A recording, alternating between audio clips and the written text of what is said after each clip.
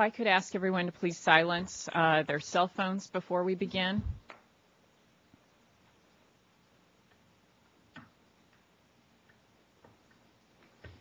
And I need to do it myself too. Good morning. My name is Debbie Hersman, and it's my privilege to serve as the chairman of the National Transportation Safety Board. I would like to take a moment to introduce my colleagues, Vice Chairman Chris Hart and Board Member Robert Zumwalt. Welcome to the boardroom of the National Transportation Safety Board. Under the 1976 Government in the Sunshine Act, multi-member federal agencies conduct much of their business in open session. Therefore, board meetings are often called sunshine meetings. While the public is invited to observe the meeting, only the NTSB board members and staff will participate in today's discussions. Before we begin, I'd like to take a moment to make a few comments. First, I would like to recognize former board member Steve Cheelander. He's joining us in the audience today. Steve served on the board from 2007 to 2009 and was the on-site spokesperson for this accident. We're grateful to Steve for his tireless advocacy on behalf of the traveling public, and I'm so pleased that he could be here with us in the boardroom as we complete our investigation and issue recommendations. On behalf of the board, I would like to also extend my appreciation to the nearly 60 organizations and the scores of individuals who helped with this investigation. These include representatives from state, federal, and area-wide county and city offices, emergency responders, police departments, service organizations, and so many others. This accident involved an uncommonly large support team. Whether it was helping with the rescue and recovery operations, support efforts, or the overall investigation, your tireless cooperation and work were invaluable to us. Thank you. I also want to acknowledge the family members and friends of those who lost their lives on Continental Connection 3407. Over 60 family members are here with us in the audience today, and many others are watching from remote sites in Buffalo and Elizabeth, New Jersey via webcast. On behalf of all of the men and women of the National Transportation Safety Board, please accept our sincere condolences for your loss and for what you've endured since this accident. Our meeting today is being held to determine the probable cause of this accident, to consider safety recommendations so that accidents like this one do not happen again. We are aware that over the past year, many of the family members and friends, individually and collectively, have advocated tirelessly to promote aviation safety. We are encouraged by your efforts and want to assure you that the Safety Board is also committed to preventing similar tragedies. We convene today within 1 year of the accident. Concluding any investigation within 1 year is a challenge. And in fact, it has been over 15 years since we have both held a public hearing and completed an accident investigation in less than 1 year. The board made a commitment to those who lost loved ones, and that we would aggressively pursue this investigation. It is our staff who have done the work to produce this comprehensive report. On behalf of my colleagues, I would like to thank the entire team for your dedication and commitment in holding an excellent public hearing last May, and for concluding the investigation and presenting a report for our consideration in less than 1 year. The conclusions and probable cause and the recommendations we will discuss today are based on the facts of this particular accident. In other words, the scope of the report is defined by the facts obtained in this investigation. And what this investigation reveals is a picture of complacency that resulted in catastrophe. As we heard in public hearings back in May, this investigation also revealed a number of other issues such as code sharing and pilot professionalism, but these issues are really larger than the accident itself. Code sharing is a significant issue and something we believe is worthy of examination from a safety perspective as it relates to the overall commercial passenger airline industry. And that is why our staff has recommended that the Safety Board hold a symposium on code sharing, tentatively scheduled for later this year. The Safety Board has already scheduled a public forum on pilot and controller excellence and high standards for later in the spring. I believe that these events are critical to continuing to keep the public attention and pressure on the aviation industry to make positive improvements in the overall safety of our national air transportation system. The report that we're considering today concludes our accident investigation, but in many respects, it is just another beginning, the beginning of the Safety Board's work on these and other critical safety issues. One final comment before we begin the presentations. During our conversations today, some disapproving and even harsh statements may be made about the actions of the Colgan Air flight crew, individuals who also lost their lives in this accident. I believe it's incumbent upon us to remember that as we speak about the flight crew, that we remember we're speaking about individuals, a father, a wife, a parent, a husband, a child. The actions in the last minutes of their lives are not representative of the whole of their lives and what each of them brought into the lives of others.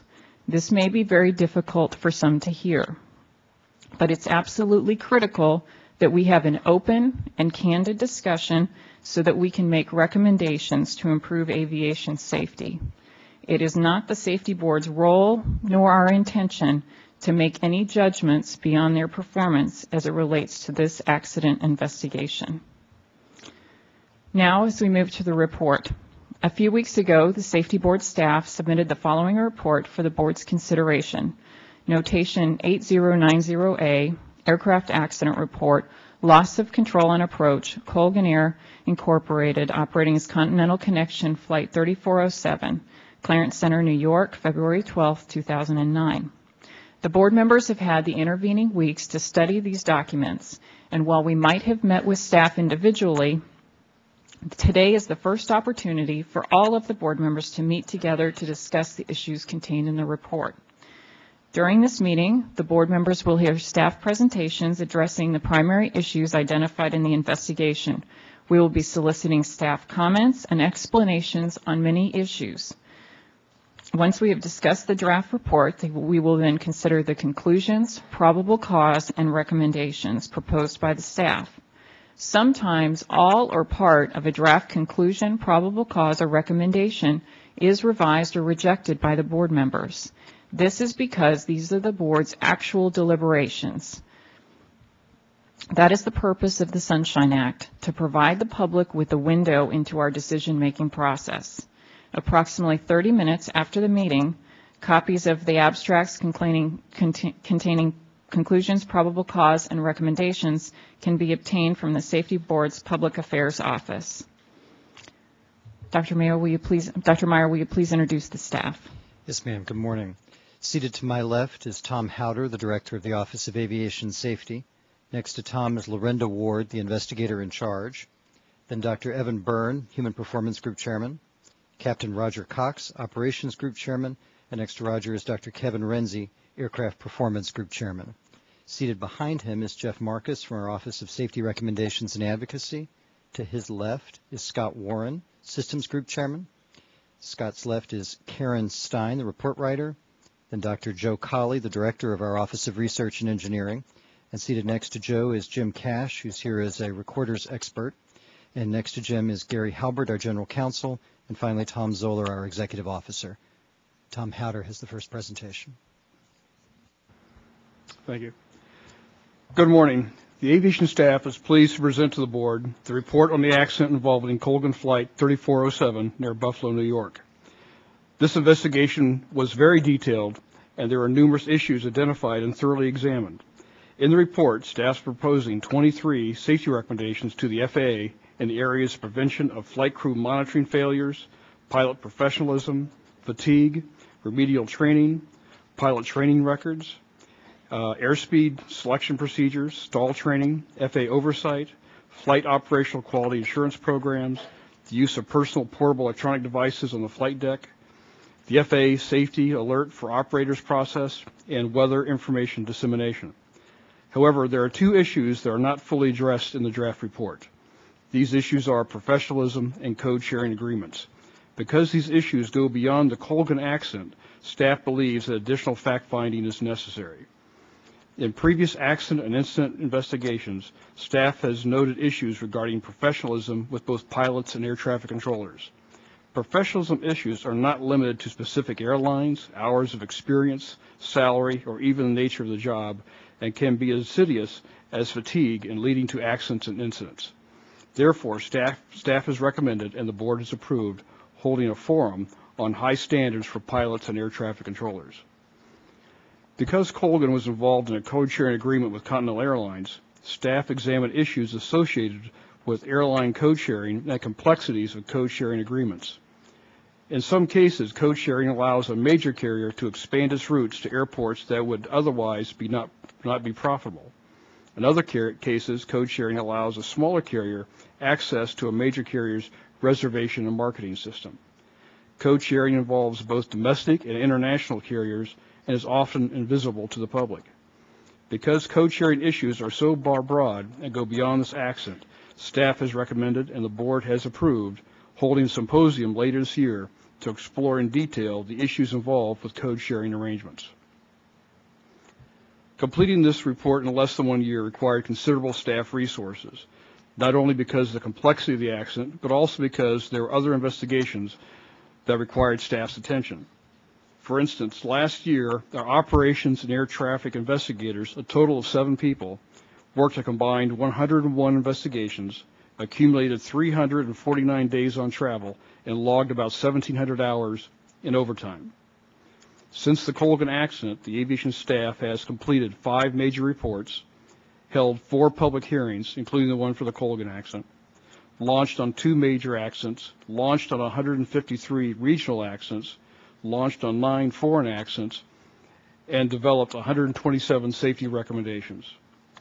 In the coming year, the aviation staff is on track to deliver 7 additional major reports to the board for its consideration. Staff's work on the Colgan investigation will not end with today's meeting, as we will continue to push for the implementation of the safety recommendations that the board adopts today. With that, I'd like to turn the presentation over to the investigator-in-charge, Ms. Ward.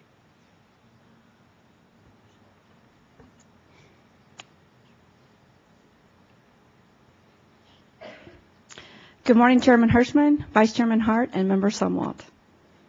On February 12, 2009, about 22:17 Eastern Standard Time, a Colgan Air Bombardier -A Q400, operating as Continental Connection Flight 3407, was on an instrument approach to the Buffalo Niagara International Airport in Buffalo, New York, when it crashed into a residence in Clarence Center, about 5 nautical miles northeast of the airport. The 2 pilots, 2 flight attendants, and 45 passengers aboard the airplane were killed. 1 person on the ground was killed, and the airplane was destroyed by impact forces and a post-crash fire. Variable periods of snow and light to moderate icing were expected during the accident airplane's approach to Buffalo. Because of the expected weather during the climb out of Newark to their cruising altitude, the captain, who was the flying pilot, set the reference speed switch to the increased position which was appropriate for the flying conditions. For the Q400, turning the reference speed switch from the off to increased position lowered the angle of attack reference for the stick shaker activation and raised the position of the load speed cue on the pilot's indicated airspeed display by 15 knots. This action ensured that the airplane would have the same or greater performance margins relative to the stall speed while operating in icing conditions, as long as the landing airspeeds were appropriately increased to remain above the stall warning threshold. The first officer, who was a monitoring pilot, obtained the landing airspeeds for non-icing conditions. She did not enter the keywords that would indicate that the flight was in icing conditions. Therefore, the mismatched landing speed of 118 knots that the flight crew set was 13 knots below the stick shaker activation speed of 131 knots. When the airplane reached 131 knots, the stick shaker activated and the autopilot disengaged. A review of performance data indicated that the airplane was not close to an actual stall because the airplane had minimum ice accretion, but the flight crew was unaware of that fact. The captain reacted to the stick shaker by pulling back on the control column and applying power short of the rating detent. pulling back on the control column increased the angle of attack, pitch, and load factor, causing the airplane to enter an accelerated stall. During the stall sequence, the stick pusher fired 3 times to decrease the angle of attack. However, after each activation, the captain continued to pull back on the control column, which exacerbated the airplane's stall condition and prevented a potential recovery. A similar animation of the last 2 minutes of the accident flight was shown at the public hearing and will be shown again to orient the audience. The top half of the screen shows the 3-dimensional model of the airplane and its motion. Superimposed over the model is the CVR text. Time is shown in the middle of the screen on the right-hand side. My glasses on. We have airspeed indicated as text. We have the airspeed tape, low speed Q, the attitude indicator, altitude indicated as text. You have the altitude tape and then also the rate of climb. We have heading indicated as text. You have stick shaker and stick pusher indicated as text and will change to amber once it's activated. We have the control column and control wheel, which will show the control wheel going right and left and column going fore and aft. We have the rudder pedal input, power levers, condition levers, and the flap handle position, autopilot indicated as text, and landing gear indicated as text. We'll now pause in case anyone would like to leave before the animation is shown. Antoine, can you go ahead and show the animation, please?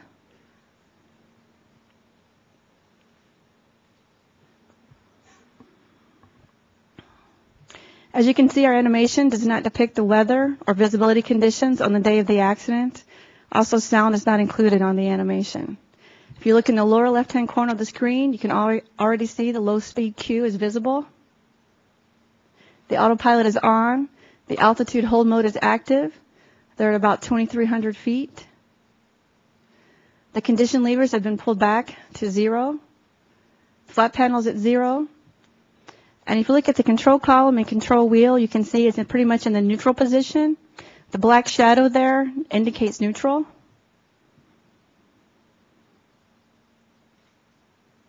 At this time, the captain's asked for the flaps to be moved to the 5 position, and they'll go from 0 to 5.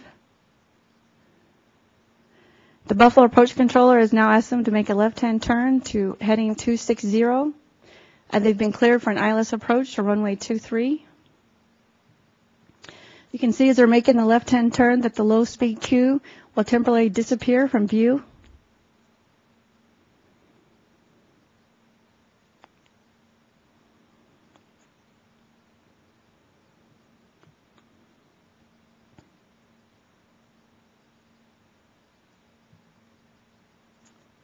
They now have wings level. They're on a heading of 260. You can look at the attitude indicator, and you can see that the pitch is below 5 degrees, right around 2 to 3. Once again, the control column is pretty much in the neutral position. Power is being pulled back a little bit closer to flight idle. Gear is going to come down. And you see the condition levers have now moved to max. At this time, you see the low speed Q is now back, and it's visible. Airspeed is decreasing. It's moving towards the indicated airspeed. He's now asking for the flaps to go from 5 to 15. You can see as the flaps are coming back, the stick shaker comes on. The control column comes back. Power goes forward, but it's short of the rating detent. You have the stick pusher activate for the first time. Control column still being pulled aft. Flaps have gone to 0. Shaker activates a second time.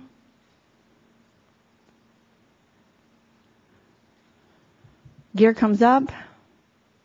Control column still back, and the shaker fires a third time. It's 27 seconds from when the stick shaker activates to the end of the recording.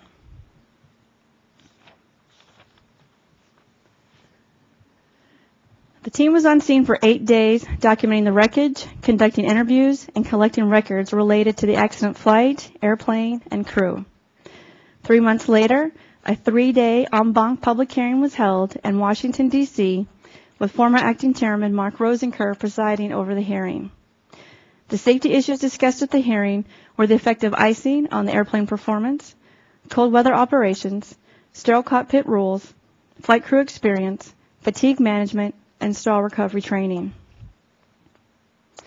Early in the investigation, we were able to identify that the flight crew and the airplane were properly certificated. There's no evidence of any pre-impact structural, engines, or system failures. ATC was not a factor in the accident, and the accident was not survivable. The weather on the night of the accident was typical for the Buffalo area and the time of the year, and the ice accumulation did not affect the ability of the flight crew to fly and control the airplane. Although weather did not affect the performance of the airplane, it is important for flight crew members to have complete and accurate weather documents to assist them in their pre-flight and in-flight decision-making, and staff has proposed a recommendation in that area. Also, staff is recommending a change to icing definitions to include accretion rates and specific pilot actions that would help pilots more accurately determine the icing conditions to report in PIREPs and more effectively respond to those conditions. Because staff was able to rule out several factors in this accident, this investigation focused on human performance and operational factors, and all the presentations and the majority of the recommendations will fall into those categories. We'll start with a discussion of the flight crew's response and their monitoring failures, to be followed by airspeed selection procedures for landing and in icing conditions. We'll look at stall training, including the difference between wing and tailplane stalls. We'll look at training records and remedial training programs to include discussion on the captain's disapprovals. We'll also talk about pilot professionalism to include discussion on sterile cockpit, leadership training, and the use of personable, portable electronic devices. We'll go into fatigue and commuting. And finally, we'll look at the Flight Operational Quality Assurance, or FOQA programs, and the FAA's oversight and its process for transmitting safety critical information by SAFOs. Before we start the presentations, I would like to thank former board member Stephen Sheelander, who is a board member on scene, and all the NTSB investigators and staff who have supported the accident investigation.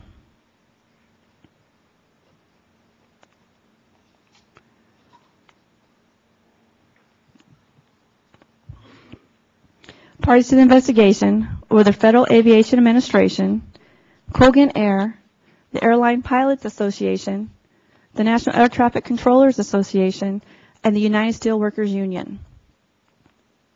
As the state of design and manufacture of the airplane and engines, the Transportation Safety Board of Canada participated in the investigation. The Canadian accredited representative was assisted by technical advisors from Transport Canada, Bombardier, and Pratt & Whitney Canada. As the state of manufacture for the propellers, the Aircraft Accident Investigation Branch from the United Kingdom also participated. In closing, I would like to thank the numerous state, local, and federal agencies that were not parties to the investigation, but played an important role in assisting our team with our on-scene activities. Madam Chairman, this concludes my presentation, and if there are no questions, Dr. Byrne is ready to begin his presentation on the flight crew response and monitoring failures. Thank you. Please proceed, Dr. Byrne.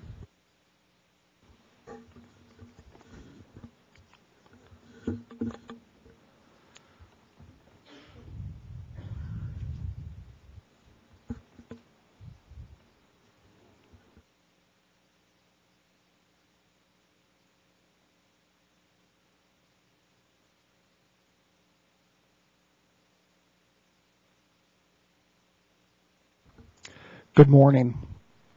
I will address the pilot's failure to detect the impending onset of the stick shaker and their inappropriate response to the stall. The approach phase of flight requires heightened vigilance as it involves changes in the airplane's altitude, heading, speed, and configuration. The captain, as the flying pilot, had the primary responsibility to monitor the instruments, and the first officer, as the monitoring pilot, was responsible for providing backup and corrective input. As the captain slowed the airplane, airspeed information was available to both pilots on the left side of the primary flight displays. This airspeed display contained the indicated airspeed, an arrow showing whether airspeed was increasing or decreasing, and a low-speed cue providing a visual warning of the stick shaker activation speed. Pilots need to maintain vigilance to ensure that airspeed is kept above the low speed Q. To perform this task, pilots compare the actual airspeed with the desired airspeed and consider airplane configuration, pitch, and power. As the airspeed continued to slow, neither pilot remarked or took action consistent with recognition of the increasing proximity of the low-speed Q to the indicated airspeed during an 18-second period. This salient cue, signaling impending stick shaker onset, should have elicited prompt corrective action from either pilot. There was adequate time for the crew to take action before the stick shaker. As the flying pilot, the captain should have been conducting an instrument scan and should have been alerted to the rising position of the low-speed Q.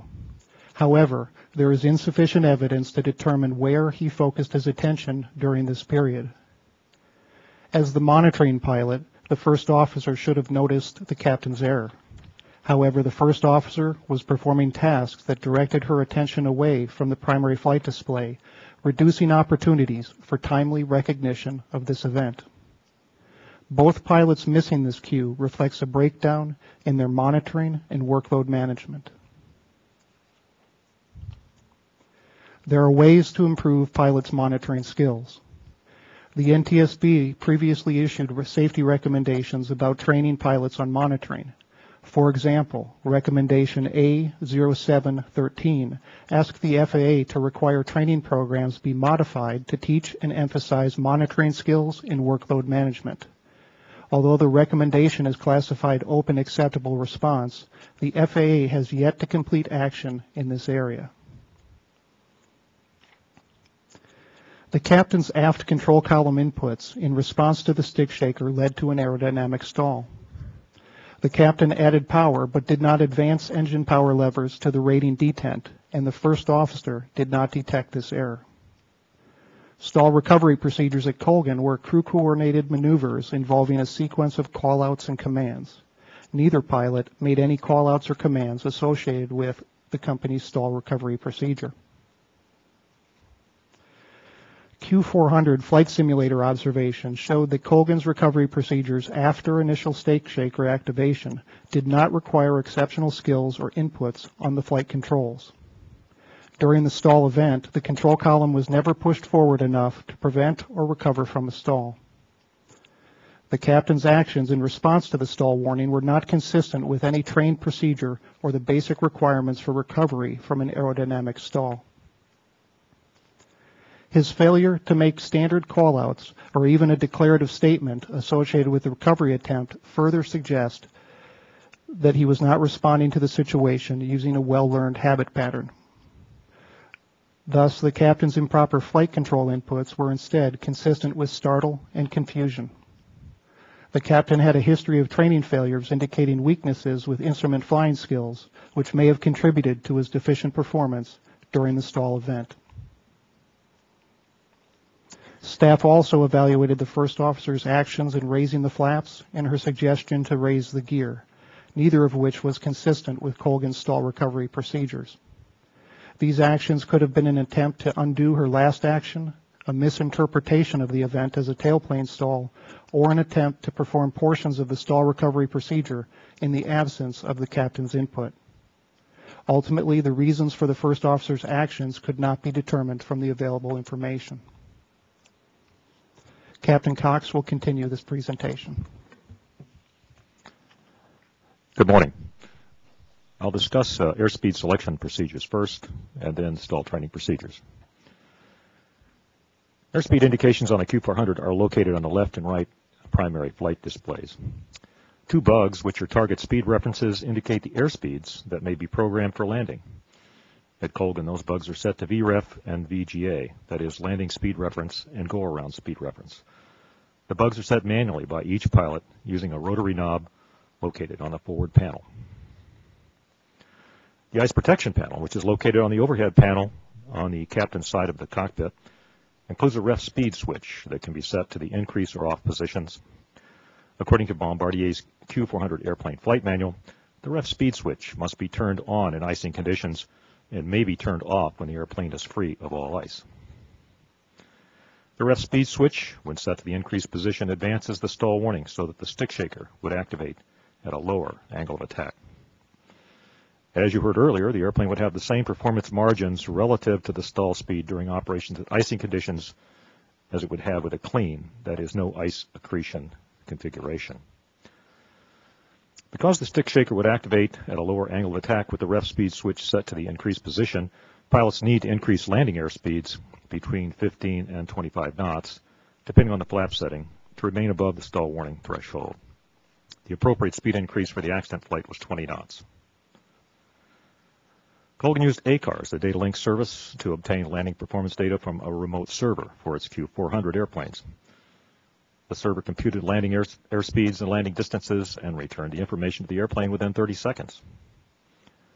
Required crew entries were airport, runway, and airplane gross weight. Other entries were optional from the standpoint of the performance computer system. The keywords icing and e-ice were available to be entered in the optional remarks area. Icing was to be entered when the airplane was in icing conditions, and e-ice was to be used to account for en-route ice accumulation. Either entry would result in an increase in the airspeeds for landing. This is a copy of the actual downlink from the accident aircraft to its performance computer. The downlink showed no icing or e-ice entry in the optional remarks field. Had either icing or e-ice been entered, the VREF and VGA returned by the performance computer system would have increased by 20 knots. An increased ref speed indication would have appeared on engine display during the flight when the switch was set to increase. However, neither pilot mentioned that indication or the status of the ref speed switch during the flight. The normal checklist made only one reference to positioning the ref speed switch, which was on the after start checklist, and made no reference to the switch thereafter. References to the ice protection system were made on the climb and cruise checklist, but these references did not explicitly instruct crews to check the position of the ref speed switch at those times. Colgan's procedures did not mention cross-referencing the airspeed bug settings with the ref speed switch position, and did not discuss the early stall warning that could result from setting normal VREF speeds with the ref speeds increase switch in the increased position. The company corrected these items in 2 bulletins issued after the accident. The first bulletin added 2 warnings and 2 cautions, and the second bulletin added ref speed switches required to the approach checklist, with both crew members responding. The second bulletin provided guidance to flight crews, including a requirement to use only VREF ice and VGA ice with the ref speed switch to the increased position. Colgan's ground school curriculum covered the function of the ref speed switch, but not its actual use. For example, the training slides on ACARS, line-oriented flight training, situational awareness, and winter operations did not discuss the use of the ref speed switch, even though it would have been useful for each to do so. Neither the training manual nor the simulator training modules mentioned the ref speed switch. Colgan issued guidance after the accident to inform its crews about the relationship between the ref speed switch and the airspeed bug setting. The guidance explicitly stated that if VREF is used for landing, then VREF switch must be in the off position, or a stall warning might occur at an airspeed higher than VREF. Staff has proposed a recommendation in this area. I'm now going to address industry stall training as well as Colgan's program. Air carrier pilots are trained on approach to stall, which requires recovery with minimal altitude loss. This is a requirement of the FAA practical test standards and applies to all airline training. Most turbine engine airline aircraft have sufficient power to recover from a near stalled condition with full power and little pitch change. However, altitude loss standards are not an appropriate method for determining if a pilot can recognize and properly respond to a fully developed stall. Once an actual wing aerodynamic stall has occurred, positive nose-down control force is necessary. Colgan simulator training generally conformed to standard industry practice with regard to stall training. Each pilot flew the required 3 types of approaches to stall, sometimes known as the stall series in the simulator, and performed both as the pilot flying and the pilot monitoring. Pilots were checked on their ability to recover from an approach to stall. The investigation found 3 possible reasons why the company's industry standard stall warning may not have been, stall training may not have been sufficient to prevent the captain from improperly reacting to this stall warning. First, during Colgan's simulator training, the ref speed switch was not set to the increased position. Second, approach to stall training was not conducted with an element of surprise, but was done as a pre-planned proficiency maneuver. Third, simulator training did not involve autopilot disconnect. In addition, simulator training did not address actions needed to recover from fully developed stalls. Air carriers are currently not required to conduct their stall training under any of these conditions. In a bulletin issued after the accident, Colgan modified his stall recovery procedure to include the need to reduce pitch as well as to increase power. When he flew the Saab 340, the captain received exposure to the stick pusher during ground checks, and he might have received some simulator training on the pusher. However, pusher training was not consistently provided to Colgan's Q400 pilots. A Q400 check airman said that about 75% of the pilots who were shown the pusher in the simulator would actually try to recover by overriding the pusher. Although the FAA said that it planned to reconvene the working group that developed the airplane upset recovery training aid to study possible stick pusher training requirements, when the most recent revision to that publication was issued in November 2008, pusher requirements were not included. Flight crew training on full stalls and recoveries has not previously been included in simulator training because of industry concerns about lack of aerodynamic model fidelity in the post-stall flight regime. However, advances in technology can allow post-stall aircraft behavior to be modeled in simulators. The accident crew had seen a NASA-produced video on tailplane stalls and its ground training. The video's intent was to enhance a pilot's ability to understand and assess hazardous icing conditions, but it also included a segment on tailplane stalls and provided a recovery procedure. The recovery procedure shown in the video is basically the opposite of the wing aerodynamic stall recovery. The video showed that a crew should pull back on the control column, reduce flap setting, and in some cases, reduce power. Officials from Bombardier said that the Q400 was demonstrated to be free from tailplane stalls during its initial certification. However, the company had not provided operators any formal document saying so. Finally, the FAA's manager of air carrier training said that none of the airplanes currently being operated under 121 were susceptible to tailplane stalls. Staff has proposed recommendations in this area, and that does conclude my remarks. And we're ready for any questions you may have. Thank you, Captain Cox and Dr. Byrne. You know we have a lot of questions for you. Member Sumwalt. Well, thank you and good morning. I know that for many of you in this boardroom and many of you watching remotely, the last 355 days have been a living nightmare, a living hell, and I deeply regret your pain and your loss. Our job at the Safety Board is very clear. We are here to find out what happened so that we can try and prevent it from happening again. We have a saying at the NTSB. It's on the back of a little coin that we have. And it says, "From tragedy we draw knowledge to improve the safety of us all." And I do believe that this investigation will go a long way into turning this tragedy that you have suffered into something that will improve the safety of us all. I know over the last year, many of us have developed preconceived notions about what may or may not have happened on this flight, and I know that I had formed some myself.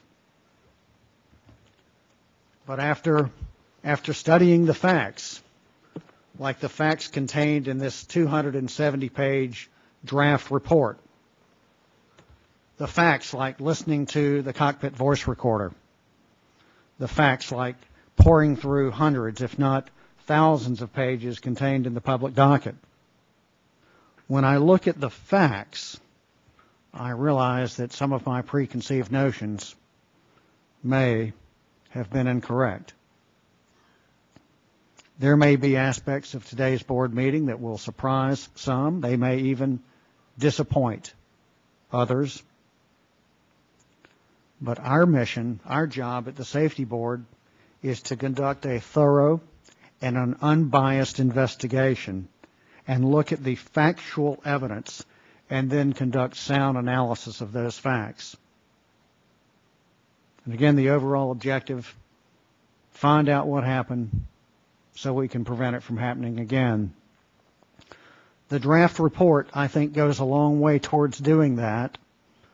The draft report, as it sits here on the table today without the board deliberation, contains 23 draft recommendations aimed at preventing accidents like the one that was suffered in Buffalo.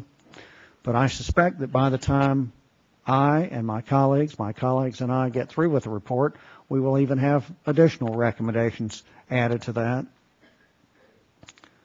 But I am very confident that through this thorough investigation, we will be able to turn tragedy into triumph. And I thank the staff for your hard work. Ms. Ward, I want to ask you, the chairman outlined the extenuous, the extreme time frame that you were under. You did conduct a 3-day public hearing in May. A lot of writing on this report, a lot of analysis. Has the compressed time frame in any way compromised the ability of your team to conduct a thorough investigation? I could answer, in my opinion, I say no, but I'll defer to my boss. Well, I want to know your opinion because you're the investigator in charge and you work for him, so I want to know your opinion. I do not. I had a great team to work with. They put in the required amount of hours that was needed to produce a quality report. I think that, a lot of attention is given to the fact that we did do it less than a year, but I would compare it to the ones that took 3 to 6 years. I think we have everything that we need in this report. Thank you. And Mr. Howder, to follow on to that, please. Well, I agree. I think it's a very thorough, detailed report. Nothing was left that we couldn't cover. Obviously, we mentioned before in professionalism and co-chairing. Those are broad issues we want to go into. However, the investigation itself was very well done. I disagree somewhat with Ms. Ward. I think people put in extraordinary hours on this. A lot of overtime was done, and people missed a lot of holidays to put this together. Thank you. And I want to applaud staff, by the way, Mr. Howder, for not only the investigation, but the foresight to say that the issues of this investigation reach out to this issue of high standards for pilots and controllers, and they also have tentacles into code sharing. So I appreciate your foresight into that, and your bringing forward to the board to approve conducting forums and symposia on those areas. Investigators oftentimes say that an investigation looks at the human, the machine, and the environment, and I think that probably oversimplifies things, but just to provide some structure to my line of questioning, I will get into those. I will start in reverse order. And Dr. Renzi, we heard a few minutes ago that the investigation basically concluded that the aircraft did have some ice on it, but that ice did not impact or affect grossly the aerodynamics of the aircraft, and I'd like to know more about that, please. Certainly. Don, could you bring up backup slides? If you don't mind, I'd like to use a couple of slides to facilitate this discussion.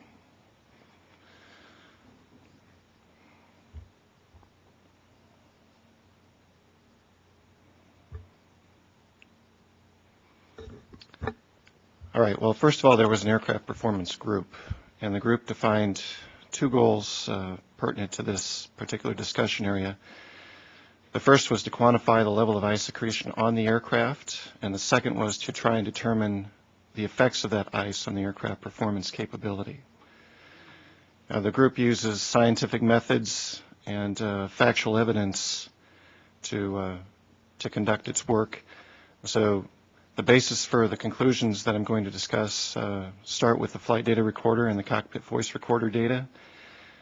We also used an engineering simulation model for the aircraft, for the Q400 aircraft, which was supplied by Bombardier. It included aerodynamics, engine and flight controls models. And then in addition to that, we looked at the stall protection system design specifications, which gave us insight into the stick shaker and stick pusher criteria for this aircraft. So to answer this question about ice accretion and its effects on performance, 4 methods were considered. The first was to calculate the incremental lift and drag on the aircraft relative to a baseline clean aircraft, a clean aircraft with no ice accretion. So we're looking at incremental lift and drag required to match the airplane motion. And this was done during the 2-minute time frame prior to the stick shaker event. And it includes the aircraft as configured with flaps retracted and gear retracted through the transition to flaps 5, then into the transition with gear deployed, and finally the initial transition toward flaps 10. The second method was to estimate the equivalent Appendix C ice load on the aircraft. The Bombardier engineering model has a scale factor in it which is designed at one end to represent a clean aircraft and at the other to represent the ice load that the aircraft is certified to carry based on the holding configuration with flap 0 at holding speeds. The third method that was evaluated was to compare the stall angle of attack for this aircraft based on the maximum load factor that was developed prior to the G-brake and the roll-off, and to compare that angle of attack to the criteria for stick shaker and stick pusher for this aircraft. And finally, the group evaluated several alternate control input scenarios where control input strategy, engine power, and equivalent ice accretion variables were varied. Don, next slide, please. So the short summary of the group's efforts is as follows. First of all, there was no significant lift degradation or increase in drag in the normal flight regime in this 2-minute period evaluated prior to the stick shaker. Second, the level of ice accretion was equivalent to about 20% of the certified performance level. So while there was a degradation in aircraft performance due to ice accretion, it was on the order of 20%, which is at the lower end of the scale, well within the certified capability of this aircraft. Third, the actual stall angle of attack was close to the clean wing, where clean wing here is a reference to no ice accretion. So it was close to clean wing performance level, and I have a slide to try and illustrate that. Fourth, the airplane had sufficient performance capability to return to a safe flight condition, and multiple recovery scenarios were possible for this aircraft. So here's a summary slide related to the stick shaker, stick pusher criteria, and it has a fair amount of detail, so I'm just going to step through it step by step. So Don. So first of all, looking at the horizontal axis, we have increasing angle of attack from left to right, and on the vertical axis, we have increasing lift coefficient from bottom to top. The white curve that you see there basically can be interpreted as you increase angle of attack, you get increasing lift, and nature has its limits, so there's a point where there's a peak in the curve and then a drop-off. So this next slide, the color graduations are intended to communicate the normal flight regime in the blue and green color band, that general area, increasing toward the maximum lift as we proceed toward yellow and orange and into red. And then as we go to the latter part of the red toward the right and into the magenta, the stall area, the stall angle of attack. And you can see that lift eventually will decrease with increasing angle of attack in the stall region. So the next point here, I should note that this graph is not to scale. The next point represents stick shaker for the icing condition. This would represent the stick shaker warning level with the ref speed switch set to the increase position for this aircraft. So it occurs at a certain angle of attack. The next point, stick shaker with no ice, you see that it falls toward the right at a higher angle of attack. And down the next point, please. The maximum lift point is to the right of that, in the orange, the junction between orange and red, if you will. And then finally, the condition for stick pusher for this aircraft, which is a post-stall event on this aircraft. It is a stall recognition device. And finally, we add the point for the accident flight. Again, this point is defined by the point where the aircraft develops maximum load factor prior to the G brake and aircraft roll-off. The bands that you see there are intended to communicate the performance level for a clean wing aircraft. A clean wing aircraft is designed such that stall warning or stick shaker occurs prior to the maximum lift that's developed. So the horizontal bars there indicate the region between stall warning for a clean wing and maximum lift. And for this aircraft, when we see maximum load factor prior to the G brake and the roll-off, we see the aircraft is somewhere between stick shaker and maximum lift capability. And it's based on that assessment that I made the comment that it's close to a clean wing performance level. Thank you for walking us through that, Dr. Renzi. I appreciate that. So if I were to sum it up, it would appear that and I want to make sure I'm saying this properly, it appears that the aircraft did have some ice on it. However, that ice did not affect the wing significantly. In fact, the wing performed almost the same as if it was a clean wing meaning without any ice at all. Did I say that correctly? That's correct. The practical reality is that if you stay at angles of attack that are well below stick shaker for icing or stick shaker for no ice, the pilot won't have any perception that there's any performance degradation whatsoever. So we have a draft finding: the minimal aircraft performance degradation resulting from ice accumulation did not affect the flight crew's ability to fly and control the aircraft. And do you agree with that? I do. That's supported, among other things, by the alternate control scenarios that were evaluated. Thank you. Thank you, Madam Chairman. Thank you. Vice Chairman Hart. Thank you. I would like to join Member Sumwalt by extending my sympathies and condolences to the family and friends of this tragic mishap. I know this has been a difficult time for all of you. We're trying to do our best to learn what we can from it to try to keep it from happening again. I would also like to join Member Sumwalt in congratulating the staff on doing such a thorough and detailed job. Of course, you always do that, but doing it in such a short period of time and so that we could have it as quickly as we could. I have a third, I guess I agree with Member Sumwalt in saying this accident was a real eye-opener in many respects, and to me it was an eye-opener with respect to the behavior of the pilots, especially the captain. And what it brings to mind for me is one of my overarching concerns that we in the civilian aviation world are losing the benefit of the formerly robust pipeline of military trained pilots that we used to have. The military was famous for world-class training, and not only that, but they had a very sensible and robust washout mechanism to take people out of the system who just did not have what it took to be a good and competent pilot. Unfortunately, in the civilian world, our washout system is not quite so good. For example, our standards are, if you meet the standards, you can have a license. It doesn't say if you pass the test the first time, the third time, the 8th time. It doesn't say how many times you can flunk the test. It just says if you pass the test, you're in. And if a pilot who didn't pass the test, if a pilot who did pass the test was relieved of duties for somebody's judgment that that pilot was not a competent pilot, they would probably lose that battle in court. So I commend the staff for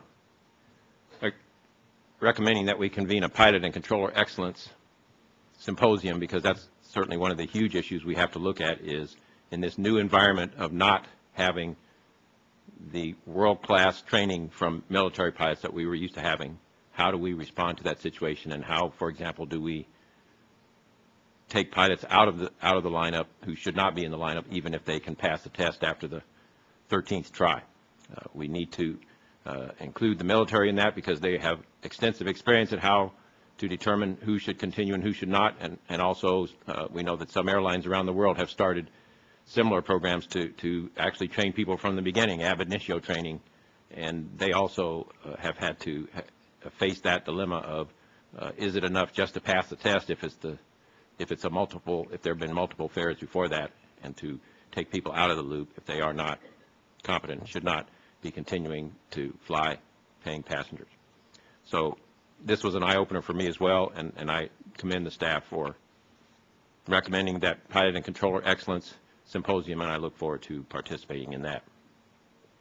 I have a few questions relating to the presentations that we heard this morning. Those were all excellent presentations. One is, I'd be interested on the tailplane stalls. Did the NASA films indicate that there's any advanced aerodynamic or other warning to let a pilot know that they are approaching a tailplane stall? Yes, the video was very explicit in explaining the kind of information that you would have in advance for a tailplane stall. One of the most important ones is that this tends to happen at a somewhat higher speed. It also indicated that you could get considerable vibration that you would be aware of. So there were a number of prior indicators that were indicative of a tailplane stall. Also, you needed to be aware of the type of airplane you were in and the environment you were in, typically which would involve icing affecting the tailplane. And I understand, correct me if I'm wrong, that this manufacturer said that this airplane was not susceptible to tailplane stall.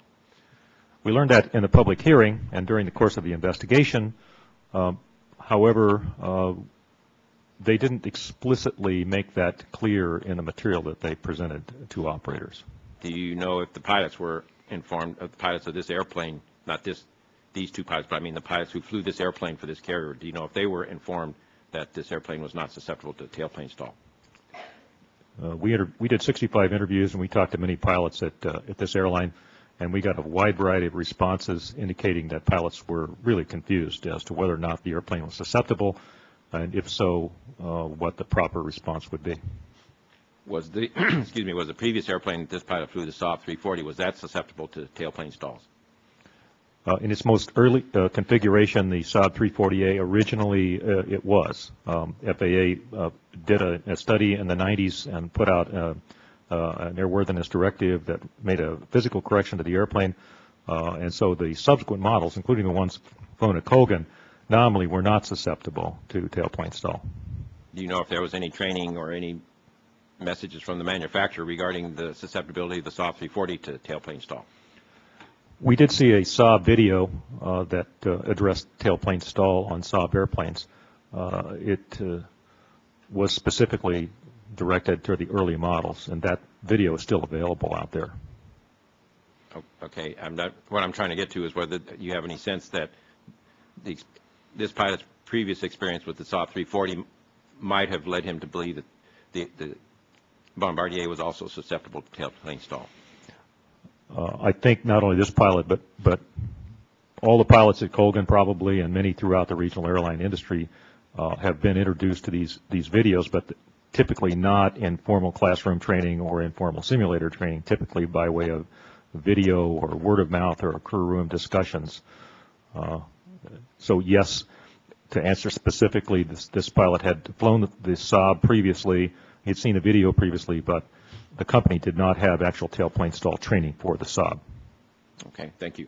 Let me ask a couple of questions about this pilot, because it was certainly an eye-opener to me that after he passed his initial private test, then he flunked for the first time. The first time he took the instrument check ride, he flunked the first time he took the commercial check ride, he flunked the first time he took the multi-engine check ride. He also, maybe flunked is not the right word, but anyway, did not pass 2 check rides at Colgan. I don't want this to be a rhetorical question, but do you have any sense of how common that is to have pilots out there flying paying passengers who have such a record of failures to pass? I mean, is that a rhetorical question, or do you have any sense of that? Well, I think it's a very salient question. I do have a presentation that will be coming up shortly where we will kind of go through that track record and talk about it a little bit more in detail. I'll wait till you do reach that point. One more question about the stick shaker. I noticed the stick shaker in this airplane doesn't occur until after the stall, so I guess it's there as a recovery measure but not as a preventive measure. Is that a fair statement? You're talking about the pusher. I'm sorry, you're correct. I was talking about the pusher. Yeah. Your question directed to the pusher is that it has the same function in different airplanes. Some airplanes don't have one at all. In this particular airplane, it does happen post-stall, and that's a function of the airplane design, which is a straight wing type of airplane. So is that, to your experience, typical or atypical to have the pusher not happen until after you're in a stall versus trying to keep you from getting into it in the first place? Well, it's a good question. The short answer is I flew a lot of swept-wing airplanes, and swept-wing airplanes are really dangerous once they're stalled. So the designers use the pushers to prevent the stall. So they'll come on much sooner in the airplane slowdown sequence. But you have a straight-wing airplane like this, much more conventional type airplane like this, the pusher is designed to come on later because it is highly recoverable. Okay, thank you. That's all for now. Let me just close the discussion on the ICE issue. Can you tell me why there were a number of flights, including some that the accident crew were supposed to fly, that were canceled on the day of the accident? Why were those flights canceled or delayed? And were there other flights that were dispatched around the same time as the accident flight? I believe the answer to that is that Colgan, as a co-chair partner of Continental, pretty much depends upon Continental to decide there at Newark whether or not they're going to cancel a flight or not cancel a flight. On the day of the accident flight, there had been high winds at Newark, and a lot of cancellations had taken place at that airport due to simply meteorological conditions there. So as far as we know, that was the primary reason why various flights were being canceled. But aside from that, in terms of the specifics, I can't say. We do know that afterwards, certain flights were dispatched up to Buffalo from Newark. Okay. And there was actually a company flight that was dispatched around the same time that actually beat them to Buffalo, right? Right. Were any of the flights canceled because of icing conditions? We make a number of findings and recommendations about information that should have been provided to the crew and their paperwork. If we don't think icing is a factor in this accident, why are we making the recommendations that this information should have been provided to the crew? Maybe Mr. Ike wants to take that. There was a National Weather Service. The National Weather Service did have an AirMet or for an advisory for icing conditions, which is a required document that they would have had. It was recommended after Roselawn that air carriers do receive this information. So overall, the flight crew did not have any icing information other than the forecast of light snow, the report of light snow, and 2 pilot reports. There was moderate icing conditions expected over the area. Advisory was in place, and after the accident, we found numerous aircraft reporting light, moderate, and even an isolated severe icing, which would have severely been detrimental. So conditions were favorable to icing. The advisories were out, and none of that information was included in the pilot's paperwork. Additionally, in the paperwork, we found outdated information. We found center weather advisories that were from 4.5 to 24 hours old in the paperwork. And out of the 27 pages of weather and NOTAM information were included for a flight of less than 1 hour. So we do not think the weather document, the briefing tool, was very useful to the pilot. It did not include the current advisory for icing. It did not include the current products. It included multiple amended TAFs. It included out-of-date winds aloft forecasts, and included almost 280 FDC NOTAMs. Over 78 applied to Buffalo alone, and about 38 to the specific runway approach, amending the procedures. So we had a multitude of problems with the weather document, not providing useful, relevant information, current information, and there was no icing forecast included in that document. And who's responsible for overseeing? I understand a contractor provides this information to the crew? Well, the air carrier is responsible to have an adverse weather reporting and forecasting system, the dispatch to support it, flight following to make sure they're updated, Colgan Air did contract out to a weather vendor to provide the programming, to provide the data. It could be remedied by fixing that, a little bit of oversight to make sure it's getting useful information out. But we did see some information that we can improve on to make a pilot's life easier, provide them relevant information, up to date, flight specific, and we believe that we need to make some improvements in this Okay, area. so we don't think that icing was a factor in this accident. We know that they were aware that there were an icing. They were talking about it. The boots were on. They had the increased ref speed switch on. And so really what we've identified is a shortcoming that we're attempting to remedy, even though it wasn't causal to the accident. That is correct. Okay. With respect to stall training, Captain Cox, can I go back to something that you said, or maybe it was Dr. Byrne, about when they get shaker or pusher in the simulator, that they're prepared for it? Can you talk to me very briefly about that? What did you mean by that? Do you mean that they're told that it's going to happen and then they practice it? Well, that's precisely correct. Historically, throughout my entire career, the stall series was one of those pro forma type of things that all pilots had to do typically as a warm-up, as a proficiency maneuver to demonstrate your skill. You know, how closely can you hold your altitude, your airspeed, your heading during a recovery procedure? And it wasn't at all uncommon for the pilot to actually set the whole maneuver up himself, including the stall, and fly himself out of it. It's a skill maneuver, definitely. So what we're alluding to is that there was surprise in this accident. The stall training that is done throughout the industry does not normally require that this be done with an element of surprise. And we think that was an important element that's been missing in training over time. Right, and we want to make sure that they have positive training, not negative training, so they don't react and do the wrong thing and begin to get conditioned to do that. And so there is a benefit in talking people through it, making sure they're practicing and getting the memory skills to know, how to do it. But I've heard pilots say that piloting is hours of boredom punctuated by moments of sheer terror. And I think if that is kind of the issue that we face when there's an emergency or an upset, then we ought to be training pilots for that, not giving them a check ride that basically is telling them what's coming, and then we're just trying to see if they can follow directions, not if their skills are sharp. Well, I think you hit upon a good point here. We're not saying eliminate the approach to stall or proficiency training. That's always been good. It's always been necessary. We're saying the circumstances have begun to show us that pilots need to have an additional element, which is dealing with the emergency type of stall that may come about. Right.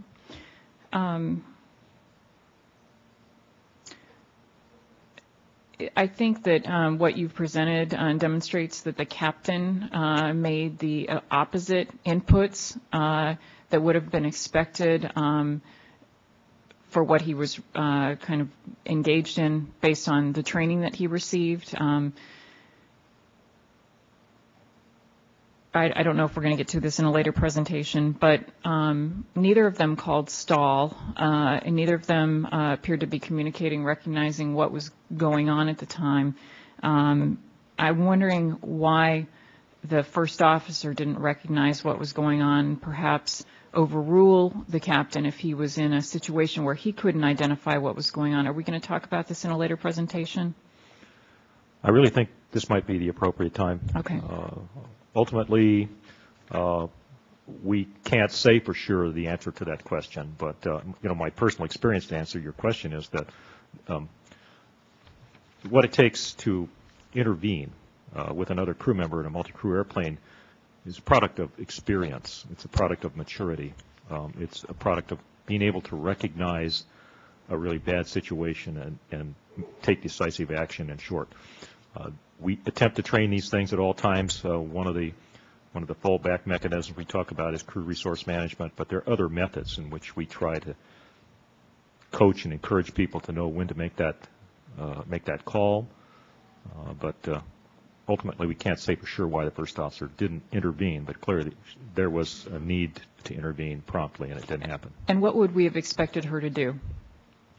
Call out the stall and push forward on the control column forcefully. Okay, so it's appropriate for another crew member to attempt to override the controls when the flying pilot is in control of the aircraft? In an emergency, yes, I've done it. Okay. How much time do we think that she had to assess what was going on and take action before the upset was not recoverable? Are we talking about two seconds, or are we talking about 20 seconds? Well, that is a matter of speculation. We certainly had a lot of internal debate about the question of, how long into this event was it recoverable, and I don't think that objectively we've come up with a specific number, although I think it's a good question. I do think there was time. It wasn't just a split-second thing. I think this is a fairly large, stable, straight-wing airplane, and there was time to evaluate the situation and take recovery, but I can't give you a specific number of seconds. Research indicates that the presence of an emergency situation requires greater effort to manage because of the stress involved and reduced opportunity for pilots to have practiced those skills. Several studies that we've cited in past reports note during high workload conditions, performance deficiencies, including narrowing attention and impairment of working memory, could result from inherent limitations in cognitive processes and the effect of stress on human performance. This is especially true when some of that information is incomplete, ambiguous, or contradictory. Crew tend to lose their place, jump to the wrong item or checklist when they're dealing with many distractions or competing demands for their attention. And I think we talked about the confusion and the startle that might have been going on. I've looked at some research because I'm just trying to understand why they didn't respond appropriately, and there tends to be some thought that in the immediate seconds after an event that there's kind of a caveman response, a fight or flight, and so it's really incumbent to train memory into the pilots to immediately react when something happens and not get startled and confused and lose their place. Do we think our recommendations will address that? May I defer to Dr. Byrne on that subject? I think they will address them, not one specific recommendation, but in total. And by that I mean we're asking for improved methods for training stalls, as Captain Cox discussed. And it's a natural reaction or that a pilot needs to control. And the more experience and opportunities the pilot has to control those impulses, the better and more refined the response will be and more appropriate. At the same time, it's important not to get surprised in the first place. And the ways you can prevent that are through improved monitoring behavior and maintaining situational awareness. So you know, so you're reducing the opportunities for surprise and having to perform in that manner. Okay, and the last comment I have is, do we believe that there was a breakdown in CRM with this crew resource management, communication? The crew did not perform in a way that is consistent with the training that they received or the guidance that exists regarding crew resource management. And by that, they did not trap their errors. They did not challenge one another as far as deviations from standard operating procedure. We will have a presentation later Great. about that issue. Thank you, Dr. Byrne. Member Sumwalt. Thank you. The Vice Chairman raised a good point, and I want to follow up on it. I know his intention was, he raised good questions. I don't want the people in the audience to misunderstand that, to think that there's a difference, that anybody that's a civilian that's flying airplanes is not good. And I know that that's not what his intent was. I think the intent was to say that we do have a different pipeline of people coming out these days, but there are different ways of training pilots between the military and the civilian ranks. But I've flown as an airline pilot with many civilian pilots and many military pilots, and in my opinion, after having done this for 2 or 3 decades, is that what makes a good pilot is discipline, attitude, and approach to professionalism.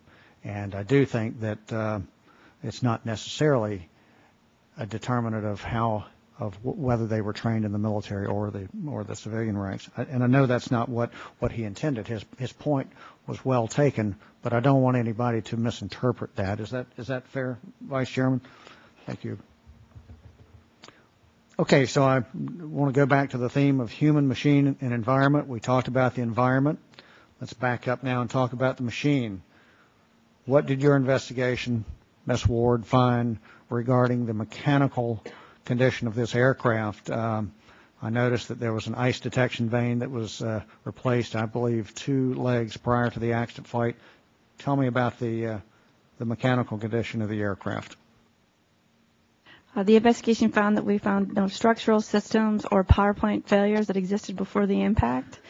If you want specific into the systems themselves, we have Mr. Warren here who can talk to the systems. Yeah, I think it's important that we discuss that. Okay, we did a number of things to look at the aircraft systems, primarily the de-icing system on the aircraft. We looked at the components that were remaining at the accident scene, and even though a good part of the airplane was consumed by the fire, there was a substantial amount of those systems that were remaining intact on the aircraft. We recovered those components. They include the bleed lines going from the engines to the distributing valves that control the flow of air to the boots that inflate to shed the ice off the leading edges of the wings and the tail surfaces. We looked at the bleed lines. We looked at the valves themselves. We looked at the boots themselves on the leading edges. All those items looked to be in good shape at the accident scene. We also took the distributing valves themselves to the vendor and examined those valves. They were in varying conditions, I guess is the best way to describe them. Some were badly burned and some were in good enough shape to still pass the manufacturer's acceptance test procedure. They would have been able to go back on an airplane had they not been in an accident. So in total, the aircraft itself, the systems that we were able to look at looked to be in good shape. The de-icing system looked to be in good shape. In addition, this de-icing system is monitored, well monitored by the aircraft itself, and any warnings or cautions from the system are registered on the FDR. They also would have produced a chime that would have been visible or would have been heard on the CVR. None of those warnings or cautions, I should say, were registered on the recording devices for the aircraft. Thank you very much. We've talked about the environment. We've talked about the machine. It's time now for me to move now to my questions about the human, in this case, the flight crew. So why don't I start asking some questions about what was going on in the cockpit that evening. So, I want to know what allowed the crew to get into this low-speed situation in the first place. And from my experience as an airline pilot, after spending many, many hours studying and thinking about this accident, it is apparent to me that the captain set a very relaxed and casual tone for the flight. And unfortunately, that tone ended on a very deadly note. It's really difficult to get this from just merely reading the CVR transcript. But when I listened to the cockpit voice recorder in real time, I was struck. I was struck by the amount of conversation between the captain and the first officer. I hate going to listen to a CVR. It's a horrible thing to do, but it's part of my job. And what I do is I typically just sit there, put the headphones on, and I listen to it. And I close my eyes, and I envision that I'm in that cockpit. Because I flew for about, as an airline pilot for about 24 years, so I try to place myself on that jump seat to try and get a feel for what's going on. And what I found here is that this conversation, it was a lot more than I'm used to. It was almost continuous. Almost continuous, but I will say it was pretty much one-sided with the captain doing most of the talking. The topic of the conversation, generally extraneous to flying the aircraft. And what I said when I finished listening to it was it was as if the flight was just a means for the captain.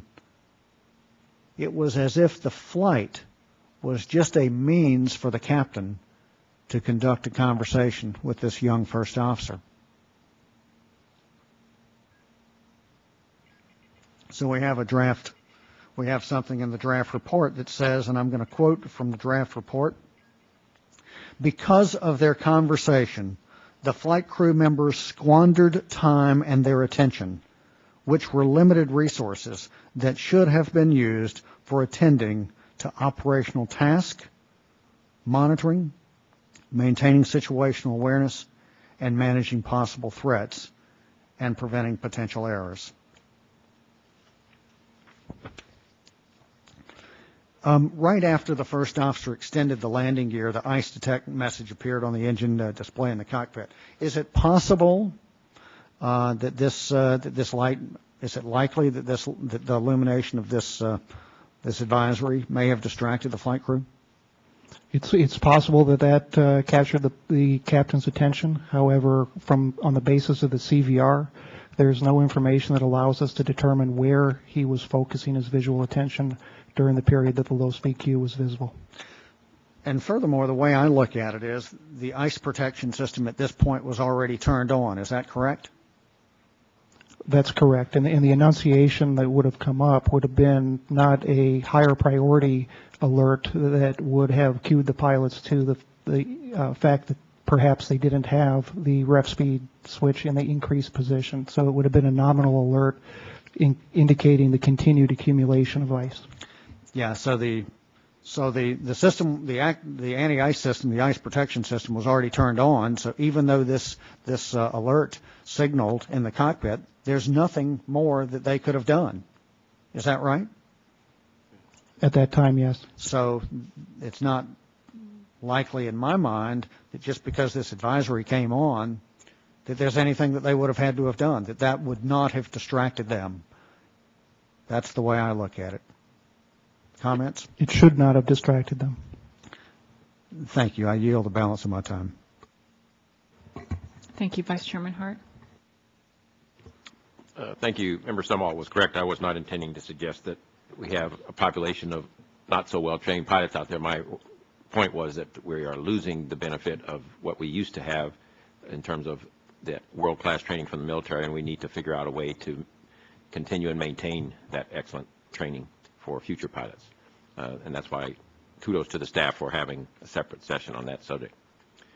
I have a question about use of autopilot in icing conditions, and that is, I noticed that the captain in the cockpit voice recorder, one of his comments was, oh yeah, that's the most I've seen, most ice I've seen on the leading edges in a long time, in a while anyway, I should say. So he was obviously aware of a lot of ice, and after Roselawn, there was a lot of attention given to use of automatic pilot in twin turboprops in icing conditions. Can you give me a little bit of a history of where we went after Roselawn regarding use of autopilot in icing conditions? In addition to Roselawn, it also was an issue in the Monroe, Michigan accident with an Embraer 120, and we issued a recommendation out of the Monroe accident to not ever use the autopilot in icing conditions. The FAA disagreed with that recommendation on the basis of there are periods of high workload and the pilot needs the autopilot to be available to do that. We ultimately closed that recommendation unacceptable. In 2006, in response to several icing accidents and incidents with Saab aircraft, Saab 340s, we reissued that recommendation, but we changed it slightly. We asked that autopilots not be used in icing conditions except for brief periods of high workload for the pilot. So the idea would be that the pilot would be able to use the autopilot to for a short period of time, but he would not put himself in a situation where he would miss the tactile cues through the controls of reduced control from icing. The FAA came back and said, we recognize the difference in what you had, and we'll let you know what we're going to do. That was in 2007. We're still awaiting for a response to find out what they're going to do. Do you know if there was any training, if Colgan gave any training to the to this or other pilots of their twin turboprops regarding use of autopilot in icing conditions? Captain Cox. I think at ground school, we indicate that there's some reference to the proper use of the autopilot, and they had some extensive slides and other information on icing conditions. But the specific, what you're saying in terms of you should disconnect the autopilot in icing conditions, we can't say with certainty unless Dr. Byrne can give an example. They weren't authorized to use the autopilot in severe icing conditions. That was by virtue of what? Colgan's training? Is that what you're saying? Colgan's training and the company or in the manufacturer's limitations. Okay, so I guess I would wonder. The reason I'm asking these questions is because if the level off and gear down maneuver had been done when he was manually flying the airplane, he would have had the tactile sensation of the reduced speed, increased angle of attack, all the things he would have had to do to maintain altitude once the gear was down, and that would have certainly increased his situational awareness, I think. And my question is, my ultimate question is, was he? You mentioned already that the captain's actions were inconsistent with Colgan's stall training. Certainly, I guess pulling back in response to the stall shaker, the stick shaker had to be inconsistent with the training. But my question was, is his use of the autopilot in this condition when he has said most ice I've seen on the leading edges in a long time? I don't know whether that meant severe to him or not. We'll never know, but that meant a lot of icing by any test. I just question whether not turning off the autopilot in the face of that statement was inconsistent with his Colgan training regarding the use of regarding the use of autopilots in icing conditions. The difficulty, Vice Chairman Hart, is exactly what you said. The statement was made describing the ice, but it wasn't using standard phraseology. And so we don't know on the basis of his observation how he perceived the ice to whether it was severe. That he did not disconnect the autopilot suggests that he did not believe it was severe. Thank you. That's all for me. Vice Chairman Hart, let me, if I could just jump in as far as the manual control and the being in the loop to perceive these changes. Although the changes that you mentioned would have been facilitated if the detection of those changes would have been facilitated if the pilot was manually in the control loop flying without an autopilot. In March after the accident, a crew in Burlington, Vermont experienced inadvertent stick shaker because they forgot that the increased ref switch was, or the ref speed switch was in the increased position, and that captain was hand flying the airplane, turning base to final to the airport. And what was the outcome of that encounter? The crew recovered and landed the airplane. Thank you. That's a perfect lead-in because that was my next question. In the situation on the approach to Burlington, there were actually 3 people in the cockpit, including a check airman. And did any of them detect the low speed of the aircraft until the onset of the stick shaker? No, none of the 3 pilots on board. The flying pilot stated that she was distracted looking outside for the airport, the runway. The first officer told us in interviews that he was executing a checklist at the time and was unaware, and the check airman did not see the event happen. Did we have an opportunity to listen to the CVR for that crew? No. Do we know if there were any? Oh, okay. The CVR was overwritten by the time we Found had the information. Okay. Just trying to understand a little bit better about the monitoring errors that might have occurred in that accident, because it's very similar to this accident. Were they fatigued? Did they violate sterile cockpit? What was going on that was similar? What was going on that was different? We know that one of the things that was different in that situation was that the captain was hand flying the airplane at the time, correct? Yes, and another critical difference is it was there was a check airman on the jump seat, and by his presence, you would expect that both pilots were performing in a standard manner. A little higher compliance with rules and procedures, yes. But we'd also expect them to be watching the instruments and their airspeed, which is pretty critical. And he wasn't the check airman wasn't aware of it either, which just shows how easily it can slip past people's notice. That's correct. Monitoring is not a 100% reliable human behavior. And that captain was hand flying the airplane. Why do we think that that captain responded differently? Clearly they have the Colgan accident kind of in hindsight so that they might be a little bit more alert and a little bit more attuned, but why do we think that that captain responded differently? Was it because she was hand flying the aircraft and wasn't maybe startled and confused at the onset of the shaker and the autopilot disconnect? Or were her piloting skills perhaps better? The fact that she was hand flying the airplane would have facilitated her re-engage, or she did not have to do what our captain had to do in terms of re-engage into a control loop after a event happened. She was already in the control loop and was able to recover with the addition of power. Okay. And one of the things that I've heard pilots say is that speed is life. Captain Cox, can you tell me what that means? Well, that's just sort of a way of emphasizing that every pilot needs to remember fundamentals first, regardless of automation, regardless of protections, regardless of cues, that pitch, power, and airspeed are what we are all about, and that's what we're doing when we're flying airplanes, and you must always know what airspeed you're at all the time and be fully in charge of that airplane and what speed you're flying.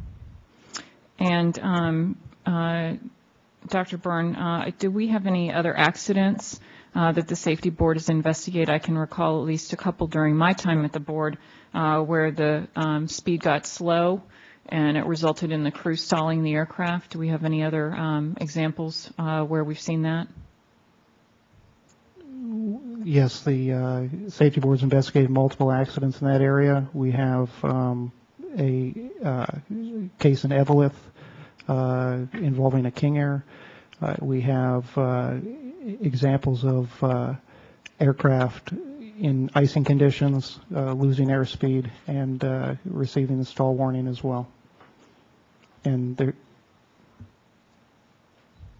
also Columbus, Ohio Jetstream accident about 20 years ago. Captain Cox, did you want to say something? We were really astonished at how similar that J3100 accident in Columbus was to this one. The circumstances were so similar in terms of the inattention allowing the airspeed to decline, the reaction to it. In many ways, almost an exact duplication. And I chaired a public hearing that the board held that involved an approach to Lubbock that resulted in an aircraft crashing on their final approach. Dr. Bauer, I think that you participated in that public hearing. Can you tell me some of the things that we learned about what manufacturers might be doing to address crews that might not be performing monitoring effectively and get slow? Certainly. We learned during that public hearing, we had a presentation from ATR describing their aircraft performance monitoring system, which was a system they developed after the Roseland accident and several other international accidents involving crews allowing the airspeed to slow in icing conditions. The aircraft performance monitoring system provides basic 3 warnings to the crew. One, when their cruise speed starts to get low, just as visual warning, and then a secondary warning, which is a degraded performance warning, which is both a light and an oral warning, and last, a increased speed warning, or I should say advisory caution of both light and oral to let them know that they've reached their minimum icing speed, their minimum speed and icing conditions. This is active when their ice protection system is on and they are in flaps up, gear up, and it's an add-on system, something that can be added to ATRs currently in the fleet. Okay. With this crew, and that also kind of piggybacks on a safety study that we've done at the board, where we looked at looking at the certification of aircraft and monitoring them through their life to understand if there are changes that need to be made to improve aircraft design, then that needs to be something that's monitored throughout the life of the aircraft. It's not just that the aircraft gets certified, it gets tossed over to whoever is flying it, and nothing else is done. I think this is a good example of people actually looking at an aircraft that is out there and looking at ways to improve it. So we know that it can be done. I think, we try to make sense of these accidents and understand what happened and what might have prevented them. And a couple of weeks ago, I was driving home and on a narrow 2-lane road, and a creek had kind of gotten high. And it was at nighttime, dark conditions, and there was a lot of black ice on the road. And I was just driving along, my normal routine. Didn't really think much of it until I hit the ice, and I felt my car sliding, and had a panic response. I know I'm not supposed to brake when I'm on ice, so I'm not really sure if I did or not, because I can't remember, because I'm pretty sure I was panicked. And as I'm sliding on the ice in slow motion, I can see in my brain, ahead of me, there's a car that's off the road, and all I can think is, please don't let me slide into that car. Please don't let me hit that car. Well, past that car, I see a big orange sign, a construction sign, that says high water on the road. And as I came through this successfully, past the car that was off the side of the road, I thought, gee, it really would have been helpful if they'd put that high water sign or caution ahead sign back a little bit, so that I would have had an opportunity before I got to the black ice to slow down and to take preventative measures, so that it wasn't once I got in the problem that I saw that, hey, there's a sign that's up ahead that's telling me what's going on. I needed that before I got in that situation. And I think when I look at what this crew experienced, I have a sense that they needed something before they got into that situation. And looking at some of the technology that's out there, I think that it's appropriate for us to identify why they weren't monitoring, if this is happening to other crews, and if it is, what needs to be done to try to direct people's attention to maintaining the right airspeed. If speed is life, what can we do? And I know that Member Summerall's going to talk about that a little bit. Well, thank you. And Vice Chairman, I'm glad you clarified that about the civilian pilots, since you and I are both civilian trained pilots, and I think we're both pretty darn good. But you keep asking me to go flying with you, so I'm glad you... But it does raise a great point, a great question, that one that keeps me up at night is where are tomorrow's pilots going to come from? And that's a great question. So I don't know the answer to that, but it's a great point. Mr. Ike, I see that you've already queued up the slide that I'd like, and if we could get this projected out for those in the audience. There we go. This is the primary flight display that is on the Q400. And Mr. Ike, could you take your mouse pointer? There you go. And so this barber pole, as I call it, is the low speed Q, and point exactly to the top of that. That is exactly the top of that. I'm sorry, to the top of the barber pole itself is where the stick shaker will activate. Is that correct, Captain Cox? Yes, that's correct. You and I both flew glass cockpit airplanes for a number of years, and when I looked at this, I thought, wow, this is a sort of Sesame Street style, hey, something's different about this primary flight display than from what I'm used to. So let's go to the next slide, and this would be an example of a speed scale on another regional aircraft. This one happens to be a regional jet, an Embraer 170 or 175 or EMB 190. And the point I want to make is here at 110 knots in this particular illustration, we see that would be the red there is equivalent to the barber pole. So at the top of the barber pole would be where the top at 110 knots on this illustration, the top of the red is where the stick shaker would occur. But notice what's on top of that. We have a yellow or amber cautionary range, which gives a little bit, is what the chairman was mentioning a few minutes ago. It is helping to give us just a little bit of advance notice, if you will, that, hey, we're not supposed to be, we're getting a little slow. And if we could go to the next slide, I think that's from this is from, it says 747-400. Dr. Byrne, I believe this is also basically the same speed scale as we'd find as the 777 or the 737 new generation aircraft as well, and maybe even similar to the speed scale on the 787. Is that basically correct? Correct, approximate. And so the point I want to make here is, again, on the current Boeing production aircraft, it has on top of that barber pole, it has an amber strip, an amber band on top of that.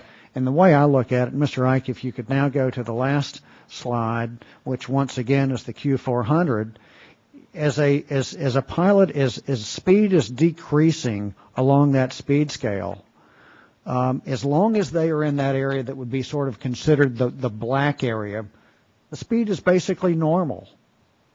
I mean, it's okay to be basically anywhere in that black area. Yes, that area that you're moving the mouse pointer. So as the speed comes down, a pilot would see, well, it's okay. It's okay. And it's not until they actually get to the top of the barber pole that all of a sudden the autopilot disconnects, the stick shaker activates, and there's no advance warning. At least if that pilot, one of the pilots would have looked up and seen that they were flying into an amber band, it might have given them some advance notice. And Dr. Byrne, what comments would you have along these lines? Graduated warnings are beneficial, whether you're traveling down a road and looking for a high water sign or flying an airplane. Let me just offer an analog, not necessarily airspeed, but altitude and prevention of controlled flight into terrain accidents. All pilots should be trained to be able to perform a terrain escape maneuver. It's a high performance maneuver, but all pilots are trained to perform it and should be able to perform it under conditions of stress. In the early days, we had ground proximity warning systems that provided pilots with a cue, whoop whoop, pull up, at which point they need to perform that terrain escape maneuver. Current technology, we have TAWS, terrain awareness warning system, and TAWS provides crews with a visual representation of the terrain hazard, but more importantly, it also provides graduated warnings. That is, the early alerts that it provides the crews are caution terrain. Those alerts come before the instruction from the device to pull up. In that way, awareness is improved of the condition by the pilots, and the high performance maneuver that they should be able to perform does not have to be performed. They can avoid that threat. Thank you. If we look at the primary flight display of the Q400, would you say that that is in conformance with Advisory Circular AC 120, 2511-A, which is titled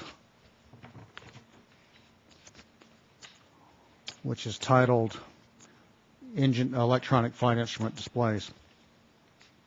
No, current design standards are moving towards requiring an alert or a caution before the stall warning is activated. And AC 2511A indicates that there should be a band providing at some reference value above stall speed, appropriate for the conditions that the aircraft is flying, and a cautionary band prior to the stall warning, which would be the red band area that currently exists on the Q400. Thank you very much. And by definition, a warning is red according to FAR 251322 titled Flight Crew Alerting. So a warning is for conditions that require immediate flight crew awareness and immediate flight crew response, whereas caution, which would be yellow or amber, is conditions that require immediate flight crew awareness and less urgent flight crew response. So, Dr. Byrne, do you think, after spending countless hours studying this accident, do you believe that if the Q400 would have been equipped with an amber band or yellow band on top of the barber pole, do you think that might have facilitated the flight crew's detection of the impending low-speed situation? It might have, and by that I mean a caution before the stick shaker would be less startling to the pilot, and the condition is not perceived to be as severe. However, what needs to be noted here is neither pilot recognized the existing cues that were available to them on the primary flight display of the impending onset of that stick shaker. And those cues were conspicuous, but they went ignored. That's not unusual in terms of what we know about humans' abilities to monitor. And in that sense, an oral warning coupled to, or an oral alert coupled to, presented earlier, if either the first officer or the airplane itself had enunciated the impending condition, the circumstances may have been different. Well, thank you. And to be clear again, if somebody would have looked up and seen that their airspeed was just in the black at a quick glance, that's normal for the most part. If they had looked up and seen that they were in the yellow or amber, it would have, in my opinion, after my professional opinion as a pilot, that would have, if they would have seen that, that would have sort of raised a red flag to them. So I do plan to offer a conclusion at the end of the board meeting, a finding regarding this, and I'm also going to propose at least 2 recommendations in this area.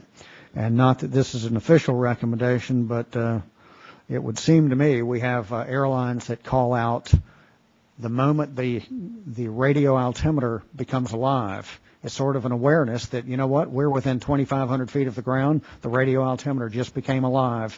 And since this red cue, this barber pole, red and black cue, is coming up, it might be a good idea for some carriers to consider calling out the first indication of this low-speed cue as it starts to appear from the bottom of the primary flight display.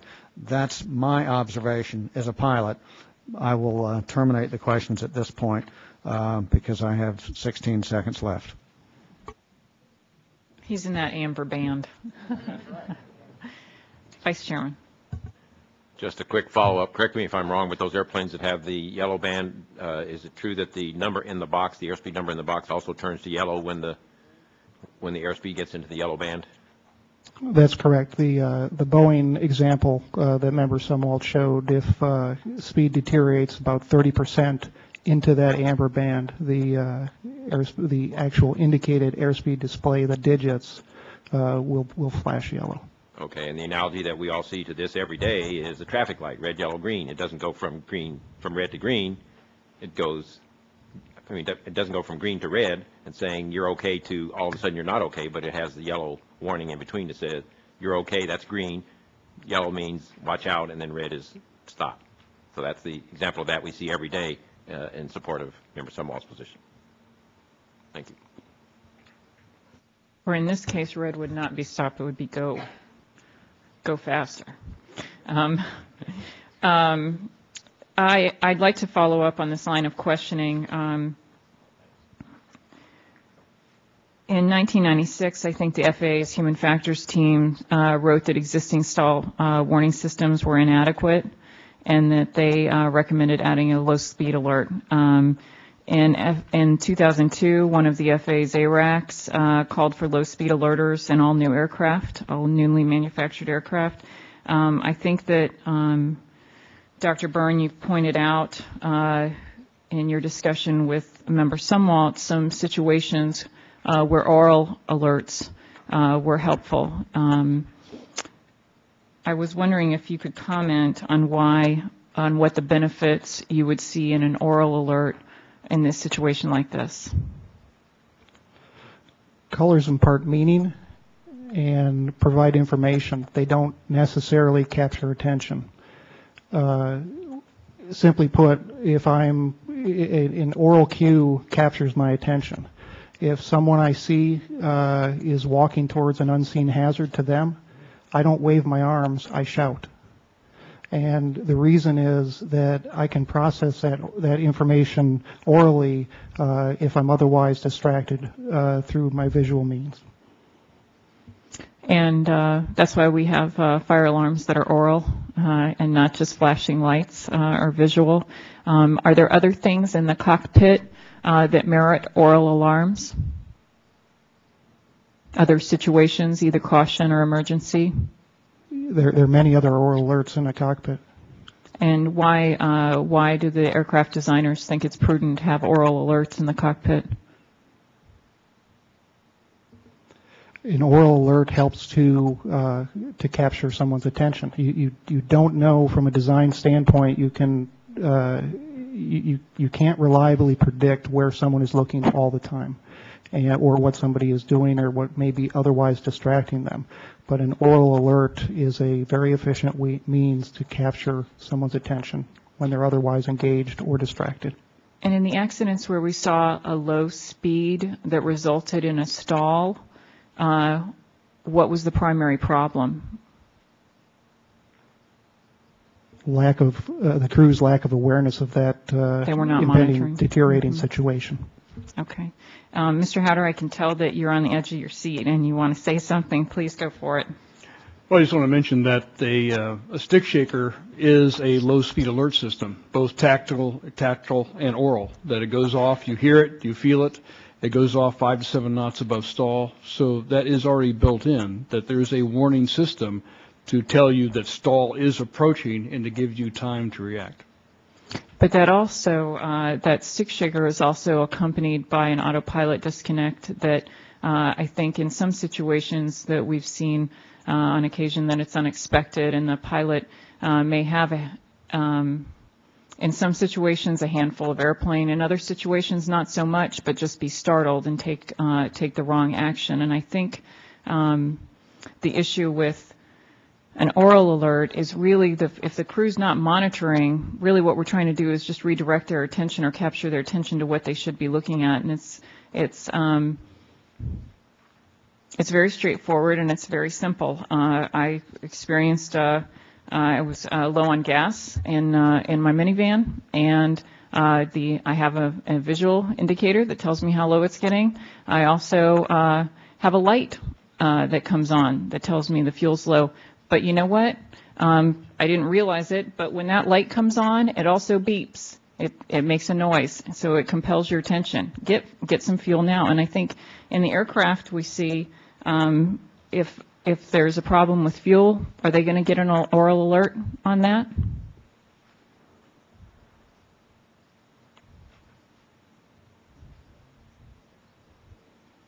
An oral low fuel warning? If they have a low fuel, it looks like Mr. Warren is ready. Go ahead. Yeah, there would be a low fuel warning if it gets low enough. Yep. And, we've seen problems with people transferring fuel in different tanks not being balanced in the past. How about TCAS? Are they going to get an oral alert? Of course. In fact, there are multiple oral alerts in the airplane. And ground procs? Absolutely. And they also, some aircraft actually give the pilot feedback how many feet they are from the ground. They start to count down. And even though I've been told it's being used as a verb and not a noun, some aircraft call retard when they want you to flare. So I think that aircraft today are very sophisticated. They provide oral alert. Sometimes they provide direction, resolution advisories. They tell the aircraft which direction to go. We know that there are some aircraft that do have oral alerts already for low speed. Is that correct? Yes, that's right. I think that similar to the concerns that Member Sumwalt raised about the amber ban, I would also like to see a conclusion and a recommendation specifically addressing oral alerts, and regardless of whether the staff would like to propose that or they'd like it to come from the bench, we can discuss that at the end of the meeting. Mr. Howder? Well, I think, a couple of things. And certainly we're not opposed to more bans or more oral alerts. That's not the issue. We've seen quite a few crews who over time have not adequately monitored and had stalls, some in severe icing conditions. Roselawn, for example, they had the autopilot on. They disconnected and had a handful of airplane. They didn't expect it, and they were in severe icing conditions. What we haven't seen before is this type of pilot reaction. In the stall events we've seen previously, pilots are either slow to react once the stall occurred, but we haven't seen a case where a pilot reacted this way in such a negative fashion. He instantaneously almost pulled back aggressively on the stick to almost 1.4, almost 1.5 Gs. That's a very unusual behavior. And quite frankly, I can't explain it. That's the real difference here. I'm not certain in this event whether the pilot had an oral alert, he would have responded any differently. His reaction was so sudden and such a negative response, I can't sell the case for an oral alert with this accident. I seem to recall some discussion of other accidents where pilots stalled aircraft and actually were pulling back. One I think is cited in the report of Venezuela, maybe. Staff, are there others? We also had the Pinnacle accident investigation where the crew was pulling back, but they were doing that to maintain altitude. Yeah. And there's some different ones there with Venezuela and Pinnacle. Very high altitude events. Right. However, they were trying to keep the airplane at its altitude and pulled back and entered this deep stall. This one is so different in its approach to stall scenario that I haven't seen anything like it before.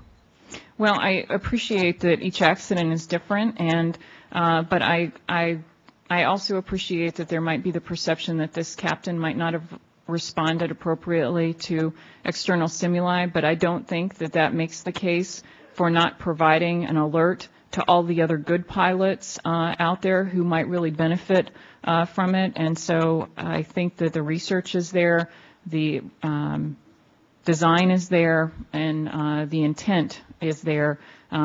We know we want crews to monitor, we want them to be more effective, and if we need to compel their attention to the task at hand, which is critical, we need to find any way to do that that is consistent with design and human factors principles. And I think our recommendations in the past have asked FAA to convene a panel to take a look at this and try to figure out how to address it. We issued the recommendation in 03, we reiterated it in 06, and here we are again looking at an incident which might have been prevented had there been better alerts to the crew in the cockpit. And so I think that the case is there, and we can discuss it when we get to the end of the board meeting. Any other comments from staff? Just one. Certainly, your arguments and that of Dr. Byrne are very persuasive in the immediate case about an amber band and about an oral alert. I just think that we should often be concerned in this accident about the relative importance of technology versus trained performance. I would have flown 39 years as a professional pilot if I didn't like technology, so it's great to be able to make a recommendation and say, let's go out and improve the technology. You've made that case very well. I just always want us to be alert to the unintended consequences when sometimes these alerts conflict with one another, sometimes when there's so many that pilots just become inured to so many warnings. And if we're going to put in a new alert, we just want to make sure that they interact properly and they don't wind up causing more problems. And I think that's been the gist of the counter-argument. I think, and that's exactly why we want to have people take a look at this and decide how to address it appropriately. But I think there are a plethora of alerts in the cockpit, and frankly, one that I hear all the time is the altitude chime, alerting crews when they're within 100,000 feet of their designated altitude that they're trying to achieve. They have trained that very well. They are very proficient.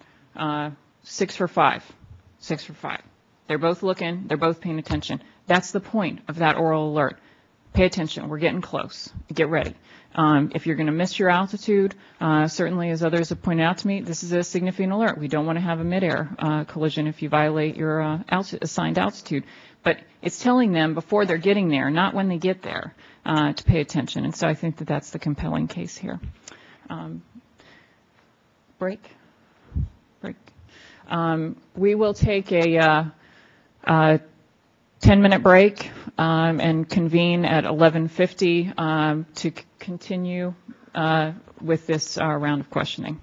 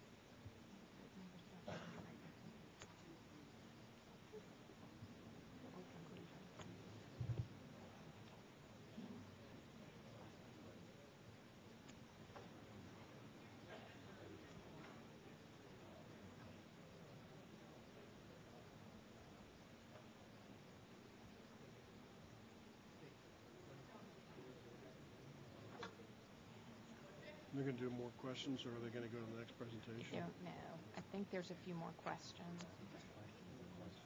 Oh. Okay.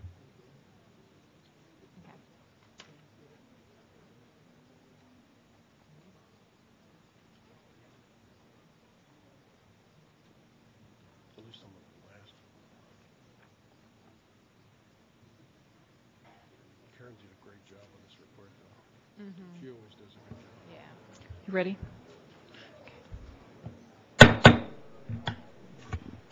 We're now back in session. Member Sumwalt. Thank you. Dr. Byrne, there was I want to return to the area that we were discussing right before the break, and that is the idea of low-speed alert systems. And there's an FAA notice of proposed rulemaking that has been published in this past summer that states that alerts necessitating immediate crew awareness should be presented by 2 sensory modalities. Is that correct? That's correct. That was a NPRM notice of proposed rulemaking this summer for Part 25, 1322. And for those of us from South Carolina, sensory modalities would be what? Those are your basic 5 human senses. So we're talking, like for the example of stick shaker, that would be tactile and oral, as Captain Cox mentioned earlier, and or visual and oral, but 2 sensory modalities. And so that's the point I want to make is that here in the FAA's notice of proposed rulemaking, they are saying that alerts necessitating immediate crew awareness should have 2 sensory modalities. And that's what we're talking about here if we're talking about low-speed awareness systems. You know, it was mentioned before the break that we're worried about the unintended consequences. Well, I say that no matter what we do, everything that we do, every recommendation that we issue has potential negative consequences, and we do our best to manage those. But the reality is that icing has been a big problem. And here Bombardier comes in and puts a switch to increase the ref speeds, and now we find that somehow or another that might have led or might have contributed in some way to this accident. In the early 90s, people were worried about upset recovery, were they not, Mr. Howder? An accident that you spent 4 or 5 years of your life on. Airlines started employing upset recovery modules into their training, and yet we saw in American 587 that was a downside of a recommendation there, or of some thought. So no matter what we do, there's a potential downside, but our job is to identify the deficiencies the best we can and then come out with recommendations. And I'm in the camp, and I've changed my opinion on this, that the low-speed alert systems would be beneficial. Yes, we do have a stall warning system, but we need that advanced notification because I think that the crew did apparently misrespond to the stick shaker. But if they would have never gotten to the stick shaker, they would have never had the opportunity to apply the wrong flight control inputs. And Dr. Byrne, do you agree that humans are not good monitors of highly reliable automated systems? That over time they lose that they lose their good monitoring ability? Accident data and research conducted by NASA and others, aviation safety research demonstrates that. So we're really saying that we just want a wake-up call, just something a little before, if the speed trend vector, if the aircraft projects that this aircraft is decelerating at a rate that doesn't look good, that in a few seconds you're going to be in a position that you don't want to be in, the aircraft is going to give us a wake-up call if the way I envision the low-speed alert system, to wake you up and say, hey, speed. In fact, an airplane that Captain Cox and I flew, an Airbus A320, does in fact have a system like that. If you're decelerating at a rate that it doesn't like, it will say speed, speed, speed. Dr. Byrne, I heard that Boeing is doing something along those lines. Can you explain to us what they're doing there? In some of their aircraft, when the speed deteriorates into the amber band or goes into the amber band, and the cue of the flashing airspeed indicator begins, there's also an accompanying oral alert to help capture the pilot's attention. And it's my understanding that all aircraft coming off the Boeing production line at this point either do or in the near future will have this system that you just described. That's my understanding. And by the way, the amber band that you mentioned was the amber band that the Q400 does not have. Correct. Right. So what we're talking about here is an extra layer of defense so that when the monitoring function breaks down, it's going to wake the pilots up, not literally, but it's going to sort of serve as a wake-up call to say, I want to make sure you know what you're doing here. So I'm going to support that. Okay. I want to talk just a bit about monitoring. Back up to that, we said that the board has found over the years a number of accidents where inadequate monitoring or challenging has been a factor. A 1994 study that the board came out with, 31 of the 37 accidents involved inadequate monitoring or challenging. And then since then, we've continued to see a number of accidents where monitoring is a problem. In response to our recommendation that we issued 3 years ago to the FAA to require that all pilot training programs be modified to contain modules that teach and emphasize monitoring skills and workload management and include opportunities to practice and demonstrate proficiency in these areas. In the response letter that the FAA sent us in response to that recommendation in May of 2007, the FAA stated that they believe that CRM adequately addresses monitoring, and it goes through a bibliography of places where monitoring is supposedly checked. 6155B2 number 3, 6158D, PTS, this and that and the other thing, aeronautical decision making. There are about 6 bullet points on this response letter that tell us where the FAA says that monitoring is adequately addressed. But I don't think they get it. And I want you to take this back with you. They don't get it. Just because it's written down somewhere doesn't mean that people are getting it. If they were getting it, we wouldn't have all of these accidents. We have to actually, just because it's written down, the guidance is probably sufficient. It's probably very good guidance. The advisory circular on monitoring nails it on AC 120-71A. It nails it. It's got the right information in there.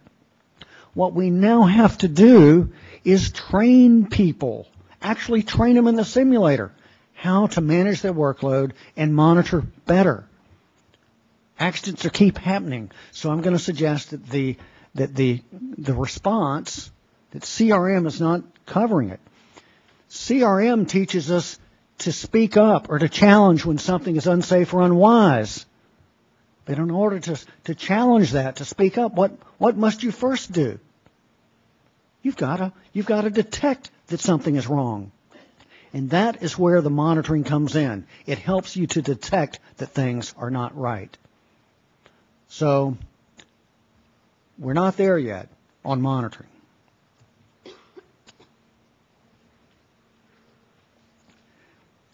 All right, let me talk about the ref speed switch.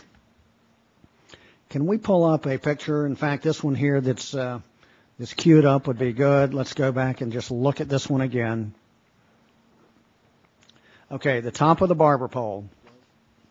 Now, what this ref speed switch did is it increased the barber pole by 15 knots. Is that correct, Ms. Ward? Or that's correct. And that was for the possibility that icing might be on the airplane. I think we're missing something here. I think the Colgan pilots were missing something, and I'm thinking that in our report we're missing something as well. I don't care where that barber pole is. I don't care what value it is. I don't care if it's 115 knots or 130 knots or 150 knots. A pilot fundamentally does not fly into a barber pole.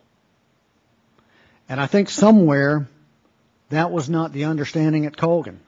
I spoke with a pilot last week, and it wasn't immediately apparent, I think, to him, flying a Q400, that understanding was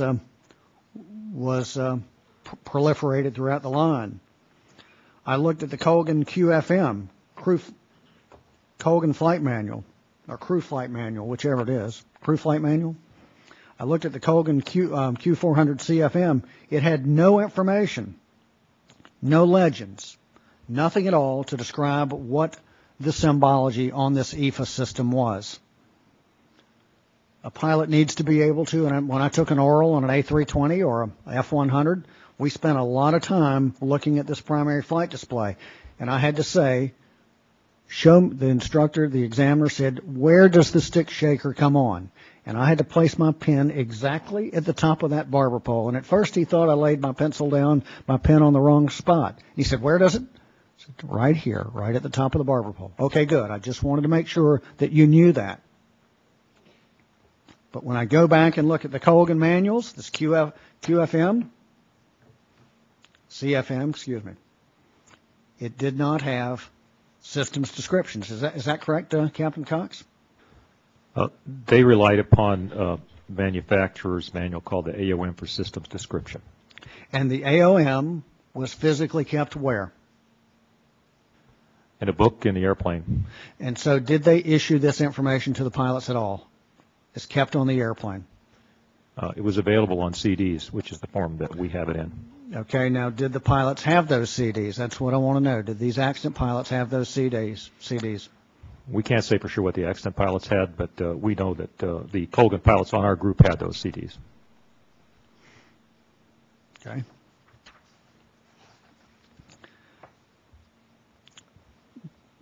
Captain Cox explained to me prior to the accident what material Colgan had in their training program and in their manuals regarding this ref speed switch.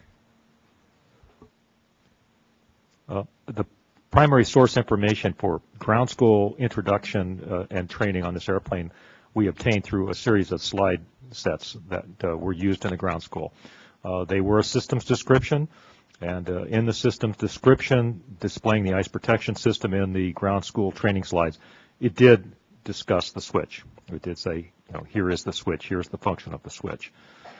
What we looked for in addition to that was, when do you use this switch? How is it used? What are the limitations of it? And an integration of that into the simulator training and into the line training. And there we couldn't find any reference in terms of the simulator syllabus, in terms of other reference material that might have related how it works to when it's used. So in the ground school, they basically said, here's the switch. This is what it does. It raises the amber bar by 15 or 20 knots or whatever, 15, 20, or 25 knots, depending on the flap setting.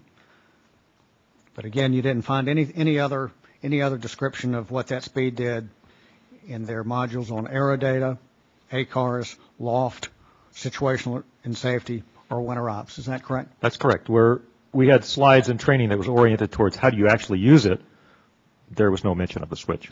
And that's the key. That's where the rubber meets the road, is that when you're flying the aircraft, there's two components of flying. You have to have the systems knowledge and know what the systems do, but then you have to be able to demonstrate that you know how to use those. Do you agree with that?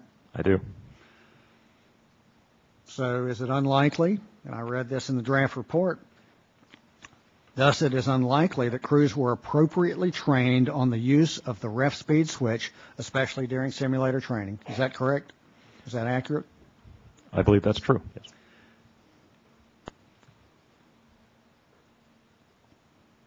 Also in the report, it says after the Buffalo event and the Burlington stick shaker event, interviews with Colgan pilots determined, and I quote from the report, Colgan's approach procedures for setting airspeed bugs did not reinforce awareness of the ref speed switch position, which created an opportunity for confusion.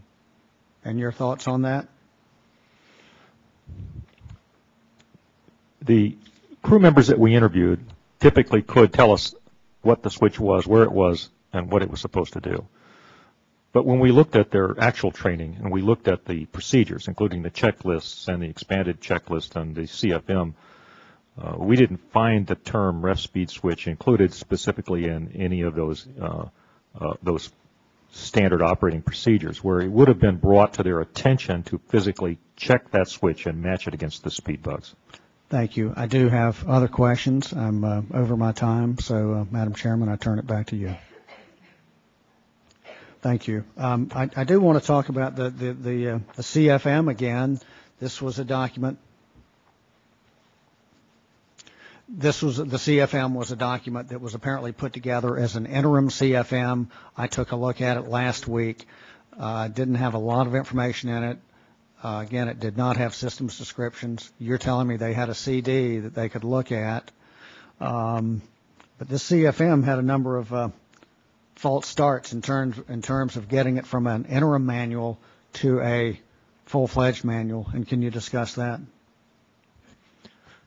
Well, when we first asked to be given all of the manuals that the crews would have and their training objects, we said, you know, this is not much of a manual. Is this what they have? And they said, well, that's what we provide them. It's an interim manual, and we do plan to have a permanent manual.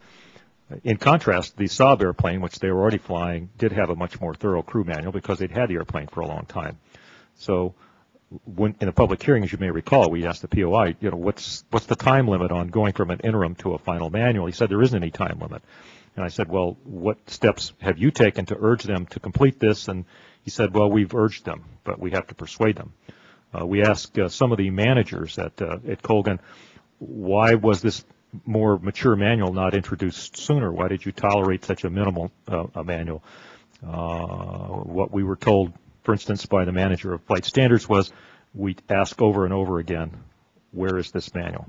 So I think there were internal obstacles to getting a complete manual out there in front of the pilots in the proper documentation. When you say internal to Colgan or internal within the FAA? The FAA, the POI has considerable authority to approve manuals, and he definitely approved this interim manual in terms of precisely when he expected a better, more complete, thorough manual out there. I don't think he had a time limit, and I think that's a concern. Thank you. I want to now move to the issue of tailplane icing. Do you recall that in the public hearing for the accident, the Bombardier representative stated that the Q400 was not susceptible to a tailplane stall? Yes. If that's the case, and what is an AOM again? Airplane Operating Manual.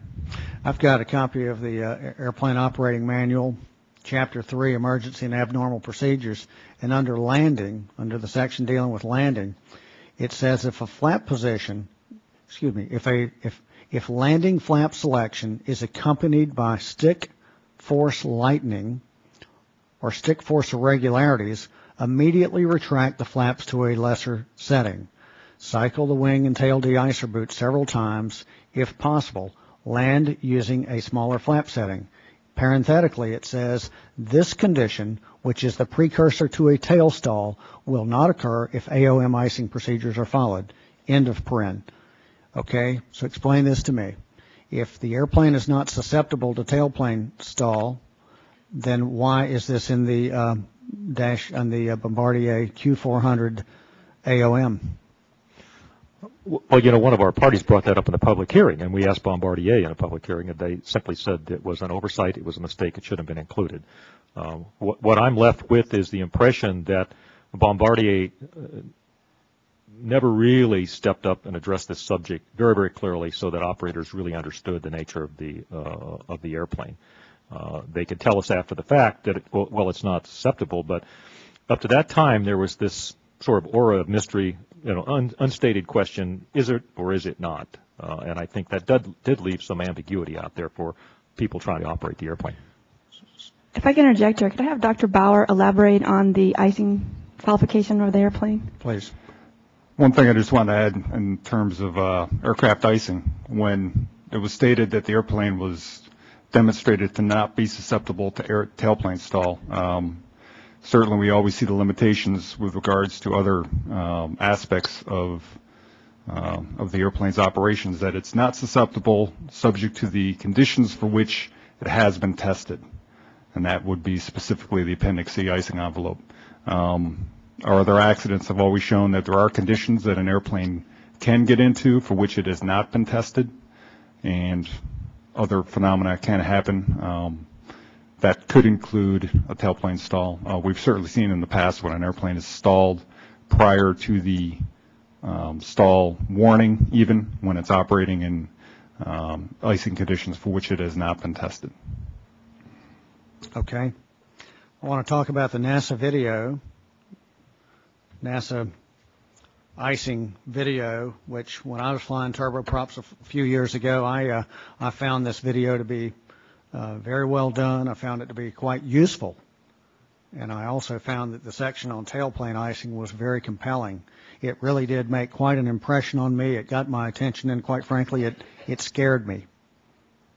Because all of a sudden, here's a procedure that I've never heard of. Normally, we're going to recover from a stall by relaxing back pressure. Here's one where I've got to sort it all out, figure it out, and make the right decision. So in the public hearing, the Colgan Director of Flight Standards stated that Colgan did not teach pilots tailplane stall recovery techniques, and the company had no procedures for tailplane stalls in its CFM for the Q400. Does anybody remember that? Now, let me ask you this. Isn't showing it in ground school a video that contains tailplane stall and recovery procedures, is that not the same as teaching it? Certainly, it's information that's being presented to the pilots in an official context. It is not in a manual. It is not as a procedure. The King Air that I flew was probably subjected to tailplane stall with icing, yet we had no procedure at all in the manual for that at all. So I would propose that, do you agree that maybe by Colgan showing this, it might have introduced an element of negative training? I definitely agree with that. So absent any guidance to the contrary, like, hey guys, we're going to show you this video. It's 37 minutes long. It's great, but the section on tailplane icing doesn't apply to the Q400. So absent any guidance like that, wouldn't it be reasonable for a Colgan pilot to think that this is something that he or she should take note of? It created a lot of ambiguity, and we interviewed a lot of pilots, and we got a lot of different answers about whether or not the airplane was susceptible and what you would do and how you would tell. One of the preconceived notions I mentioned when I walked in, when we first started the questioning, that even I had preconceived notions. And one of the things that I believed going into this from almost the day after the accident, that this accident was related to a tailplane stall. But after I started looking at the facts, I have changed my opinion. But after all, the captain pulled back on the control wheel, which would be consistent with recovery from a tailplane stall, and the first officer retracted the flaps. And those are both somewhat consistent with the recovery from a tailplane. And from the outside, this may seem to fit. After all, pilots had seen the NASA video which explained the recovery procedure, and it was a very impressionable video. The video did explain that if you were to experience a tailplane stall, it would be most likely after extending the flaps. And in this case, the flaps were just being extended from 5 to 15. Is that correct? In fact, they were being... That's correct. They were in the process of transiting through 10, going to 15. And it made sense, again, from the outside, that the captain pulling back on the control wheel would be consistent with what that of the NASA video said. And the first officer's retraction of the flaps.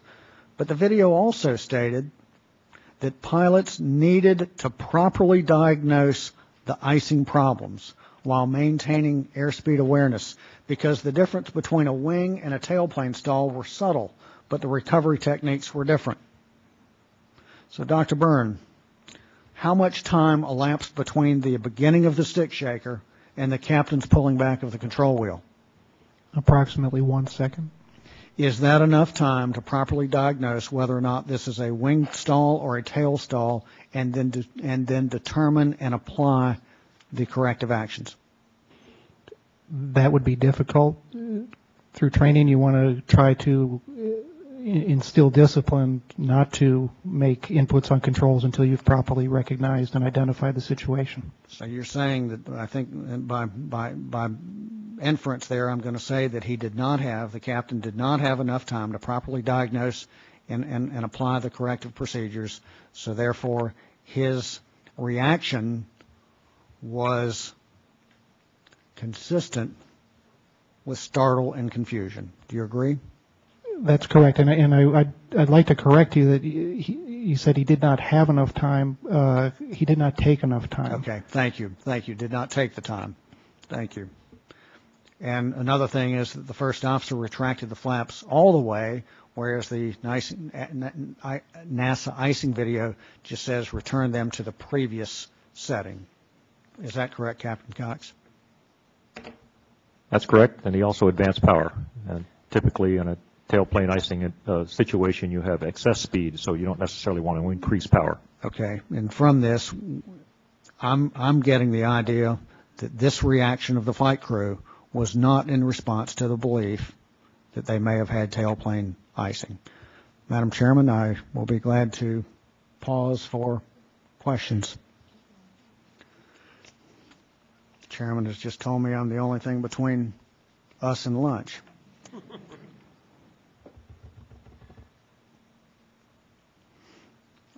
I want to talk about the stall training just momentarily.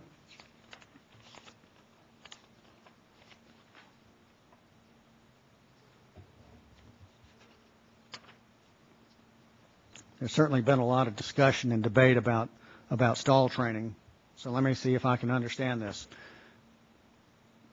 Captain Cox, are pilots required to train for, practice, and demonstrate proficiency with recovery from full stalls? In order to be a certificated pilot, you must train full stalls. So when you get your private and your commercial certificate, yes, you're required to do that. That's not the question. The question is for pilots flying for 121 operators, for the practical test standards for an ATP, are pilots required to practice for, to train, practice, and demonstrate proficiency with full stalls? No. No. And why not? Well, for a variety of reasons. I think the first reason is that pilots are presumed to have been trained before becoming an airline pilot on how to recover from a full stall. That's one reason. Another reason is that historically simulators have not necessarily done a very good job of duplicating the post-stall environment, and so people who did training were concerned that pilots might get the wrong impression when they were doing this simulator training. And a third reason would be that stall series are always used as a method of measuring a pilot's skills in terms of maintaining altitude, heading, and airspeed. And I believe that the issue about the simulator fidelity is a huge point. The board had testimony in the American 587 public hearing where a witness said that the use of simulators has some tremendous deficiencies or limitations for unusual or out of the ordinary flying. He says the simulators can't be duplicated in a simulator. He says we discovered that in simulators, in some fairly simple maneuvers, they weren't representative of what the airplane should actually be doing. He said that they had seen cases where people in a simulator could get out of a stall by holding full back pressure and using power to fly out of it. So there's a possibility that if we train full stalls in current day simulators, that we will be introducing an element of negative training. Do you agree with that? It's a serious concern, yes. A serious concern. So should Colgan have been training full stalls in the simulator? Yes or no? Yes. You just said that if they, with current day simulators, should they have been training full stalls in the simulator? And we have somebody that wants to address this. If I could defer to Mr. Kreider. Thank you. Well, I'd like to point out a couple things. On 587, of course, that was a problem. It was the simulation was misprogrammed in the roll response of the to simulate a vortex. As far as stalls, there's been advancement in the last few years.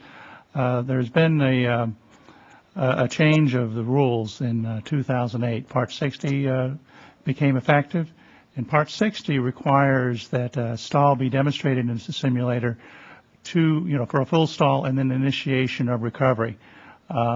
Prior to that, all that you had to do was have the sequence of events properly maintained. Right now, at this point, we have 13.5% of the simulators are compliant with Part 60, or the equivalent.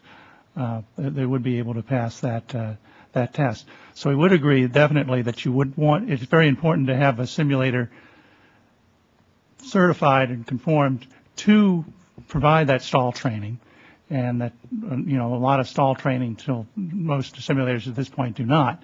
But we do have under this new requirement, which is now effective. It would be important to do that training in that 13.5% that are so equipped.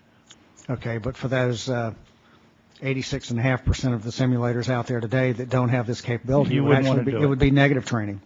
Could indeed have. That would be definitely a possibility. Okay, thank you. I want to talk about the stall training, the approach to stall training that Colgan was doing. We have in the draft report that during training, pilots were instructed to maintain altitude, to maintain assigned altitude, and not deviate by more than 100 feet from the assigned altitude, which had been previously required by the practical test standards for a check ride. And so, Captain Cox, what's that all about? The practical test standard says that you should recover with a minimum loss of altitude, whereas apparently some people in Colgan were saying that they would fail a check ride if they did lose more than 100 feet. About 7 years ago, the FAA changed their practical test standard slightly. They went from 100 feet to minimal altitude loss. From my point of view, that isn't too substantial.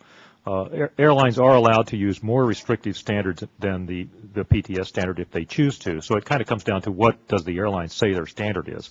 And I think the airline standard, according to their management, is minimal altitude loss. So we found a little bit of difference between what one check airman would say versus another. But the idea of the altitude, that stayed the same. Okay, thank you. I do want to talk about the practical test standards, and these are the standards to which a pilot will be evaluated when he or she is taking a check ride. Is that what the PTS is? That's what it is.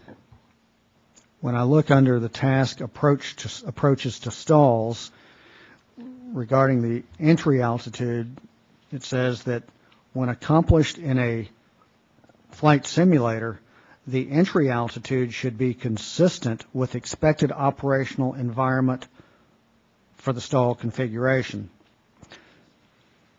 My question to you is, we're training a landing stall.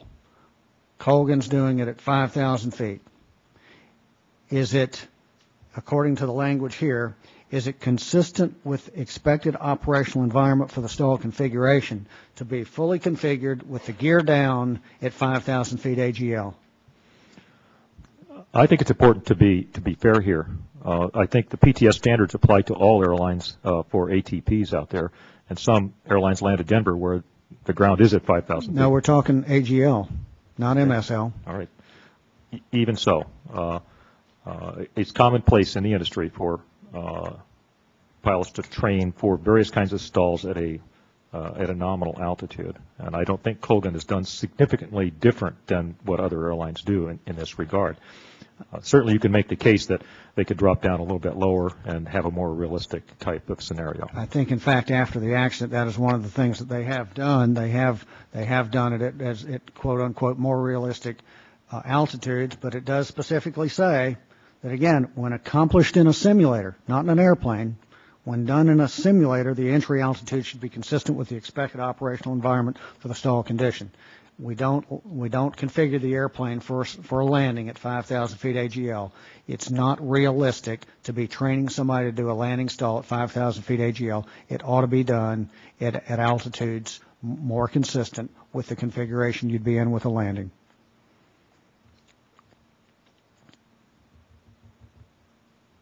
So I do think that pilots need to demonstrate. They need both. They need recognition and recovery from the first indication of a stall, so that if you're at low altitude, you can recover with minimum altitude loss. But as we found in Pinnacle 3701, pilots need to understand that sometimes it's very important to lower that nose and trade a lot of airspeed, trade a lot of altitude for airspeed. Any thoughts on that? Definitely important that a professional pilot have the skill to cope with every scenario that can take place, and that would include both high and low altitude, various kinds of upsets, approaches to the airport, as well as at high altitude, of course. In the Burlington event, the autopilot was off, or was it on? I believe the captain was hand-flying the airplane. Yeah, I think so as well. And I think that from just having the element of surprise when that autopilot kicks off, and the stall and the stick shaker going off at the same time, that in itself would introduce startle and confusion. That we've used those terms in the report. So the way I see it, the current industry stall training could be improved by teaching recovery from a full stall once we have the simulator fidelity in that 13.5%. Not doing them as a pre-planned precision maneuver, but instead introducing an element of surprise. Doing them, as the PTS states, at altitudes consistent with expected operational environment, and entered with the altitude to introduce an element of surprise. Do you have any thoughts on that, Captain Cox? Actually, we have a recommendation very much along those lines. Very good, and that's what I wanted to make the point of. We are going to recommend that. Madam Chairman, I'm getting towards the end. Would anybody like to follow up on anything?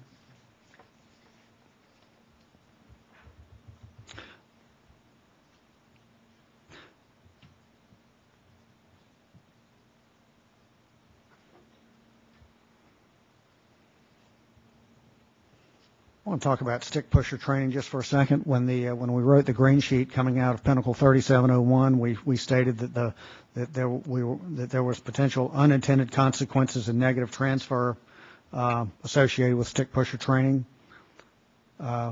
What were those negative unintended consequences that we might have been worried about then, and do we have those same concerns now?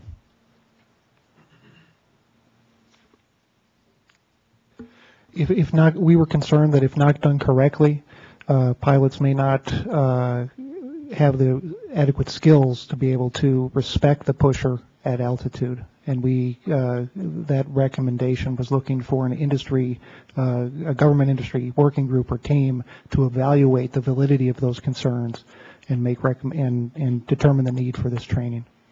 The FAA addressed that by, they said they were going to reconvene the upset recovery training aid, which a lot of work has gone into the revision of that. But when they reconvened, they looked at the high altitude stall recovery procedure, which was a lot of what we were asking for. But did they address the stick pusher recovery that we had also asked for? No, they did not. Do we have any idea why? I don't have an idea, no. Did we have representatives on that working group?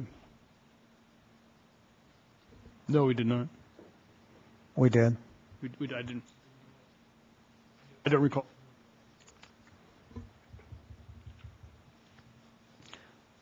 Okay.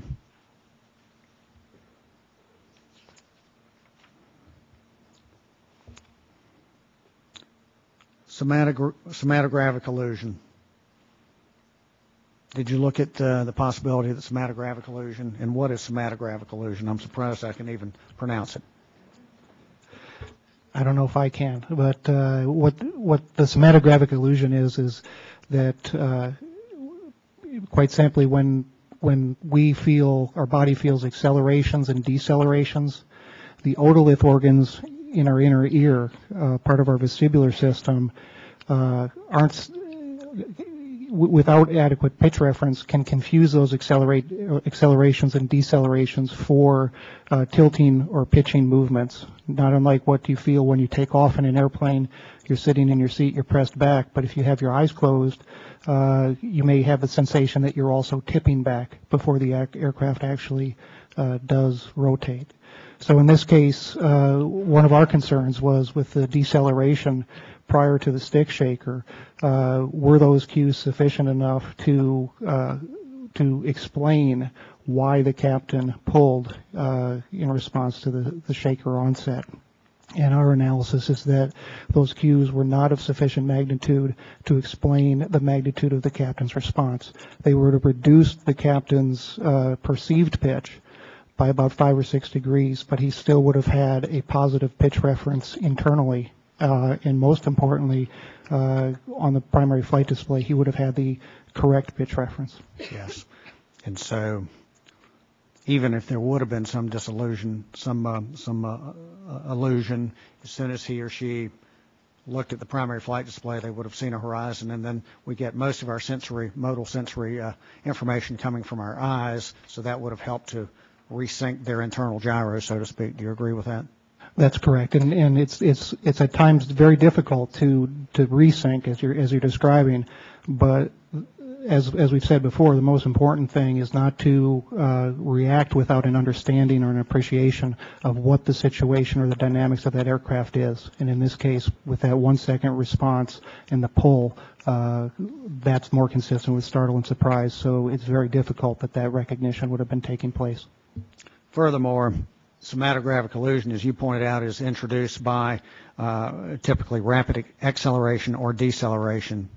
And then here's the case: from the time that the low speed cue came into view, which is 21 knots, because the whole scale is 42 knots. So from the time that low speed cue would have started coming in from the bottom, it took 18 seconds for that low speed cue to come up to and match the current airspeed, to match the airspeed of the aircraft.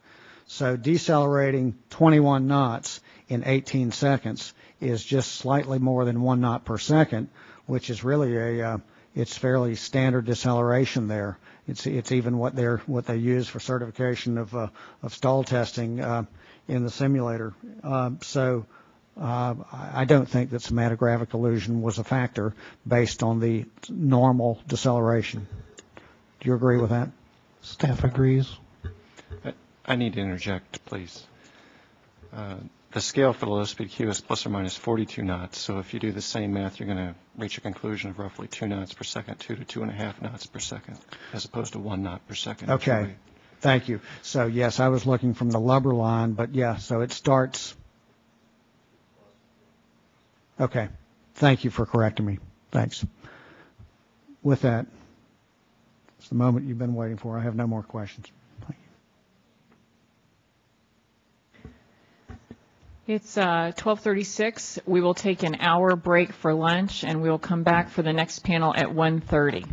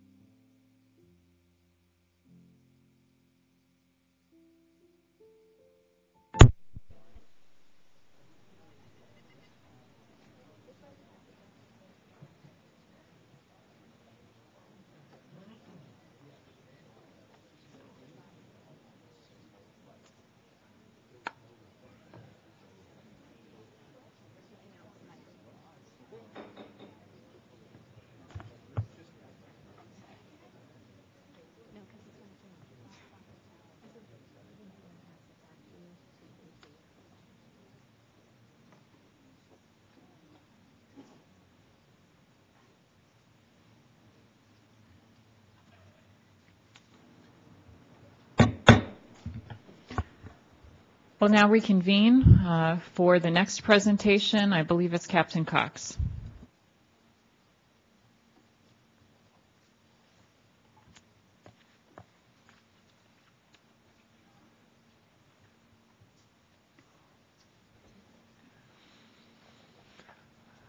Good afternoon. I'm going to address the captain's history, remedial training programs, pilot training records, and the Pilot Records Improvement Act, or PREA. The captain had received several disapprovals and had experienced training problems throughout his flying career. In October 1991, the captain was disapproved for his initial instrument airplane rating. In May 2002, the captain was disapproved for his initial commercial single-engine land certificate. In March 2004, the captain was disapproved for his initial commercial multi-engine land airplane certificate. And in October 2007, the captain was initially disapproved for an FAA airline transport pilot certificate and a type rating. In October 2005, the captain was graded trained to proficiency for normal and abnormal procedures on his initial Saab 340 check at Colgan. In October 2006, the captain was graded unsatisfactory on his recurrent Saab 340 flight check.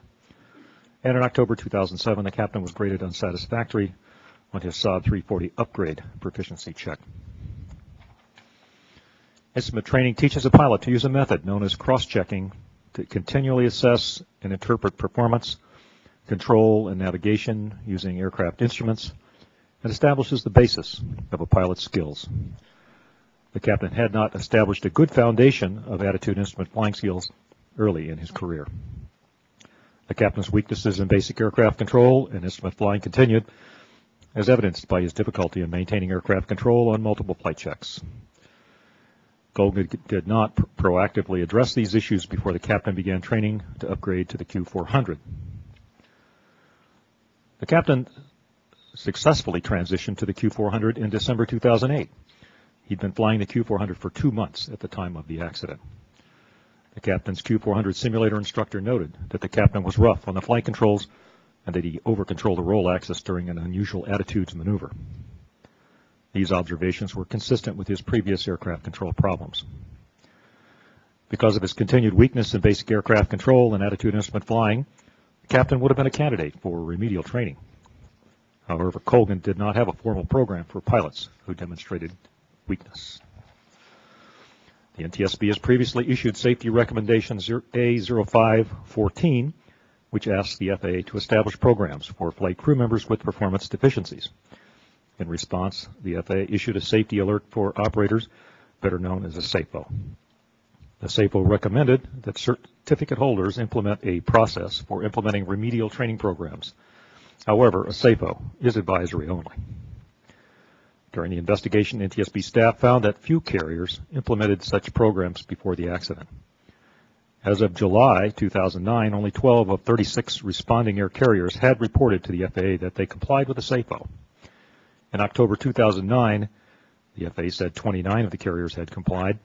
And then just last week, the FAA publicly stated that all 100 air carriers have, and I quote, systems in place to comply with remedial training requirements. Colgan used an electronic computer record system to maintain training records for pilots. The electronic system contained only basic information of training events. The original, more detailed training records had been destroyed. Dates in Colgan's training records differed from those in FAA's records. Colgan attributed these to discrepancies in clerical error. Because of these errors, the dates of the captain's upgrade requalification events and his performance were not clear or certain, which prevented the events from being reviewed by company and FAA personnel. Some check airmen interviewed could not remember training details for the accident crew, so exact events could not be determined from their memory. Detailed paper records of the captain's performance at his previous airline provided greater insight into the captain's performance than the records maintained by Colgan. For example, remarks in these records showed that the captain had experienced problems with attitude instrument flying. Colgan complied with the Pilot Records Improvement Act. However, most new Colgan pilots were entry-level airline pilots who had no PREA history. Neither PREA nor FAA required airlines to check certificate history. However, air carriers have always had the ability to request these records from FAA as long as they obtain signed consent from the pilot applicant. The FAA amended its guidance on PREA in November 2007 to emphasize this fact, but Colgan did not obtain such consent from the first officer who was hired by the company after that date. Staff has proposed recommendations in this area. That concludes my presentation. Member Sumwalt. Madam Chairman, thank you. I did go rather long before lunch, as everyone remembers, so I would offer to yield my time to my colleagues and then come back. Vice Chairman Hart.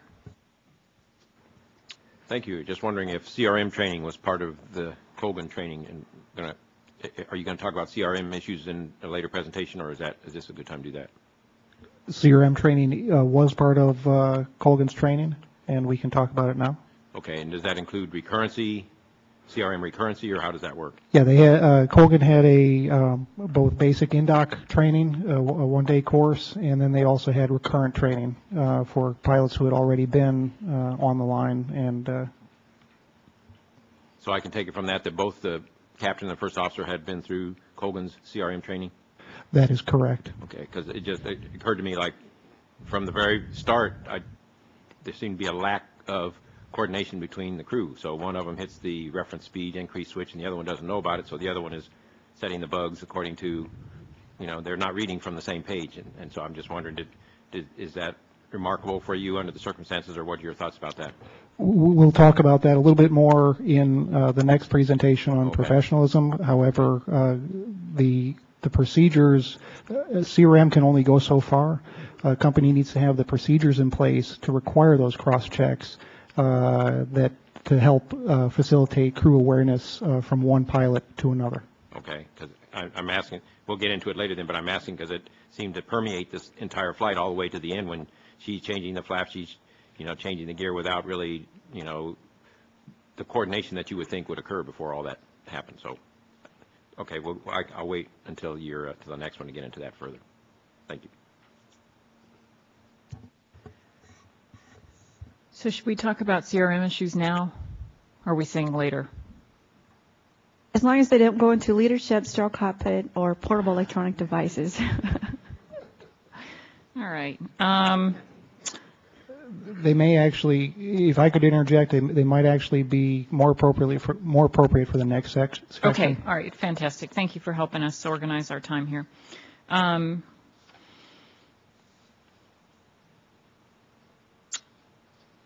we talk a little bit about the training that these pilots received and what their background was? In particular, it seemed that there were some performance deficiencies for the captain, not just at Colgan, which Colgan had some awareness of his performance deficiencies during the annual checks each October.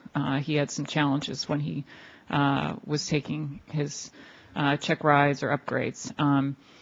There were other places that had some knowledge of his performance, and I'd like to talk a little bit about Gulfstream. In our accident investigation, since I've been at the board, we have seen a couple of accidents that have resulted in regional air carriers who employed pilots that had been trained at Gulfstream, and I'm trying to understand if there's any causal link here. The specific concern I have is, what is the incentive for an academy to fail out a pilot who's attempting to become a professional pilot when they are getting paid to train him? And so if you are going to pay someone $30,000 in order to, get 250 hours of flight experience and a certain ticket punched, is there an incentive for that entity to fail him out? Well, I think it's a good question. I think there is a bit of a vacuum in terms of providers of entry-level professional pilots, and I think Gulfstream is one of those who's been around a while and has provided a lot of pilots who have come into entry-level jobs, especially in the regional airline industry, and most of them have been successful. But the short answer is that it is a shortcut. Some pilots think there's a bit of a stigma for going in and paying, but other pilots, including the accident captain, were interested in moving as quickly as possible, and they were willing to incur the debt necessary to do the training. So I believe that Gulfstream had every intention of weeding out those who couldn't make it. When we talked to them, they said we give them a selection and a screening before we admit them into the program. But once you're into the program part way, you're committed. If at that time they find that you have difficulties, you may be out the money. So I think, yes, there's got to be an underlying incentive to get people through the program. If I had a few words, it's not just Gulfstream. As Vice Chairman Hart mentioned, any of the commercial operations and non-military, there is an incentive to keep the student there as long as he can pay. And you'll see this with private pilots all the way up. If you've got money, we'll keep training you until you pass. And that does exist. Is that an issue that we might look at in our upcoming forum? I'm not sure how we're going to do it right now, but we're still trying to form that forum. It could be, but I don't want to guarantee it at the moment. All right, I think the issue of quality of pilots and how they're trained is very important, because some of that foundational training is important later on. And I think passing, I look at the results for the testing that this pilot had, and I want to say we recognize everybody has a bad day now and again. Everybody is going to, perhaps not perform on a test now and again. But I think that this pilot needed a good day to pass a test, and we're seeing a pattern here that is not being caught by anyone. And I liken it to a student that keeps getting passed from grade to grade to grade, and ultimately upon graduation hasn't mastered the material to the point which they should. And how do we keep them from getting passed on? And I want to understand the flight test failures. When a pilot goes in to take a check or get a license rating, what happens? They know what they're going to be tested on. Do they have a guide? Like when you go into the DMV, this is what you could be tested on to get your driver's license and your hazmat endorsement or your air brake endorsement. Are they telling you, here's the material, this is what you need to know? Well, yes, of course. These standards are encapsulated in the PTS standards, and every flight instructor is required to, certify that his student is ready to take a flight check before he goes in, and he covers all those areas. And if he doesn't get through the check, and we did look into the statistics, and I think 29% of initial applicants for commercial certificate don't get by the first time. the instructor's required to review those problem areas and make sure that they're correct before he goes up. So you're right. It's a situation where if you address the problem, eventually you're going to pass. And it's a system that's designed to pass you up. And you have to demonstrate your ability to pass at least once before you move on to the next level. And I think therein lies the problem. When they have a failure, they have a deficiency on a portion of the test. Do they get retested on the whole thing, or they only get tested on the portion that they didn't prevail on? That depends on the examiner. In the captain's case, there was one flight check in which he was simply told you got to do it all over again. But on other occasions, there's one maneuver, two maneuvers that need to be repeated. So it depends. But of course, that's for certificate. Now, when you get to work for an airline, the question becomes: what is the airline doing, proactively to identify a consistent pattern? And that's one of the areas where we've got recommendations pending. And in the past, the safety boards addressed this issue before. I looked back to a study that we did involving 37 flight crew involved accidents, and we did note that there was a higher number of flight crews involved in those accidents that had previous failure on a test. We've also done two other studies, or two reports since I've been at the board. One was a general aviation weather study where we identified a correlation between practical test failures and the likelihood for people to be involved in an accident later. We made recommendations from that GA weather study. We asked the FAA to develop a means to identify pilots whose overall performance history indicates that they are at future risk of accident involvement and develop a program to reduce risk for those pilots. In Air Sunshine, that was a ditching down in the Bahamas, we identified a pilot who had multiple test failures. He had failed 9 flight tests and still was flying passengers for hire in a single pilot operation. He had to take his flight instructor test 3 times. He failed it the first 2 times. I don't want somebody training other people to be a pilot when they can't pass the instructor test. We made a recommendation after the Air Sunshine accident for the FAA to address these multiple flight test failures. We specifically asked them to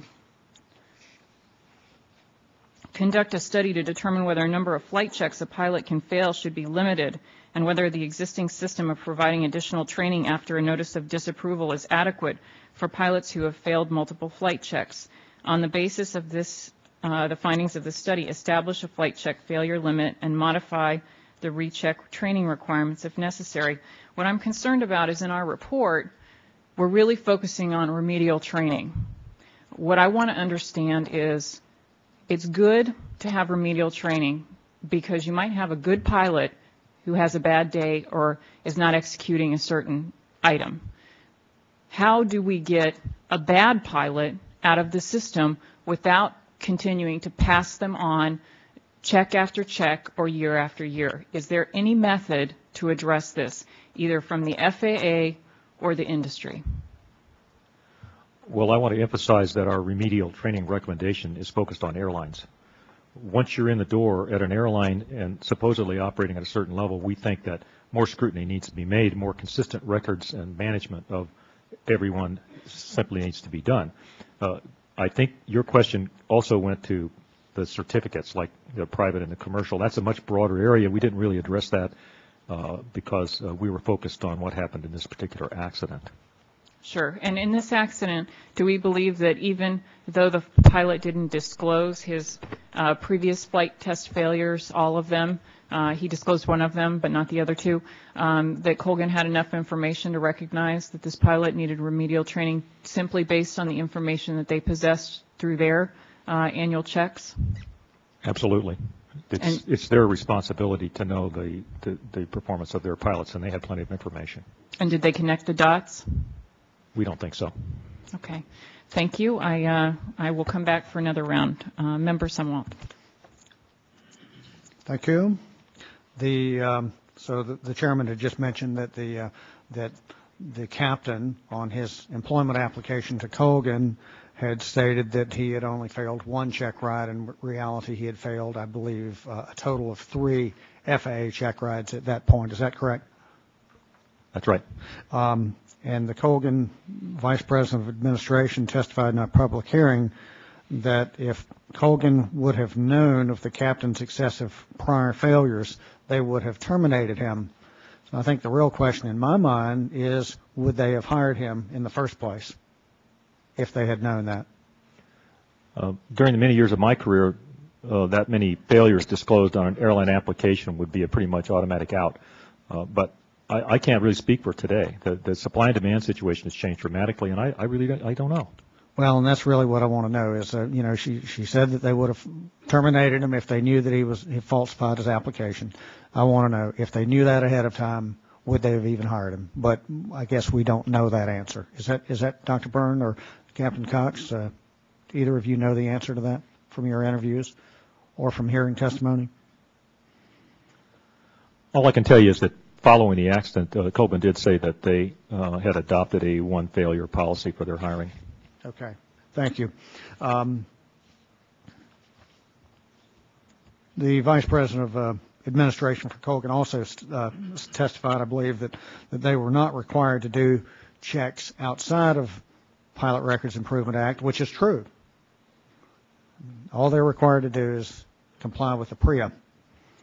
But the way I look at it is that regardless of what the Pilot Records Improvement Act says, you have a responsibility to know who's flying your airplanes. I ran a Part 91 operation, corporate flight department a few years ago, beginning in 2004, and we had to hire a pilot about 6 weeks after I got there, and I insisted that we were Part 91 operation. Pilot Records Improvement Act does not even apply to a Part 91 operations, but I insisted that we're going to go back and we're going to go back and look at prior failures. Because I want to know who's flying my airplanes. I've got a responsibility to my company and to those passengers who depend on me to run a safe operations, to know who's flying and what are their credentials and what's their record. And I didn't need an act of Congress to tell me that I had to find out about somebody before I hired that person. So that's just a viewpoint of somebody that has been placed in that position of hiring somebody, and it's a very important responsibility because pilot selection is such an important issue. If we make the wrong hiring selection decision, then that may lead to cascading issues down the road. I want to clarify something. I've read a good bit. There's been a lot of attention on this after the public hearing. Tell me this. Did the first officer, did she have, prior to the accident flight, did she have experience flying in icing conditions? Prior to go to work at Colgan, she would have had very, very little. On her application, she had 6 hours of actual instrument. But subsequent to going to work for Colgan, we have plenty of evidence from the company that she had flown in icing conditions on a long number of many different flights. She had been employed. She had just completed 1 year anniversary at Colgan. She went on the line, probably went around 1st of March of the year prior to the accident. Approximately. So she would have had a little bit of the balance of that spring, plus probably from about October, November, December, January to fly in icing conditions at Colgan Airlines. I've gone back and looked at the cockpit voice recorder. It appears to me, I've listened to it and I've read the transcript, it appears to me that what she was making reference to was the fact that she did not have a lot of experience in icing prior to coming to work for Colgan. But at the time of the accident, she had flown approximately 1 season in icing. Is that correct? Yes, I think you're right. Thank you. Vice Chairman? Nothing at this time. Is there a reason why we didn't reiterate the either the Air Sunshine or the GA weather study recs on the flight test, the number of flight test failures? I know that we're focusing on remedial training for pilots once they're in the system. Is that something that we might address in a future activity? Or does the staff not have concerns about the multiple FAA failures? With regard to the Air Sunshine, I believe we are reiterating, there were two recommendations. Right. One asked for the number of flight check failures to be used, and I believe we are reiterating that one. The other one asked them to conduct a study, and on the basis of the study, limit those. That one is not reiterated. Right. I think we're reiterating 01, is that right? That's correct. And that's asking them to obtain notices of the disapprovals and evaluate it before hiring. The second one is to determine whether a number of flight checks a pilot can fail should be limited. And so I think that we are addressing the PREA type aspects of getting their records, but what we're not doing is making the hard decision. Asking them to do is to make the hard decision of how many strikes before you're out. And you know, I recognize that that burden might be on the carriers once that person's in the system, but is there some other mechanism to address this? The second recommendation, the one on conducting a study and acting on it to limit the number of flight check failures, we had extensive discussions with them when that came out, and they did a study which has evidently never been published, but the findings of their study was that there was no relationship between flight check failures and safety. I believe staff was very curious to see the details of the study, because with a study there's always issues of how it's designed and how it's interpreted, and we were surprised by that finding. They have not provided the details. And how long ago did they respond to us that they had done the study? It was several years ago, and they have not yet provided us a copy of the study, correct? That's correct. The study was done approximately the beginning of 2006, so that would be about 4 years ago. Okay. Well, I think that we have done several studies of our own. One was the study on the flight crew involved accidents, and we did note in that one that approximately half of the captains that were involved in accidents and a third of the first officers that were involved in accidents had previous flight test failures. Then we have the GA weather study that shows that there's a strong correlation between practical test failures and likelihood for an accident. And so, yes, I would be interested in seeing the basis of their position that it doesn't have anything to do. I think we're making a strong case in this accident that we feel that the performance deficiencies that the captain demonstrated on the accident flight can be closely tied to his previous poor performance on flight checks and tests. Captain Cox, are we drawing a conclusion or a correlation between his poor performance in the past and his performance on the flight? Yes, but I think we should be cautious about making over conclusions. And I think that a pilot's performance is a kind of a professional skill that's developed over many, many years. And to just use one metric is probably not wise. Certainly we need to take it into account, we need to know about it, and we have to see whether corrections can be obtained in training, particularly in airlines. And there's plenty of opportunity for airlines to address this issue. We haven't found that there's a single metric that we can say and we can support that definitely says so many checks and you're out. That's just a step that's a little bit tough for us to try to justify.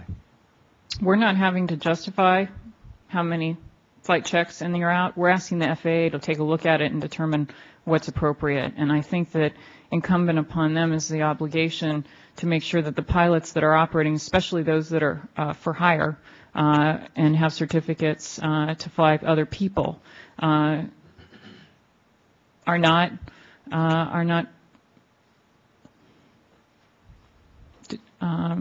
unable to perform when it comes to a flight test. I recognize some people have problems when they're in a test environment, but you know what? I don't want that person's test environment to be the accident that we have where there's an upset and they don't perform well. That's the reason why we're testing people, to see if they're up to snuff, and if they're not, we need to address that. So let me move on to a different line of questioning.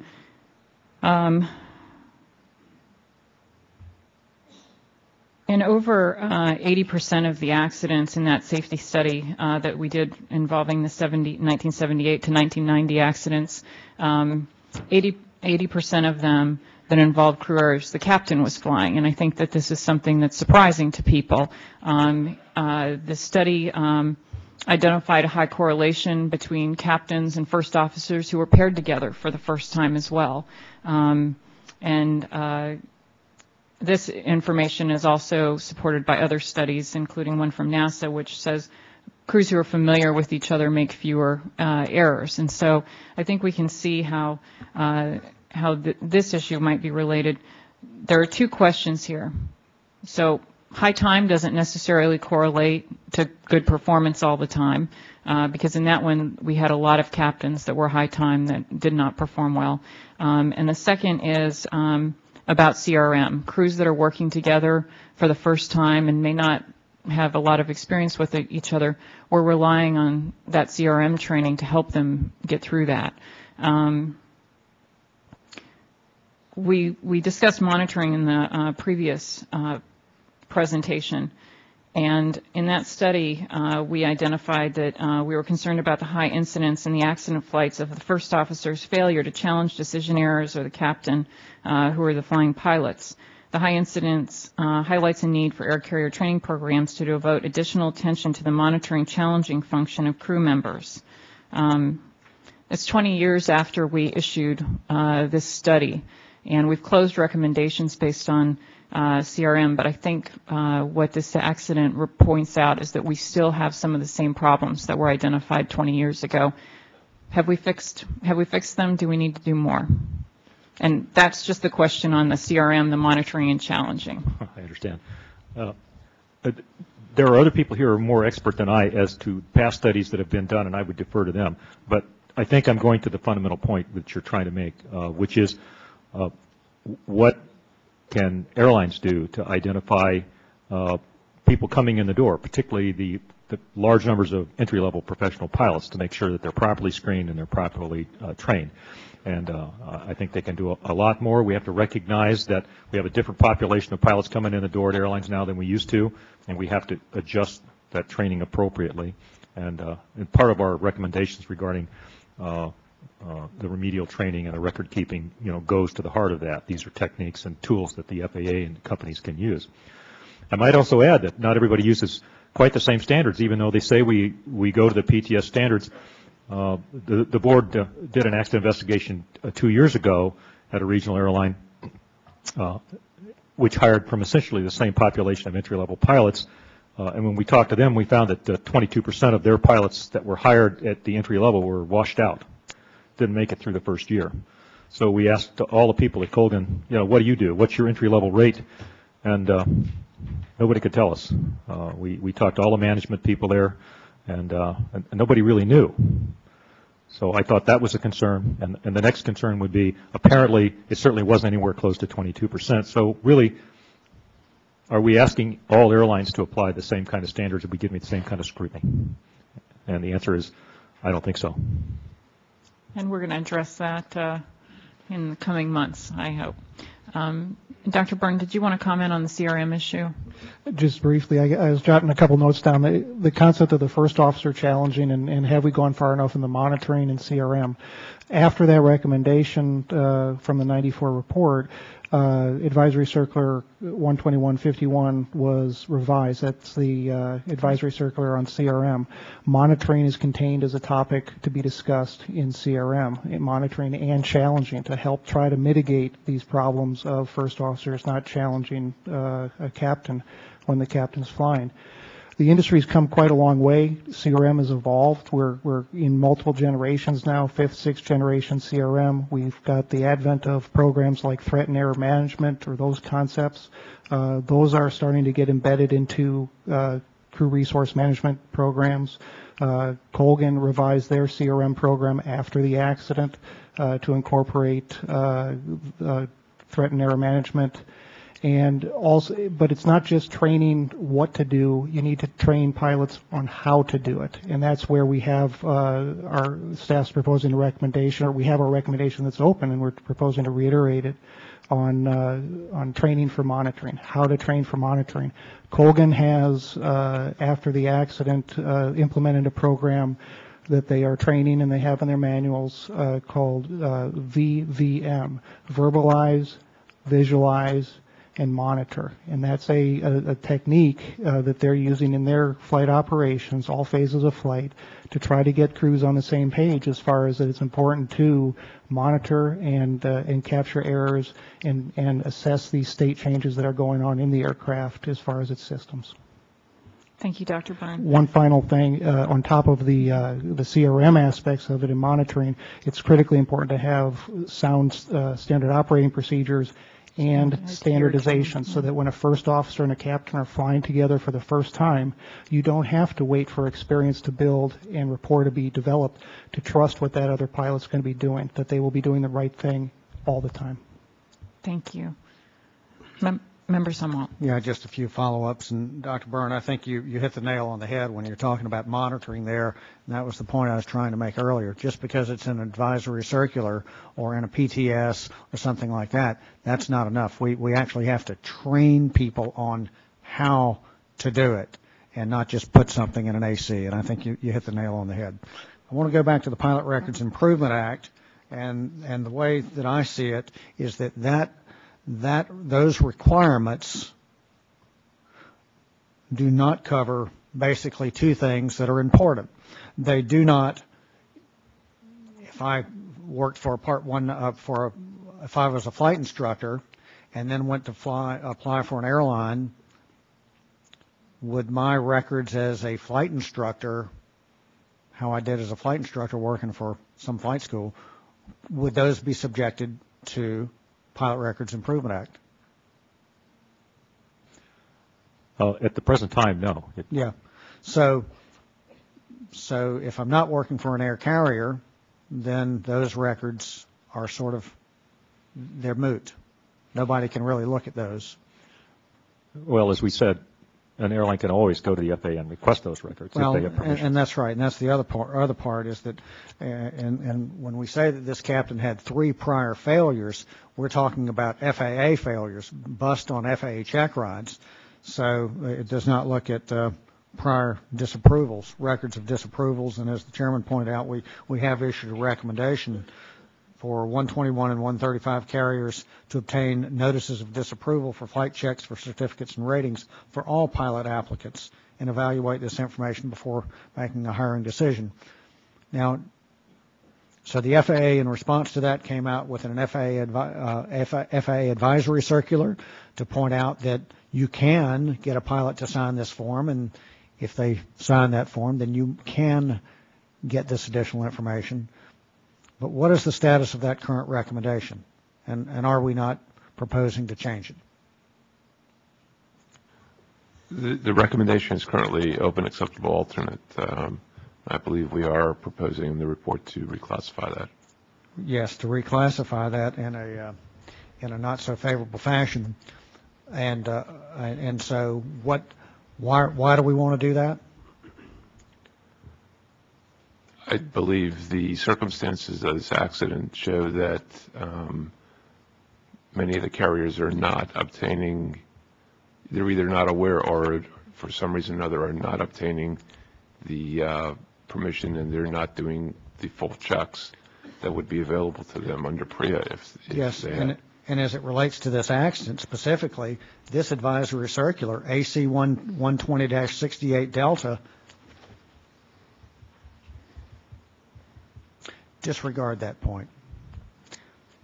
But it's still a point that it's only optional. It's not an industry standard for people up until this accident for people to be going out and doing more than the Pilot Records Improvement Act requires.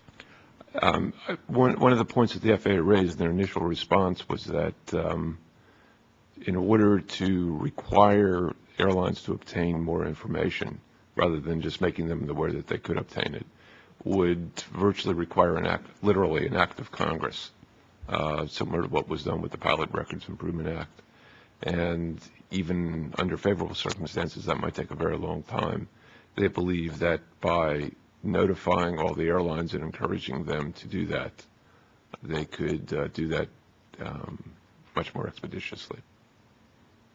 Well, since it will require an act of Congress to change, the fact that the NTSB may reclassify that as an unacceptable response today, maybe that will signal to Congress how we feel about that particular issue. I have no further questions.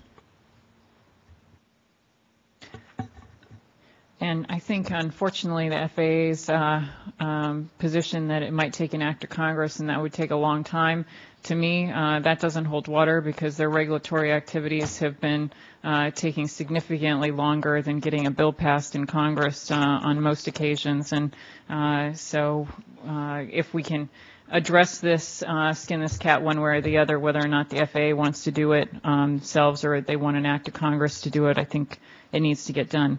I want to talk about something that I know is important to the families. We are not addressing the issue of flight time in this report. There's a difference between quality and quantity.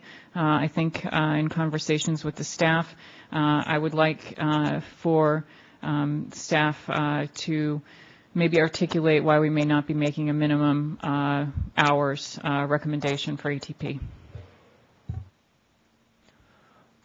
In this particular accident, the flight hours of the accident crew was really not in question.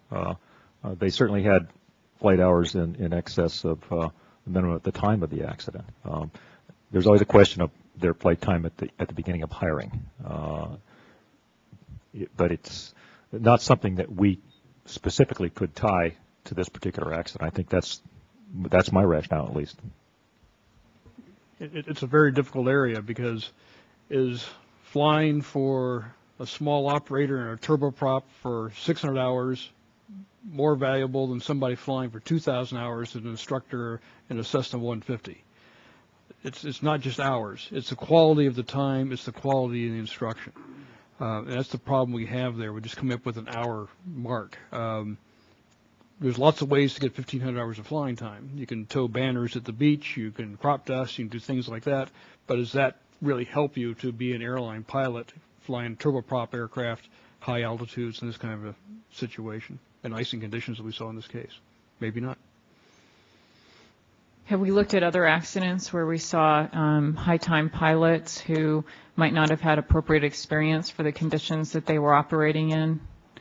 One that comes to my mind since I've been at the board was the Montrose, Colorado accident. We saw a captain and first officer who both had significantly high time, total time, but our staff did a very good job of actually looking at their experience, and they found that those crews had been largely operating in the southern part of the U.S. and had little to no experience in winter conditions, and in fact that this might have been the first time that those crews were flying in icing conditions in Montrose. Are there others that you all think that, or other recommendations that you think that we can address this issue of concern? Captain Cox, I've heard you talk several times about experience and maturity and time in the right seat to be assertive and to make decisions.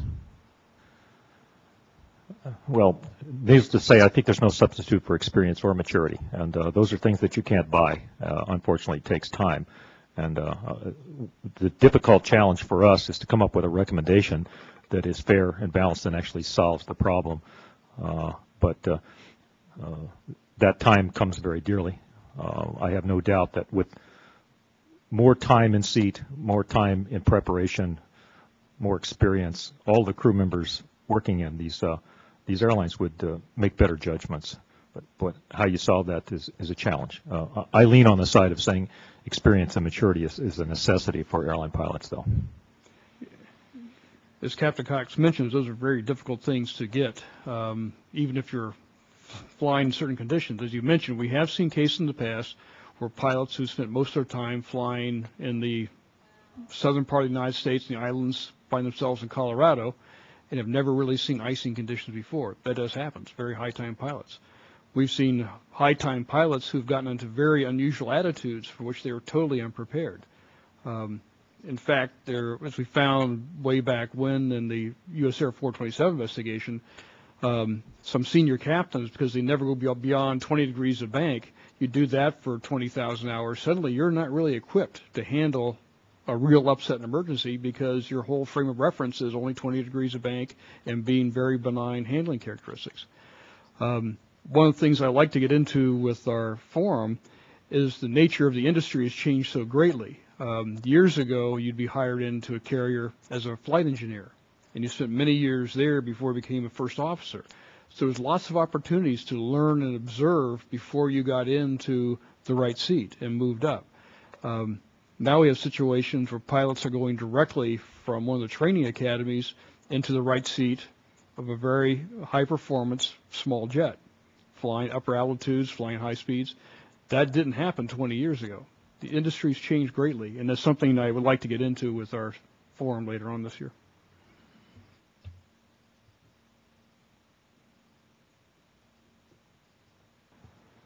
Are you all doing okay without a break if we go to the next panel? Or do you want to take a break? Proceed? Okay, we'll go to the next presentation. We'll take a break after we get through that.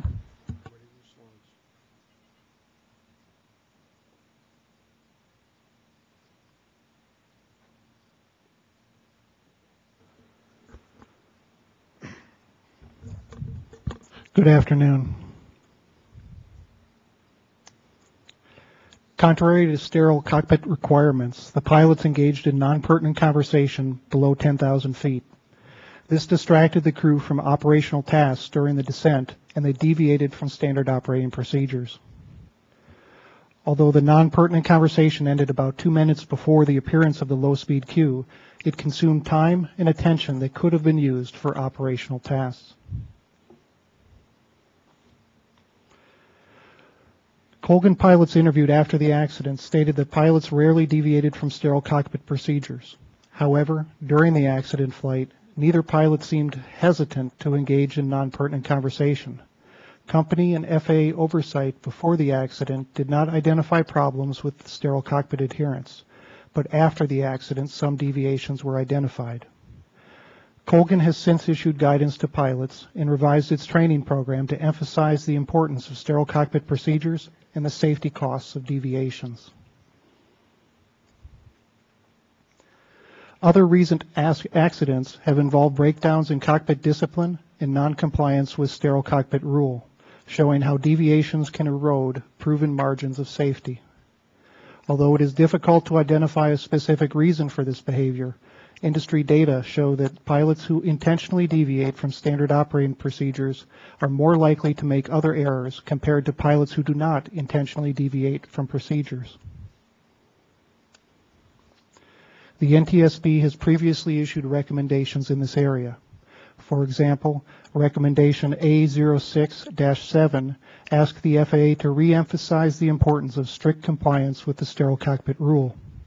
The FAA issued SAFO 06004 to emphasize to operators the importance of sterile cockpit discipline.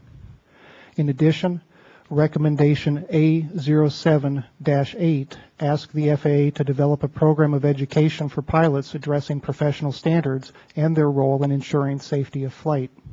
The FAA has not developed a program that meets the intent of this recommendation. Ultimately, it is the pilot's responsibility to adhere to these procedures, and most pilots do. However, pilots work within a culture of professionalism established through the mutual efforts of the FAA, operators, and pilot groups. These and other stakeholders need to provide guidance to pilots that helps instill sound principles of professionalism, including adherence to standard operating and sterile cockpit procedures. Staff has proposed a recommendation in this area. The captain-enabled conversation that delayed checklist completion, conflicted with sterile cockpit procedures, and impeded timely error detection. Because he had been a captain for more than 2 years, his failure to establish the appropriate tone and show strong command authority is disconcerting. Operators are not required to provide upgrading captains with specific training on leadership skills. For many new captains, including the accident captain, the initial upgrade represents the first time that they are held responsible for leading and managing multiple crew members during air carrier operations.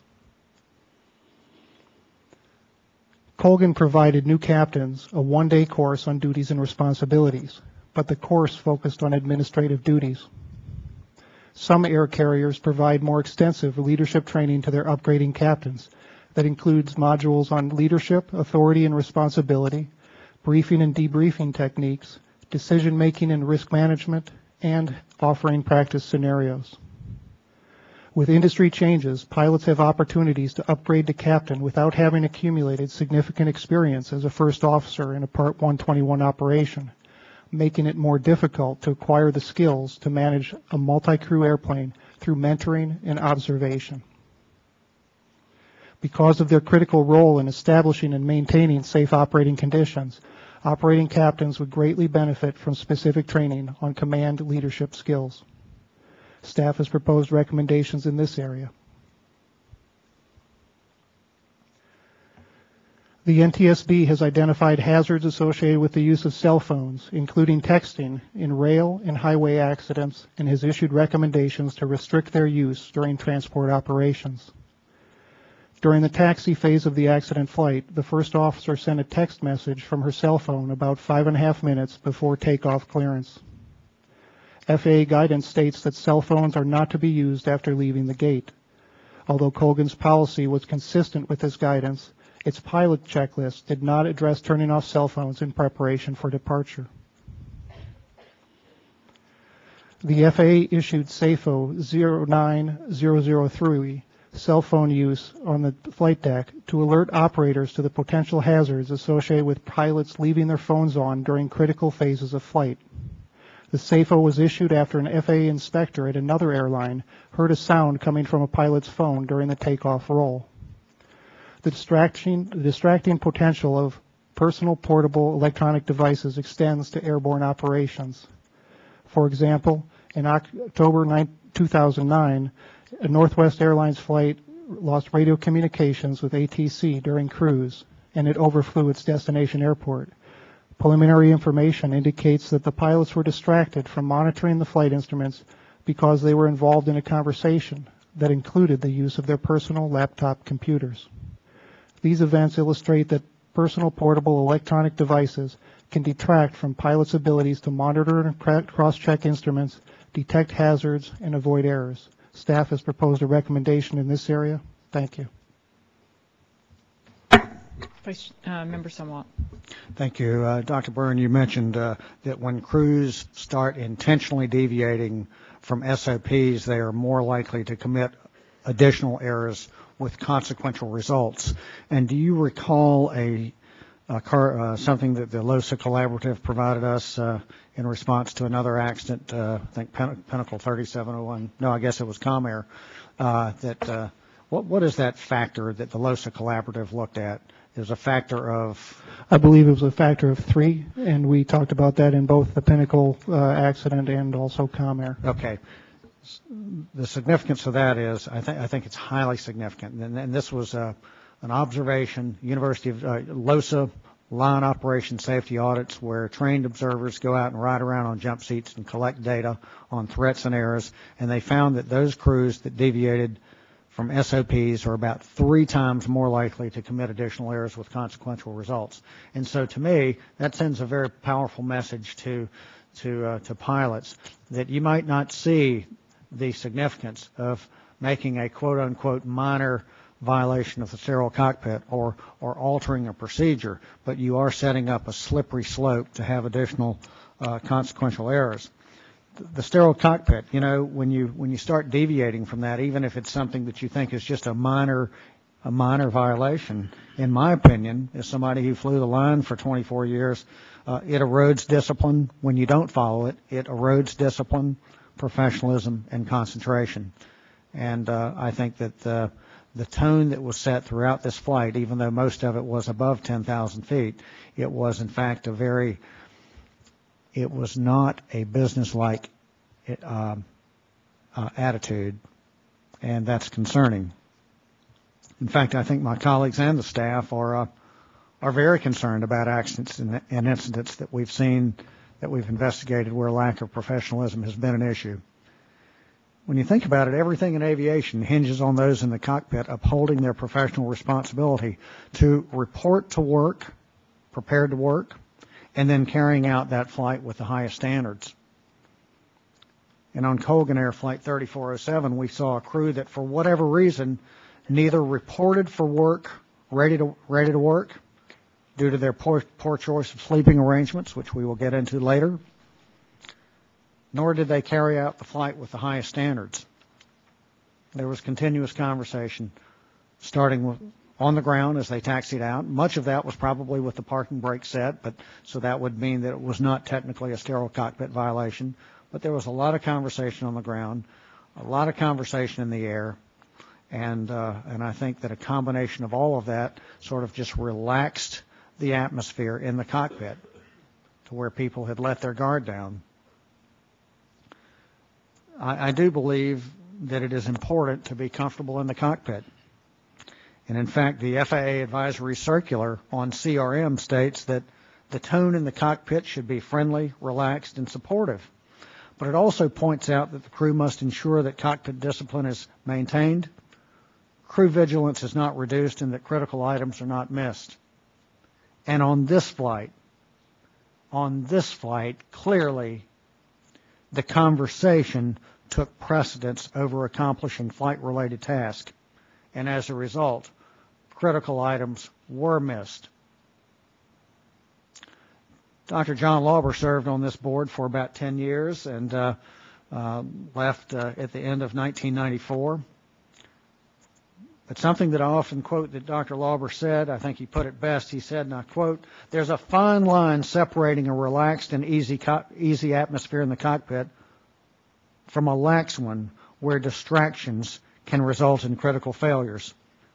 Professionalism may be described as knowing the difference between the two." And that's what we're talking about here. We're talking about professionalism. The chairman has quoted it many times. I've used the quote many times. I didn't think of it, but I think it's right. Quite simply, professionalism means doing the right things even when no one is watching. A hallmark of an aviator's professionalism is insistence on strict adherence to the procedures, checklist usage, and sterile cockpit discipline. But you don't do those things for those flights where everything goes right. Instead, you do it that way so that it's for those flights where things go sour and you need something to fall back on. You fall back on procedures, standard operating procedures, and discipline that have been practiced repeatedly over time.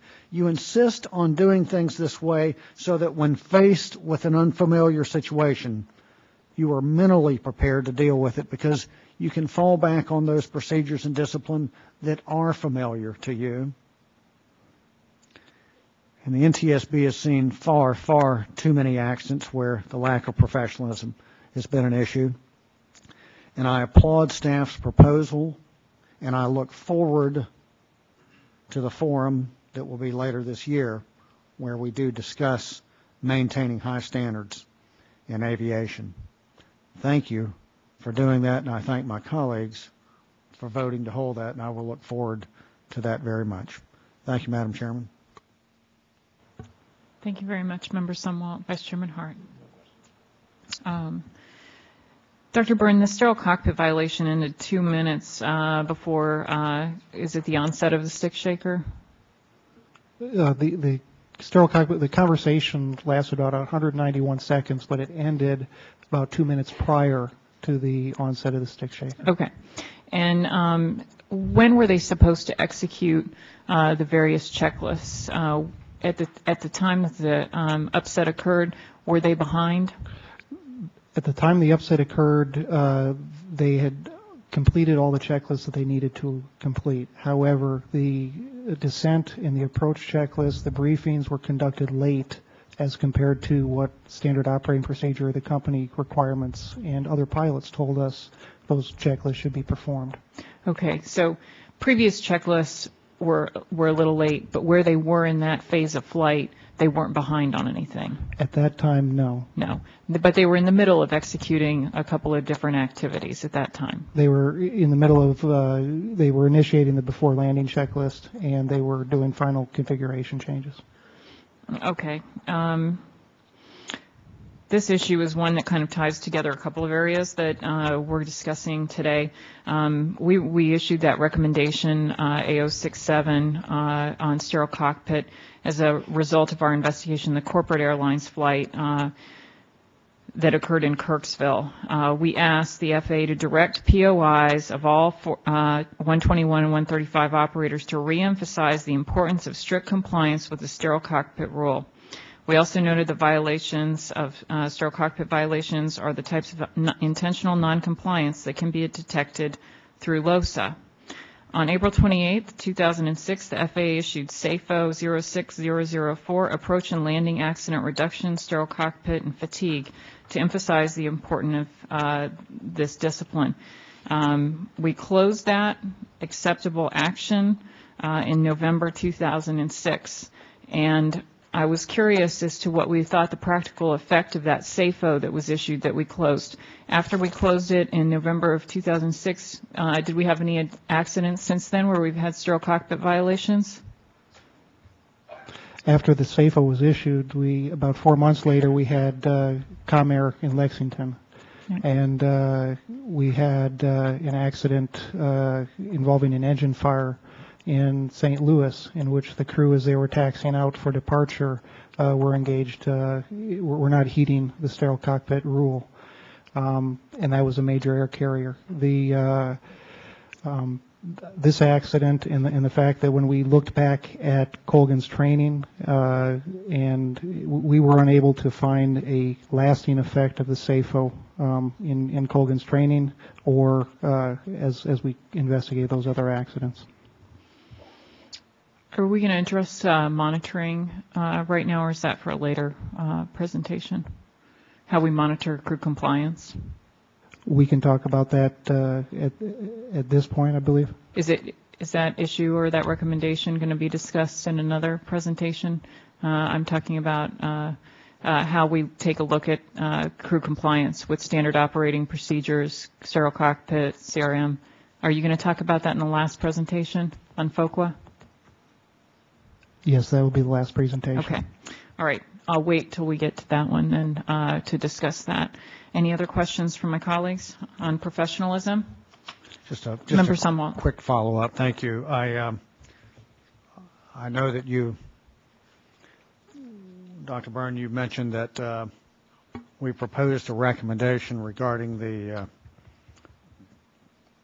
portable personal electronic devices, and we mentioned including checklist reminders to remind them to turn off their checklist, their PEDs, flight crews. But when I go back and look at the SAFO that came out on that, it said that the Director of Operations of Part 121 and 135 certificate holders should perform a review of their respective GOM to determine if appropriate procedures are in place to remind crew members to turn off their cellular phones in preparation for departure. Then, as it relates to the portion about the checklist, it says jump seat checklist should be reviewed to ensure checklist items remind personnel occupying a jump seat to turn off their cellular phones.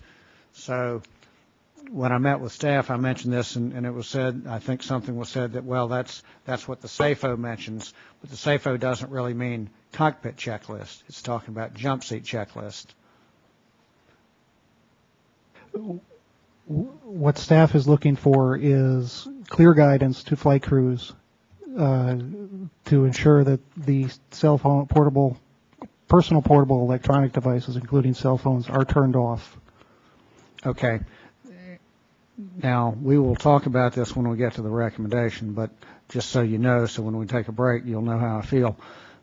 I think we've got to protect that cockpit checklist the flight deck checklist, and there's a lot of things we don't tell people to do before they sit down and strap on an airplane. We don't say to go to the restroom before you sit down, and I don't know if we need to be saying on a cockpit checklist, turn off your cell phones. I don't know. It's a philosophical question, but I was involved in writing checklists and procedures over the years, and I'm not crazy about the idea of it saying checklist as it relates to cockpit checklist. That's not exactly what the SAFO says, and so we can hold that discussion, but I kind of wanted to let you know that's where I am at this point.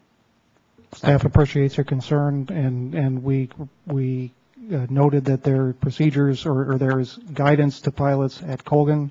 There were guidance to pilots, or the guidance may be ambiguous and needs to be tightened up in a way that ensures that these devices are not on in the cockpit. I understand. Thank you. Any additional questions from the board members? Seeing no questions on the additional questions on the professionalism presentation, we will take a 15-minute break and be back in here just a few minutes before 3.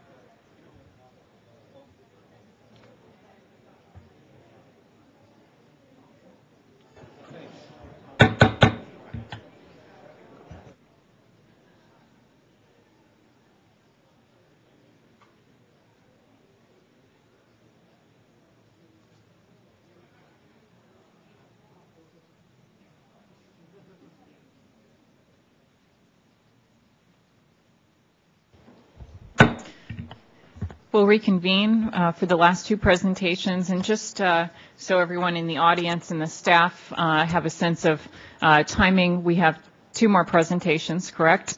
Our plan is to move through those two presentations, and then we'll take another break before we consider the adoption of the conclusions, probable cause recommendations, and the report. So we are ready for the next presentation, Dr. Byrne.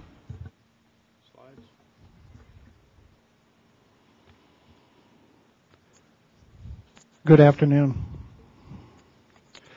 Staff evaluated the role of fatigue in the crew's performance.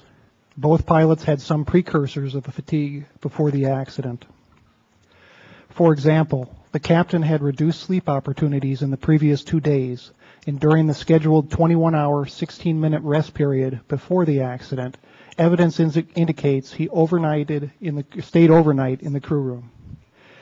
He logged on to the company computer system at 3:10 in the morning, and his sleep would have been further interrupted and of poor quality due to the rest location.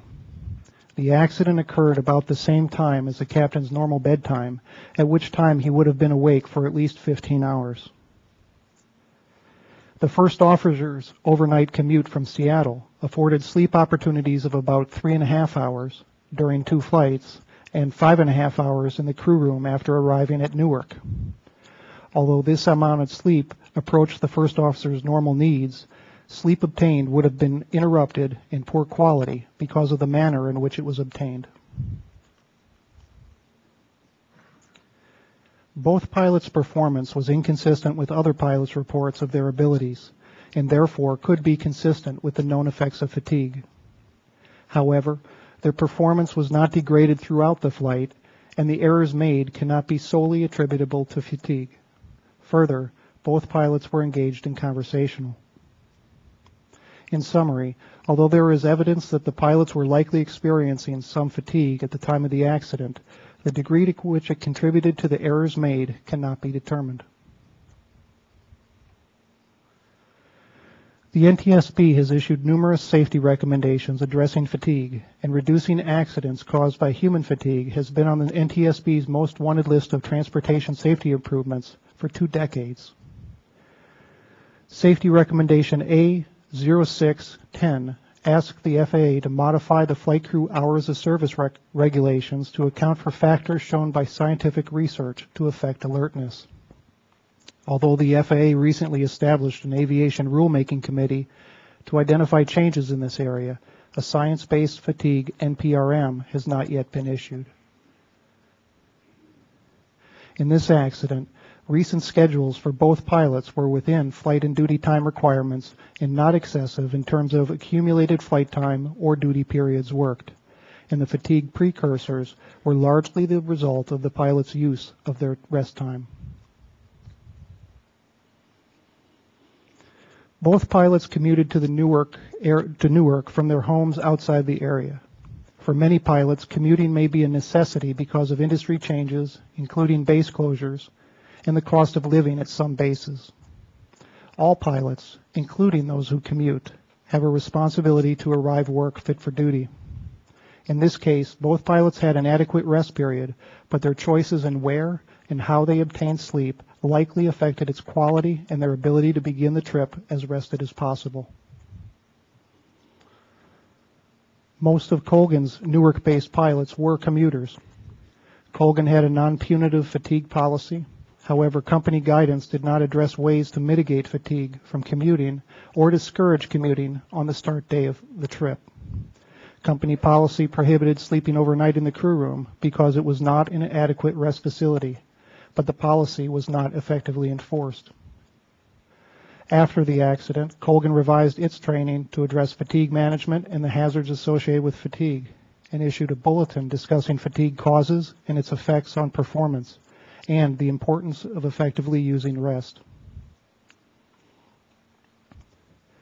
Companies can help mitigate fatigue for commuting pilots by providing rest facilities, assisting pilots in identifying affordable accommodations, and planning flight schedules that support commuting.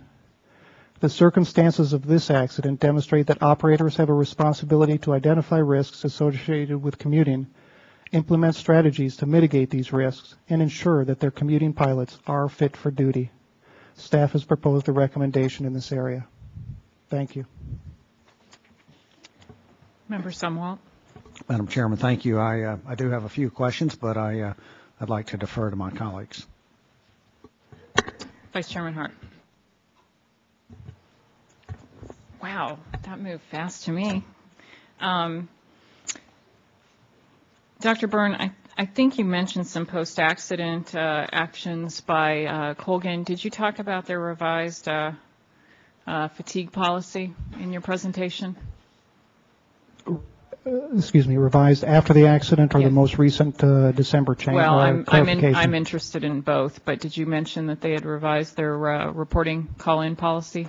Before the accident, the fatigue policy had a structure where pilots who called in fatigued called into operations or scheduling, and it was administered by the chief pilot in terms of any potential callback to understand why the fatigue was occurring on the operational side of the airline.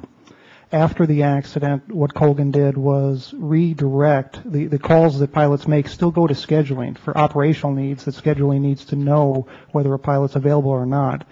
But the reports that the pilots submit are reviewed not by flight operations personnel, but by flight safety personnel.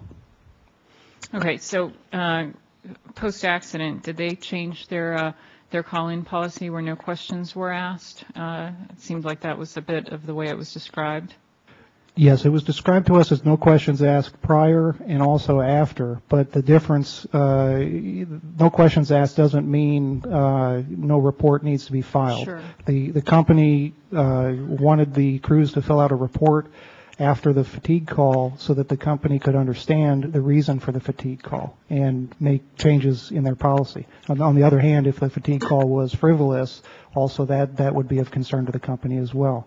But one of the key concerns in terms of the perceptions was by having the report being reviewed in flight operations, it was seen as a possibility of being punitive versus a pure no jeopardy policy, whereas now having flight safety be the gatekeeper as far as reviewing those fatigue calls and making a determination on whether or not they're valid, that creates a better cultural aspect as far as a non-punitive fatigue policy. Okay, but they revised their policy again for a second time post-accident, I believe in December? On December 30, the company issued a read and sign memo through flight operations. However, the content of the memo was from the Vice President of Safety and Regulatory Compliance. And it was offering interim fatigue policy guidance. The concern was that the company over the past few months had been learning about some issues that led to fatigue through their scheduling practices with this no jeopardy policy, but they were starting to experience increasing instances of fatigue calls without any logical reason for them. And what they just called frivolous fatigue calls, and it was starting to affect their operation. Calls coming in on a Friday or a Saturday predominantly, a dramatic increase in the number of calls in the first 3 weeks of December.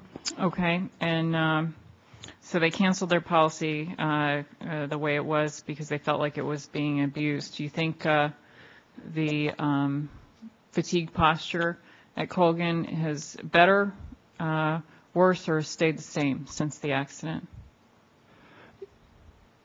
Information that since the accident, significant information has been provided to pilots, which is a very good thing. They issued a bulletin after the accident, as I described in my talk.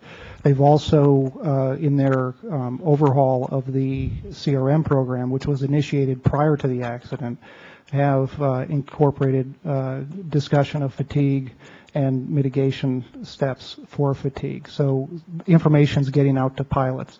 On the concept of the fatigue policy, clearly it's a difficult issue for a carrier. If pilots are misusing a fatigue policy and using it in place of other ways to take leave, that's a problem from an operational standpoint, and so it seems that the company is trying to walk the balance between having a purely no jeopardy fatigue policy and trying to run an operation. Changes that they made for the December 30 memo clarifications were that fatigue calls would not be accepted if the rest period was at least 8 or 12 hours prior to it, or when coming off duty.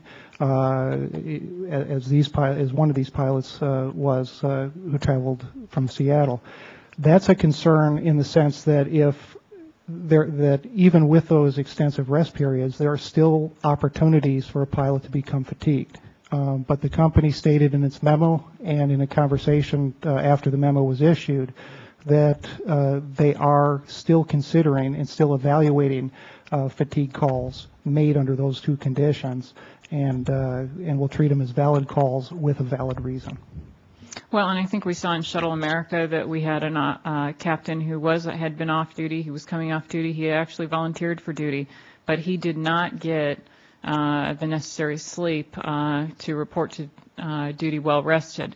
He had 1 hour in the previous 32 hours approximately, and he was tired. He was admittedly tired.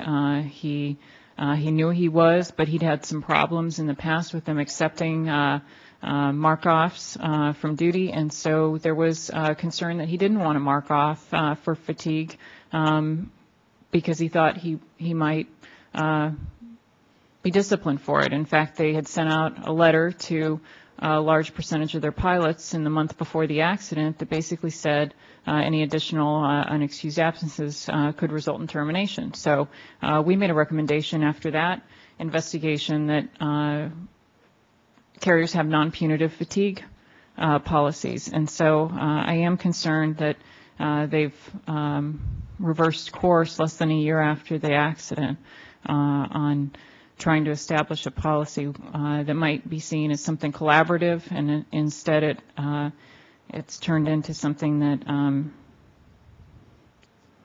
is the words that we're using are abused and punitive. And I don't think that's where anyone wants to be when it comes to fatigue. If people are not fatigued and rested, they shouldn't be in the cockpit.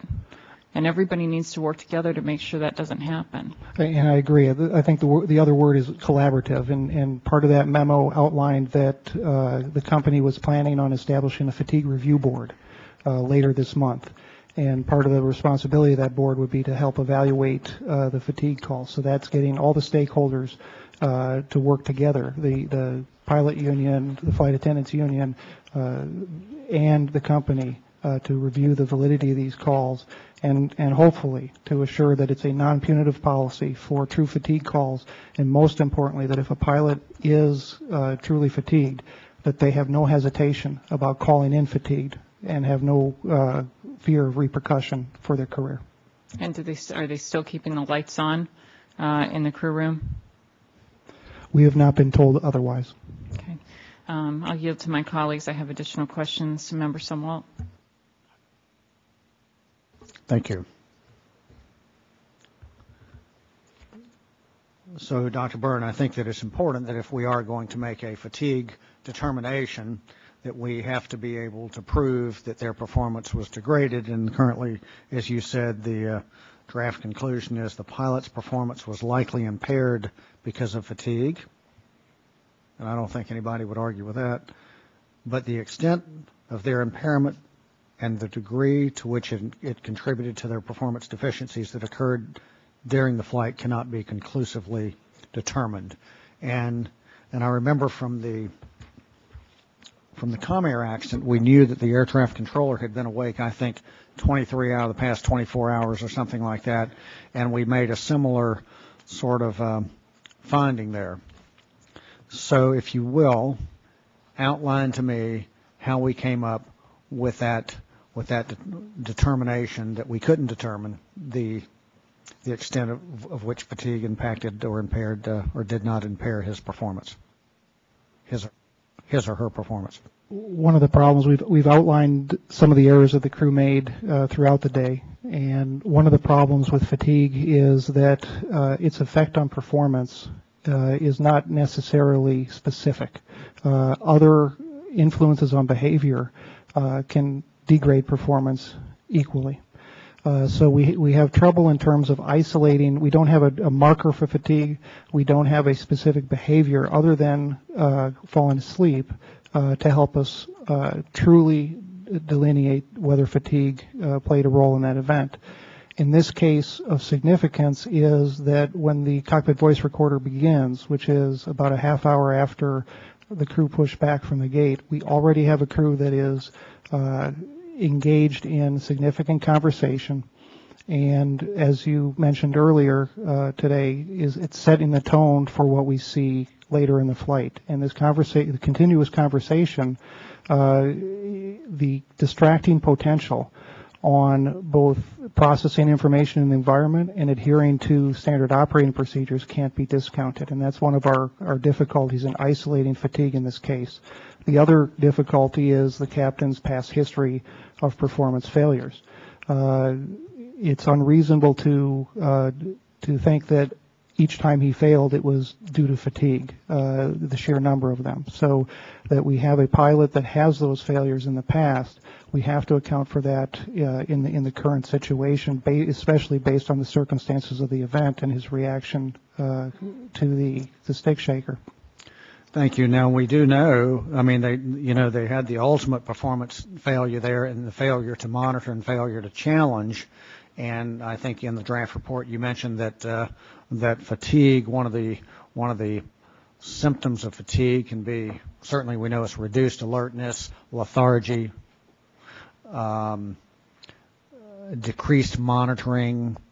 So those were performance deficiencies. And how can we say, and I'm asking here because I have a feeling it's going to come up later, how do those issues, can we not tie those to fatigue?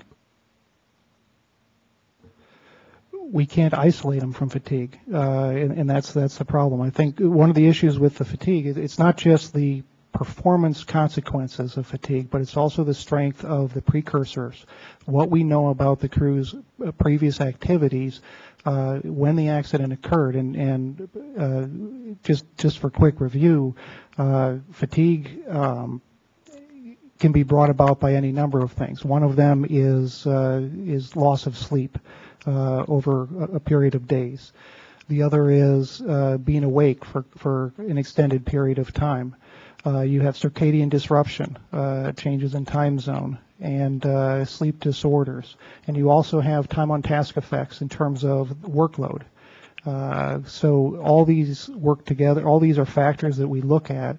And in this case, we have a day at the base that research indicates, NASA research shows regional airline operations, the pilots involved with, do report that long duty days with very little flight time can be fatiguing.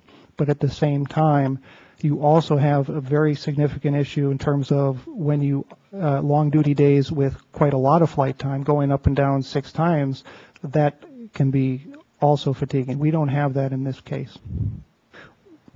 What we got out of the August the 18th, 1993 accident at Guantanamo Bay is we came up with NASA. In fact, one of our board members to be nominated, who will fill one of these seats if confirmed by the Senate, was the one I think that did the work for this on behalf of the board back in 93, 94 in that investigation.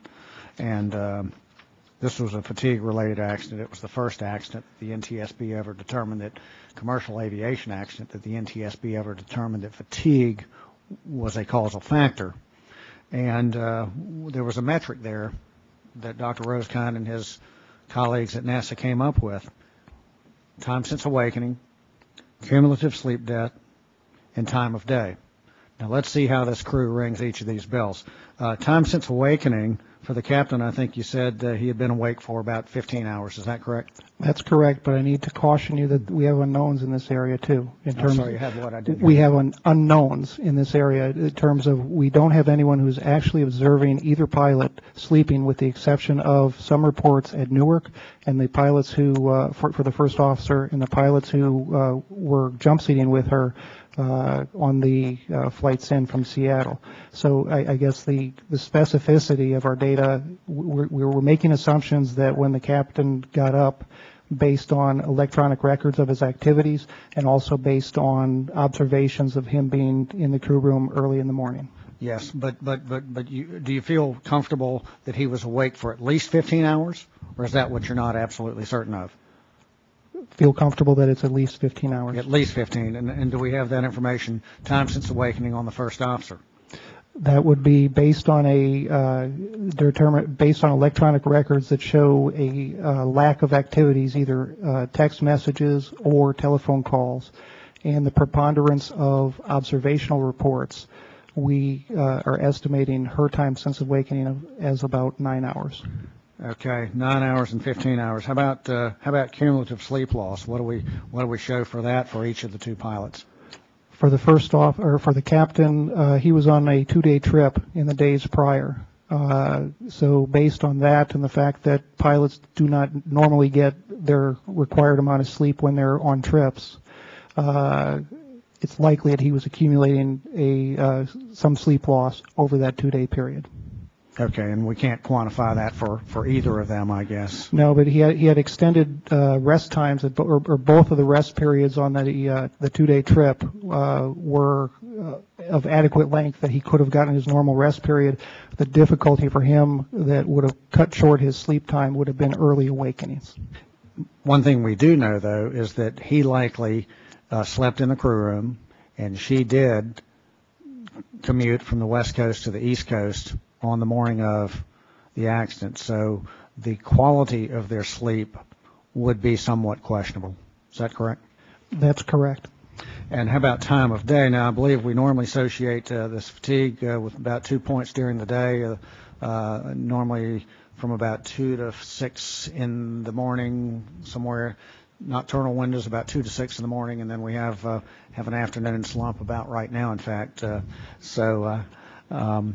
Somewhere between, what's that, about 2 and 6, 3 and 6, somewhere in there? Yeah, that works. It varies, but typically we have a mid-late afternoon dip, and we also have the same thing mid-late or early morning, 3 to 5. It's going to be hard to say for her where her circadian clock was, because she had been jumping back and forth between the East Coast and the West Coast, but the accident did occur at 10:16, 10:17 in the evening, and as I recall, some of the research shows. So in other words, that was outside of that circadian low point.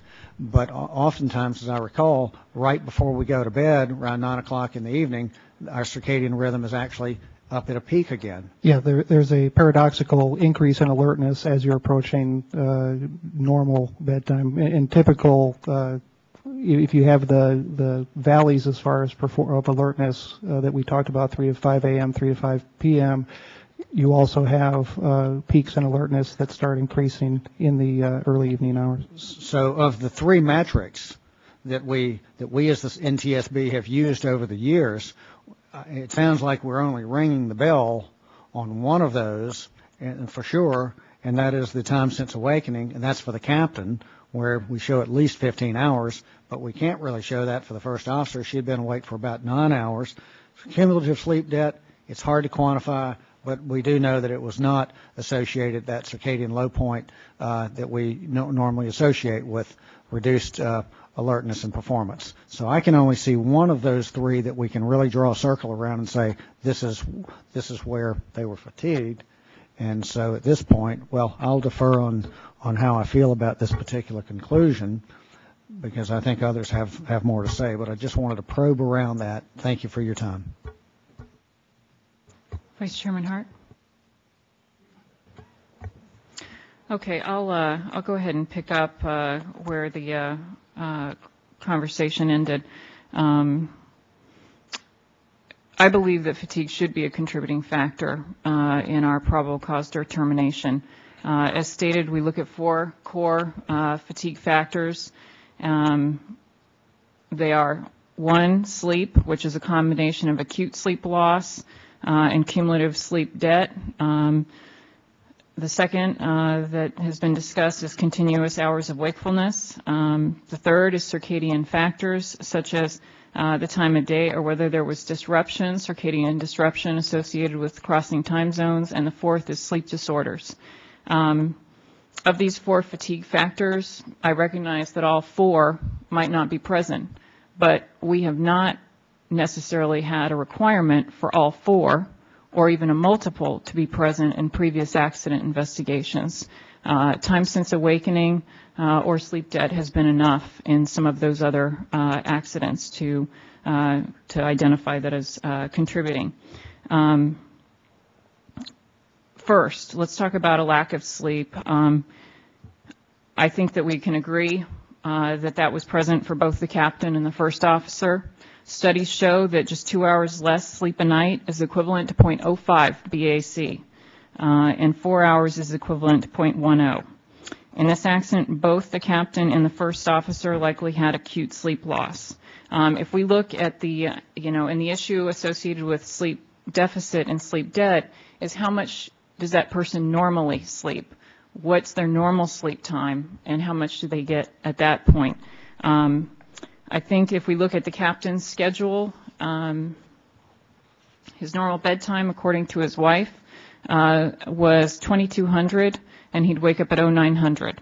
His wife said he'd wake up earlier if he had to get with the kids. So if he sleeps from 2200 to 0900, he's getting 11 hours of sleep a night. Plus, she said sometimes he takes a nap. So to me, that's a lot of sleep. I don't usually get that much sleep. I suspect my colleagues don't get that much sleep. Perhaps he's recovering from a sleep debt for the times when he's on duty. At home, he's recovering. His wife also said in a separate statement that he got 8 to 10 hours of sleep. So that would certainly be less than the 11. So let's say we go with a conservative number and say that he gets 8 to 10 hours of sleep a night. He wasn't diagnosed with any sleep disorders. And so if we do a fatigue look back on his schedules, and let's just go the 3 duty days that he was on before. The night of February 9th, he arrived from Tampa at 20:05. His last phone call was 22:47. He spent the night in the crew room. He had an 05:30 report time. That is significantly later and earlier than his normal sleep times. He had a report time of 05:30. This is significant for someone who doesn't usually wake up until 9 o'clock in the morning. This is later than normal bedtime by about 1 hour, and it's earlier than his normal awake time by 3 to 4 hours. So maybe while he's in the crew room, at best, he might be getting 6 hours of sleep for a 5:30 show time if his last phone call was at 22:47. So he's beginning to accrue a sleep debt. Depending on how much credit we give him for sleeping in the crew room, whether that's good quality sleep, I'm not sure. But let's just say we give him credit for some good quality sleep in the crew room. He probably got 6 hours of sleep. So he's accumulating a debt 2 to 4 hours if he's an 8 to 10 hour sleeper. The night of February 10th, he had a 30-minute phone call at 21:02. He was in bed maybe by his normal bedtime in a hotel that night at 2200. He had a show time at the airport that was early. He was in the breakfast area at the hotel by 0500. Again, earlier than his normal awake time. So we're assuming if he was in the breakfast area at 0500, he had to get up at maybe 4:30 if he wasn't having to do a lot of prep time. So let's say he got to bed at his normal sleep time, 2200, and he had to get up at 04:30. That's 6.5 hours of sleep. Again, continuing to accrue a debt if he's an 8 to 10 hour sleeper. The night of February 11th, he's in the crew room. This is the night before the accident. We know he has interrupted sleep in the crew room because he logged on to crew track at 3:10. Let's just say we give him credit for going to sleep at 10 o'clock in the crew room. He had to wake up at some point, interrupt his sleep, and then maybe get back to sleep and wake up again. So even if we give him best case scenario, 6 to 8 hours, still 2 to 4 hours less than his normal sleep. So when I look at the deficit and the debt, he has it. the quality of your sleep in an away-from-home location is reduced. In a crew room is going to be significantly reduced. We knew he was awake at some point during that rest period, so he didn't get a straight sleep period. He was continuous awake hours, 15 or more. That's if we estimate, I guess, that he was awake at 0700. And I have significant doubts that this sleep in the crew room is quality sleep. The first officer, we can talk about her schedule and go through sleep debt and deficit, but I can see my time is getting tight. I think, the issue is that the captain had some issues that are associated with fatigue. He had deficit, he had debt, and he had time since awakening was significant. The safety board has looked at accidents, in particular in this flight crew involved study, and we basically kind of put the Mendoza line at 12 hours, time since awakening. Crews that were awake for more than 12 hours made significantly more performance errors. He was clearly in that group. The accident occurred at 22:17. This is the time of day that the captain would normally go to sleep, and therefore it's a time where he may have been predisposed to sleep, even though there might be a bump. For the first officer, in the preceding 34 hours, she only had 8.5 hours of sleep, and that's only if we give her credit for 5 good hours of sleep in the crew room on the morning of the accident. I don't feel comfortable giving her credit for 5 good quality hours of sleep in the crew room on the morning of the accident. In the factual, I know that there's a flight attendant who said she saw her on the morning of the accident at 11 in the 11 o'clock hour, and she asked her how commuting was going, and the first officer said, great. That's not indicative to me of someone who's asleep. And so I'm not sure that we give her credit for 5 hours of quality sleep in the crew room. Even if she slept in a recliner, it's daytime hours, there's crew coming in and out, there's people eating, people talking on the phone, people watching TV. So if she got something less than that, she's definitely operating in a deficit. Research has demonstrated that crews that are on long-haul flights in quarters that are designed for rest, where it's dark and they can get horizontal, don't achieve the same quality as home sleep.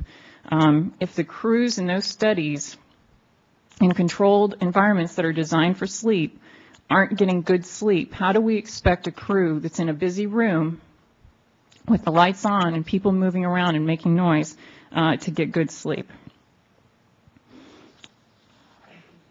In terms of circadian disruption, I've had some challenges understanding this for the first officer because she was basically bouncing between East Coast and West Coast, and so I wasn't really sure which time she was on. When you look at her periods of duty in the days preceding the accident, she spent a significant amount of time on the East Coast, actually more time on the East Coast in the preceding week than she was on the West Coast when she was off duty. She commuted across 3 different time zones to report to work, and on the night of the accident, she traveled on a 3.5-hour flight with a stop in Memphis and then a 2-hour flight to get to Newark.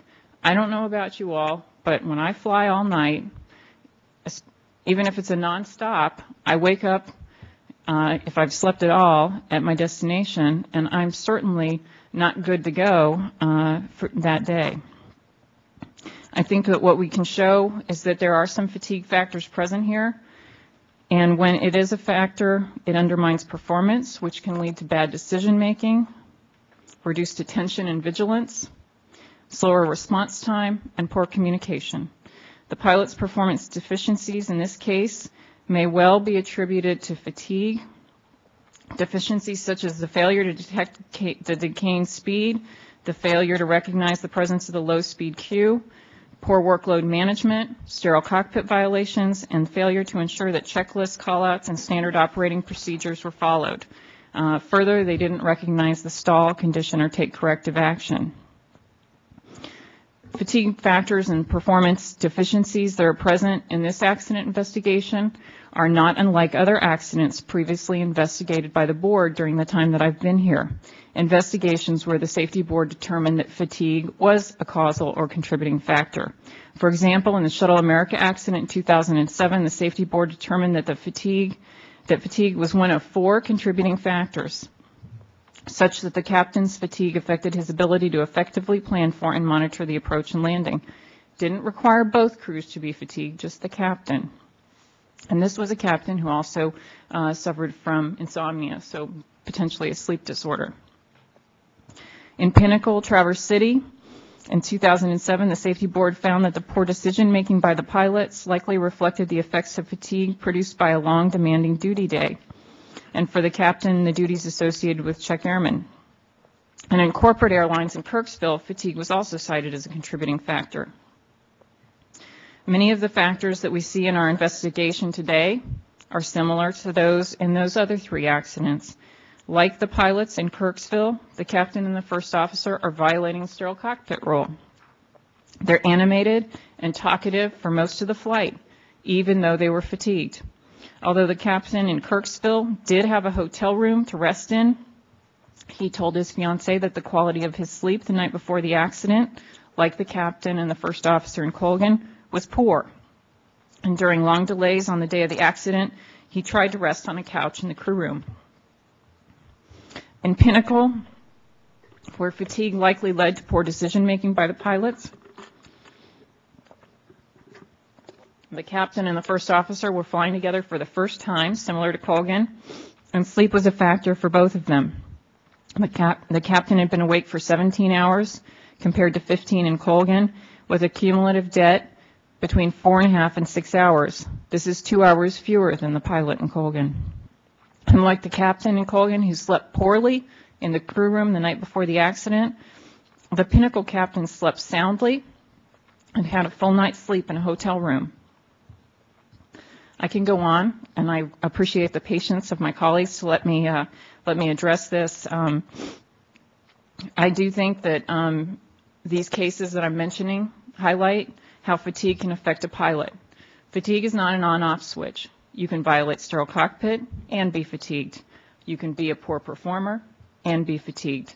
Fatigue can exacerbate poor performance, and it creates safety risks that I don't think we can ignore. So I'll yield to my colleagues for further discussion, and I appreciate their attention.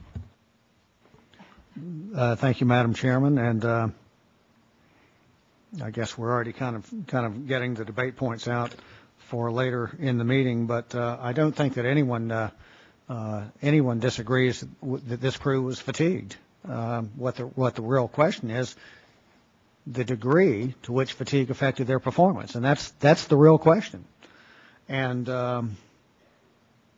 I think that I want to mention a couple of things. If the captain went to bed at 2200, 10 o'clock at night, and usually woke up at 10 or 9, that is 11 hours of sleep. I'm wondering if his body really needs that, or just given the opportunity, he takes advantage of that. I know that I am you probably don't believe this, but I am a big sleeper. Given the opportunity, I will pull those covers up over my head and I'll sleep late, if I can. But that's not necessarily that my body needs that. I didn't get a whole lot of sleep last night, but I think I got enough to be alert today. I think there is a difference between how much we prefer to get, given the opportunity, and how much our body physiologically needs. So I doubt that a healthy male, 48 years old, requires 11 hours of sleep to replenish the sleep deficit. Now, I do want to ask a question, and the study that you mentioned a few minutes ago, Madam Chairman, was that the crews were awake more than 12 hours, or was that their time on duty for more than 12? I'm under the impression it's, if you're referring to the Kirksville report, I believe that would refer to the time on duty of more than 12 hours and not necessarily a time since awakening. I believe in the 1994 Safety Board study on crew-involved errors, they actually looked at 11 hours, and so that was their kind of line, and it was time since awakening. Okay. And 12 hours was considered critical in that crews that were on duty, or that were, awake for more than 12 hours tended to make more errors. Okay, thanks. And believe me, I am a proponent of eliminating or minimizing fatigue in the transportation business. I just want to make sure that when we come out with a probable cause, I think we have an obligation to be able to prove it the best we can. Probable is a word we've discussed that in board meetings. It's subjected to a lot of interpretation. I want to be able to go back if we vote on it and say, you know what, I can point to this, and this is what I can hang my hat on. And I think the chairman is making an argument towards that. I'd like to see it kind of plotted out. A few minutes ago, Dr. Byrne, I said, all right, give me the TSA, the cumulative sleep loss and the time of day. What was the fourth one that you had mentioned? Sleep disorder, which is a discrete, either somebody has a disorder or they don't, so they don't have that either that we know of. Again, I'm only ringing that bell on one of those, and that's time since awakening, and that's only for the captain. So I do agree that that their quality of sleep was not good before the accident. In fact, as somebody who made a living flying airplanes for about 3 decades, I'm not at all impressed of their choice to commute in the case of the first officer, to fly across the country and try and get some sleep on the day before an accident or the day before a flight, or the fact that he stayed in the crew room.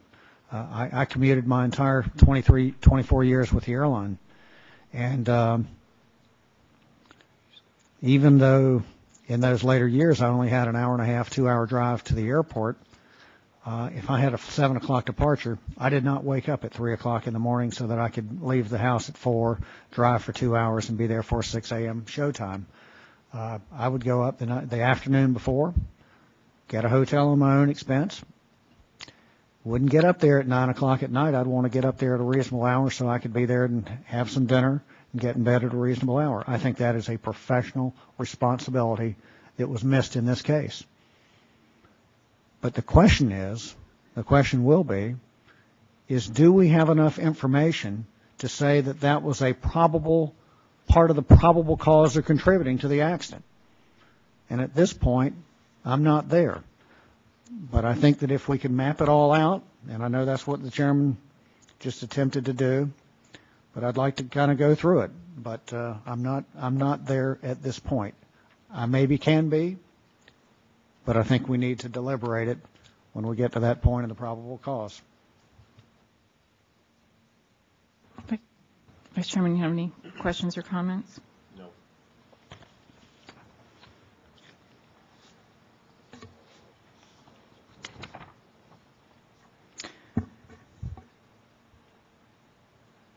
I think one of the things I had some concerns about in the submissions that I read was it seemed that if we were to look objectively at this accident, to me, the decisions that the crews had to make about commuting, we know that this is a base where we had 70% of the pilots that were commuting, 20% of them were over 1,000 miles from the base. It seemed that there were some challenges for crews who were commuting into this base and for the company. Colgan stated that their guiding principle was never to compromise safety, and that it's their first priority. They had a policy that they required crews to sign that basically said, it's your responsibility to show up rested. You can't use the crew room, assign an initial thing. But and I think that they seem to say, sure, you can commute, but we're not going to help you with scheduling or figure out how to make this better.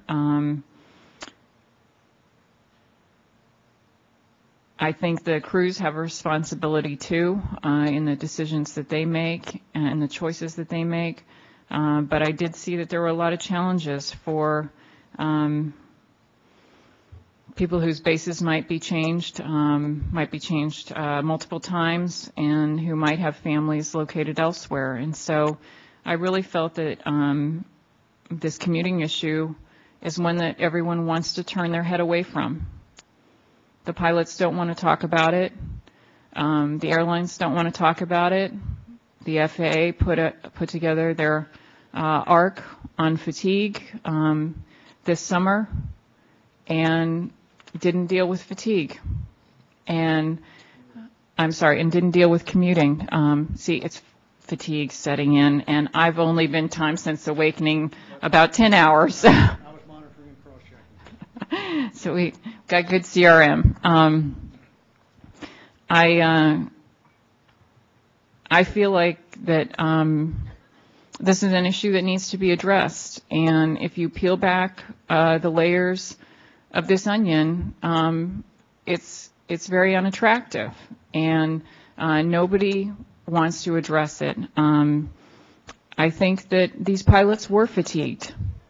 I look around this audience, and I'm sure it's no reflection on the riveting subject matter, but I see people sleeping in the audience.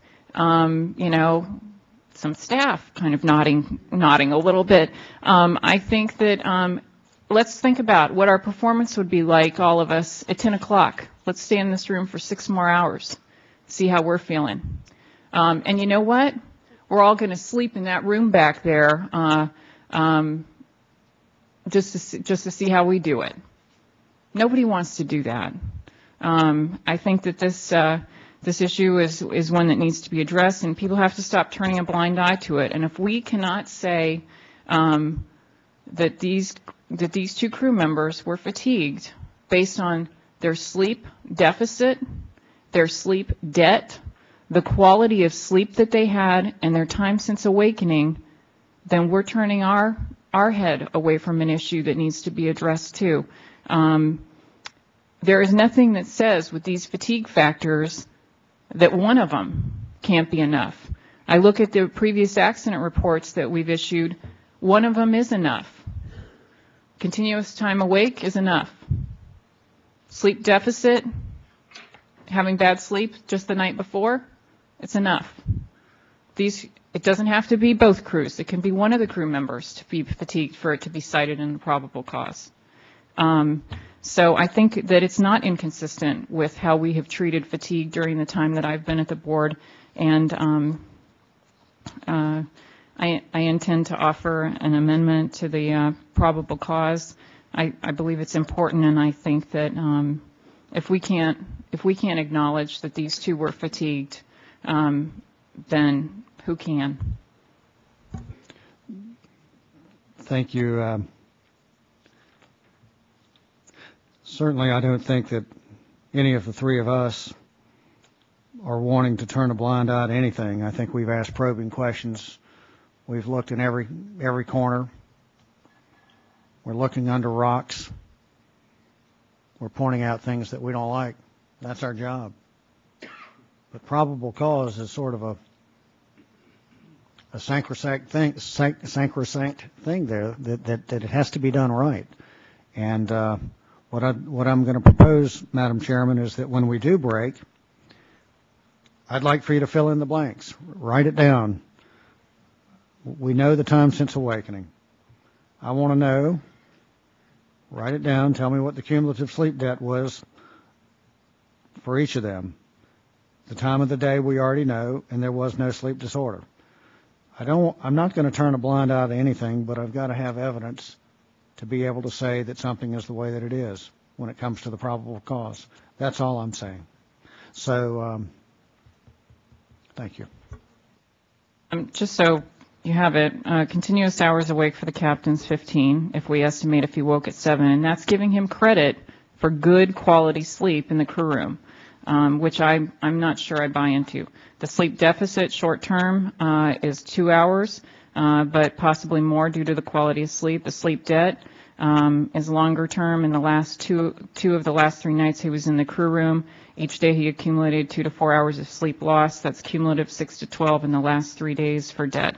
So he's got time since awakening, deficit, and debt. Now, excuse me for interrupting. When you say cumulative sleep loss, are you over those 3-day period? Assuming that that's based on his normal of 11 hours? No, that would be 8 to 10 hours. But you had to subtract it from one number. So which one did you use, 8 or 10? It's 6 to 12 based on 8 to 10. So if we use 8 and he's losing 2 hours each night, it's 6. Okay. And if it's 10 and he's losing 4 hours each night, it's 12. Okay, so you're saying that his cumulative sleep loss is between 6 to 12. 6 to 12 hours? For the last 3 nights. That is significant in my opinion. And, okay, in the time of day, we're going to rule that one out.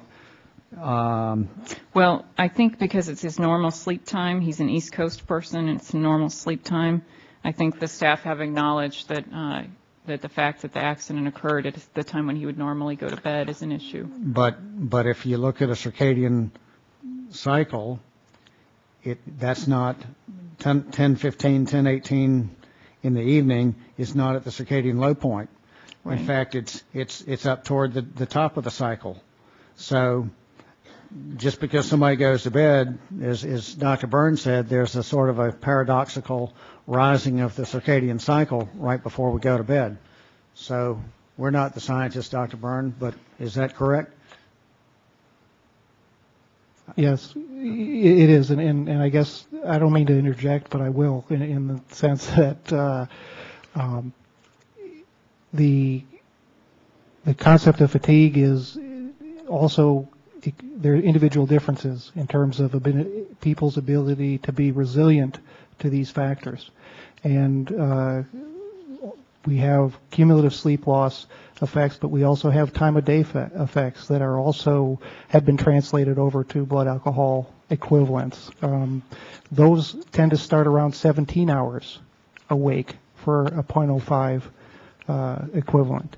Other articles or guidance to pilots that actually says as you remain awake past 16 hours, your probability of experiencing fatigue begins to increase. Staff is not discounting the potential for fatigue in this accident based on how these crew members obtain their sleep. What staff has difficulty with is ascribing a percent variance accounted for. How much of this accident was due to the results or due to the influences of fatigue? And fatigue is not a black and white issue. It's not binary. It is a graduated issue that has individual slopes for different people in terms of how it manifests itself and how much, what precursors an individual needs to show performance decrements. There are studies, there are hard and fast rules. We have our own research that shows the longer you're awake, the more likely you are to make errors. But of note in this case is the captain had performance errors prior to this day, a documented record of performance errors. And that is of concern to staff, that staff believes that the had fatigue or those performance errors are significant in how the captain responded. Also significant is the fact that we don't see an evolution of behavior in that cockpit over the course of the flight. We see a atypical tone in terms of what we would expect based on pilot reports about how both of these pilots behaved and adhered to procedure and adhered to sterile cockpit. But it's somewhat, it's significantly concerning to staff that both pilots freely engaged in this behavior, and at no point in the 2-hour flight did either pilot step up and say, stop, we are outside the bounds of sterile cockpit, or we are missing checklists, we need to get back on track. So that goes to that the tone was set prior to departure. And clearly both pilots had some sleep. There are restorative qualities to that sleep that they've got, even if there is a debt. The crew member, on the captain's side, the first officer who flew with him during that 2-day trip when he was accumulating the sleep debt, Madam Chairman, that you're referring to, the quantity of which we don't know, that first officer reported that the captain appeared awake and alert during the flights.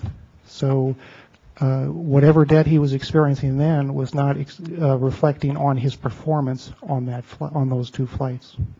I'm starting to ramble myself, so I'm going to stop at this point. Right, but we just need the presence of the factors to know, and we know that he was sleeping less than normally on those 2 nights before. I recognize that someone might have said he was alert while they were with him, but he was going to bed at either his normal bedtime or later, and he was arising earlier for report times that were significantly earlier. So that's accruing a deficit and a debt. Yeah, we have evidence, or his wife is saying he needs 8 hours of rest, 8 hours of sleep to feel rested. I can't explain the extra hours that she's reporting. We don't always have clear pictures of these data when we get them. But we have we have a record where we don't have evidence that he's missing trips early in the morning. This is something that he was used to it was part of flying for the captain. It doesn't say that he's not experiencing fatigue, but for us, it's the concept of how much fatigue is he experiencing. He was self-described as an evening person. That would give him a benefit for operating at the time that this flight was operating. Right, but what was his normal bedtime? According to his wife, his normal bedtime was around 10 o'clock. Yeah. Let's compare this accident to American Airlines Little Rock.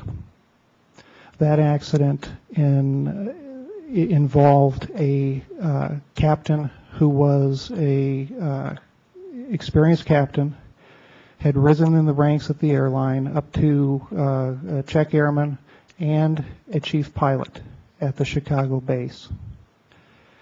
That captain was operating his aircraft into Little Rock, made questionable decisions that the board cited in its report, and it cited that those decisions were influenced by, in part, the effects of fatigue. In this case, or in the Little Rock case, that captain was up for over 16 hours and operating 2 hours past his normal bedtime. In this case, we have a pilot, and by that time, you are well heading down that slope, and that accident happened around midnight versus 10 o'clock in the evening. And the check airman chief pilot, the captain of that flight, also had no record of performance failures. Yet, we couldn't explain his behavior, and the precursors of fatigue and the long work day that the pilot had the duty day was 14 plus hours. Those factors, staff in that accident believed rose to the contributing factor level. Any additional questions? I guess it's not a question, but I think typically we have basically a 2-pronged standard that we apply when determining that fatigue is a probable part of probable cause. And one of those is that is someone fatigued? And I think the chairman has convinced me, and I felt this way initially, that they were fatigued. I mean, she's basically proven it with those numbers. But I think the other prong is that we have to show is how did the fatigue affect their performance. And what it sounds like to me, from reading the report and what I've heard today, is that his performance on the night of the accident was in fact consistent with his prior history of failures.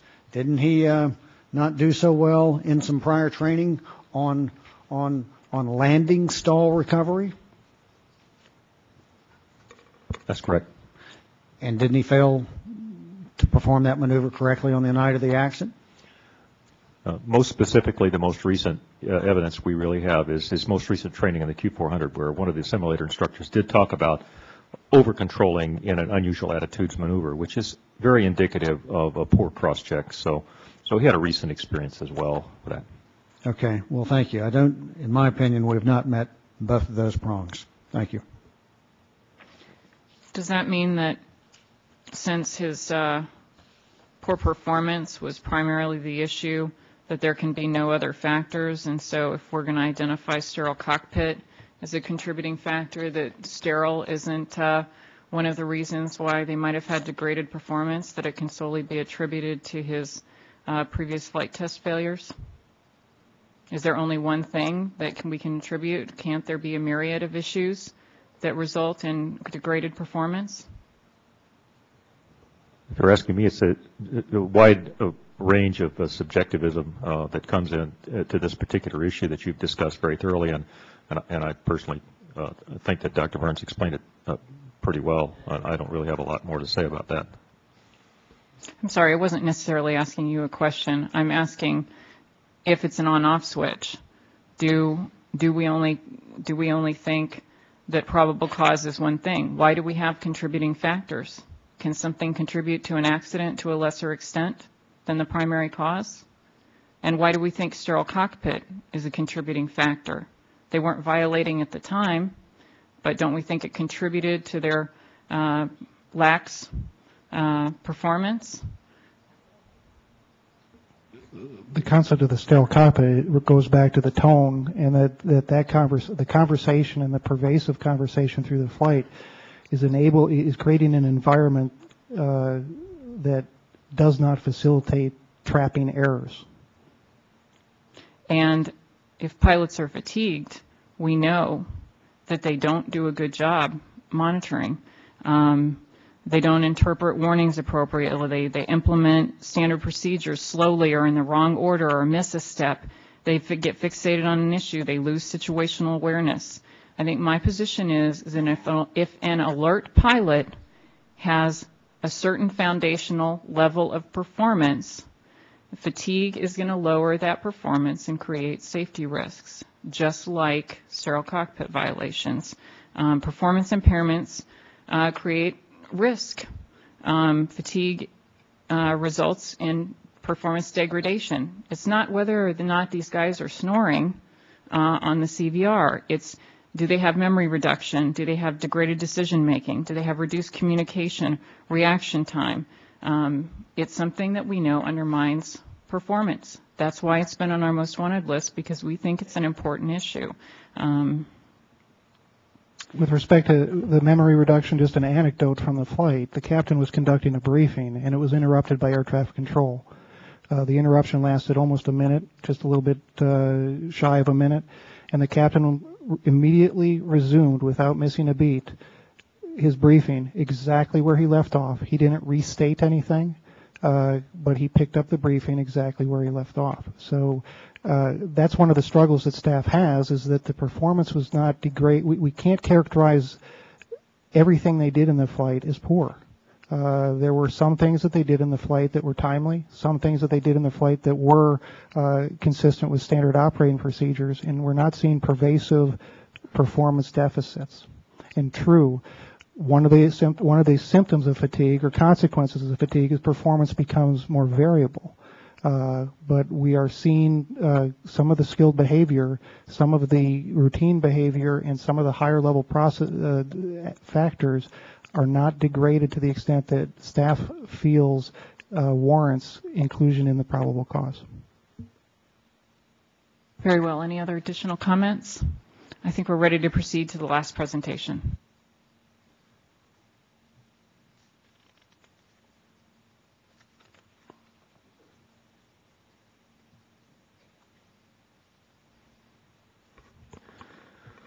I'm going to address FOQA programs first, followed by FAA oversight and the SAFO process. Flight Operational Quality Assurance is commonly referred to as FOQA, is a voluntary FAA safety program that uses recorded flight data to identify risks and take corrective action. FOQA, it depends on quick access recorders, or in some cases, flight data recorders for data collection. FOQA programs are addressed in Advisory Circular 12082, which advises that these programs can provide objective safety information that would not otherwise be obtainable. The NTSB has previously issued a recommendation related to FOQA. Safety Recommendation A0711 asks the FAA to strongly encourage and provide assistance to all regional air carriers to implement FOQA programs. The recommendation was classified closed acceptable action in January 2008. Colgan's FOQA implementation and operations plan was approved by FAA in October 2008. However, the program was not implemented at the time of the accident because of unanticipated issues affecting the installation of FOQA hardware. Colgan is now implementing FOQA for its Q100 fleet.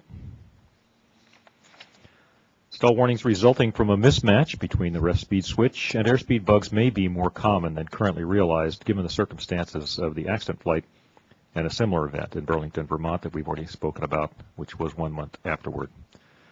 FOQA data would help to identify the frequency and circumstances of stall warnings, which would result in improved checklists and procedures.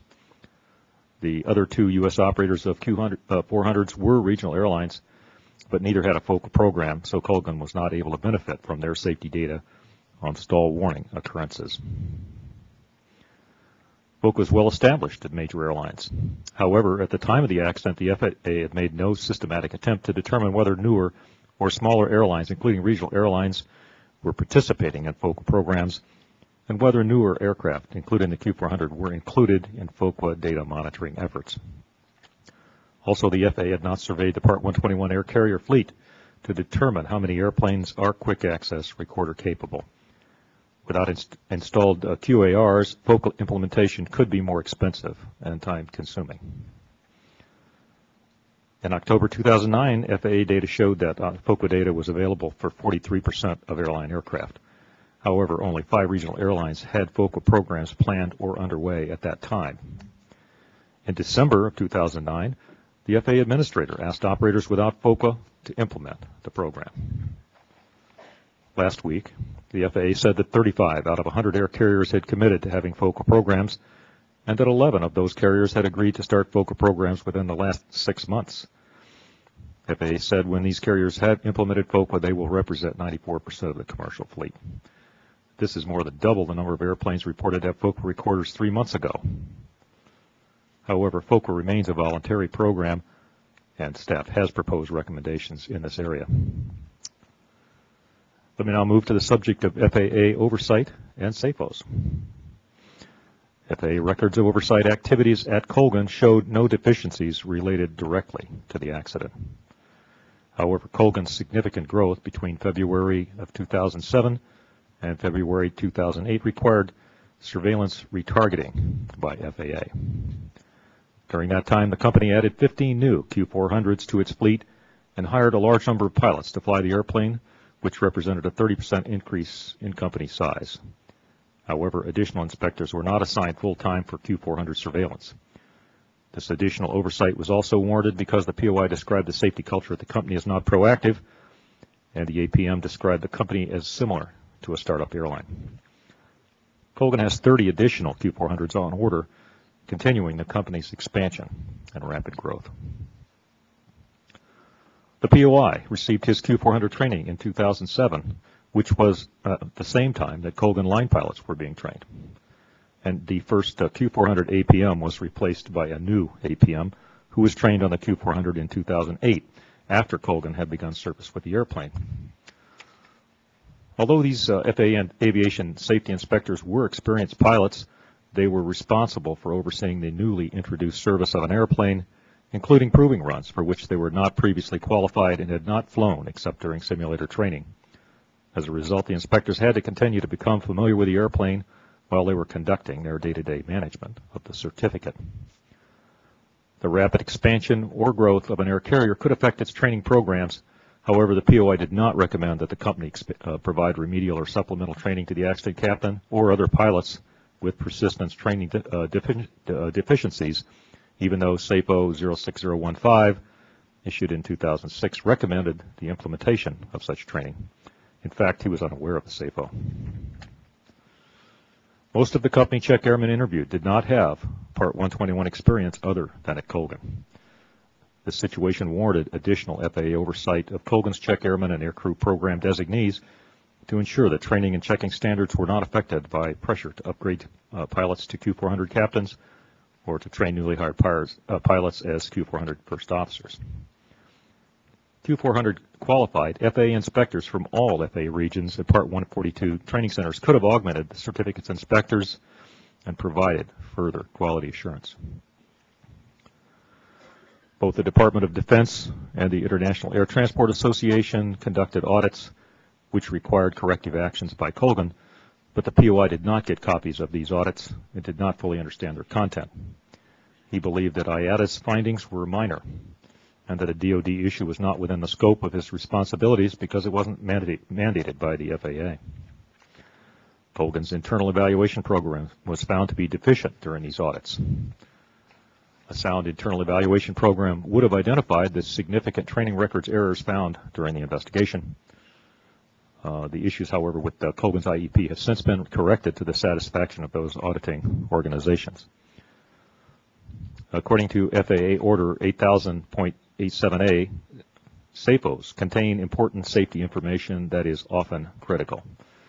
However, SAFOs are not included in inspectors' work programs because, according to the FAA, its inspectors are heavily tasked. The FAA does not routinely track whether the recommended actions included in SAFOs have been adopted, citing inspector workload as a reason. Also, FAA is not required to measure if a SAFO has achieved its intended result. Staff has proposed recommendations in this area. That does conclude my presentation. Thank you, Captain Cox. Member Sumwalt. Thank you. While we're on the topic of FAA oversight, in December of 2009, Colgan's headquarters moved from Manassas to Memphis, and the Certificate Management Office of the FAA is still basically out at Dulles, Washington Dulles. Is that true? Yes, that's right. Now, do we have concerns? I know that in the case of, say, U.S. Airways, which you and I each used to fly for, the Certificate Management Office for that airline is in Pittsburgh, but the major operations for U.S. Air are Charlotte and Phoenix, the major training bases and major operations bases. And so do we have concerns about this long-distance type of surveillance by the FAA? Very much so. The industry, as you well know, is quite dynamic. We have people that pick up new routes and new code-share partners and change routes all the time, and headquarters move and training centers move. This seems to challenge FAA CMOs to try to figure out where do we place our inspectors to get the most bang for the buck.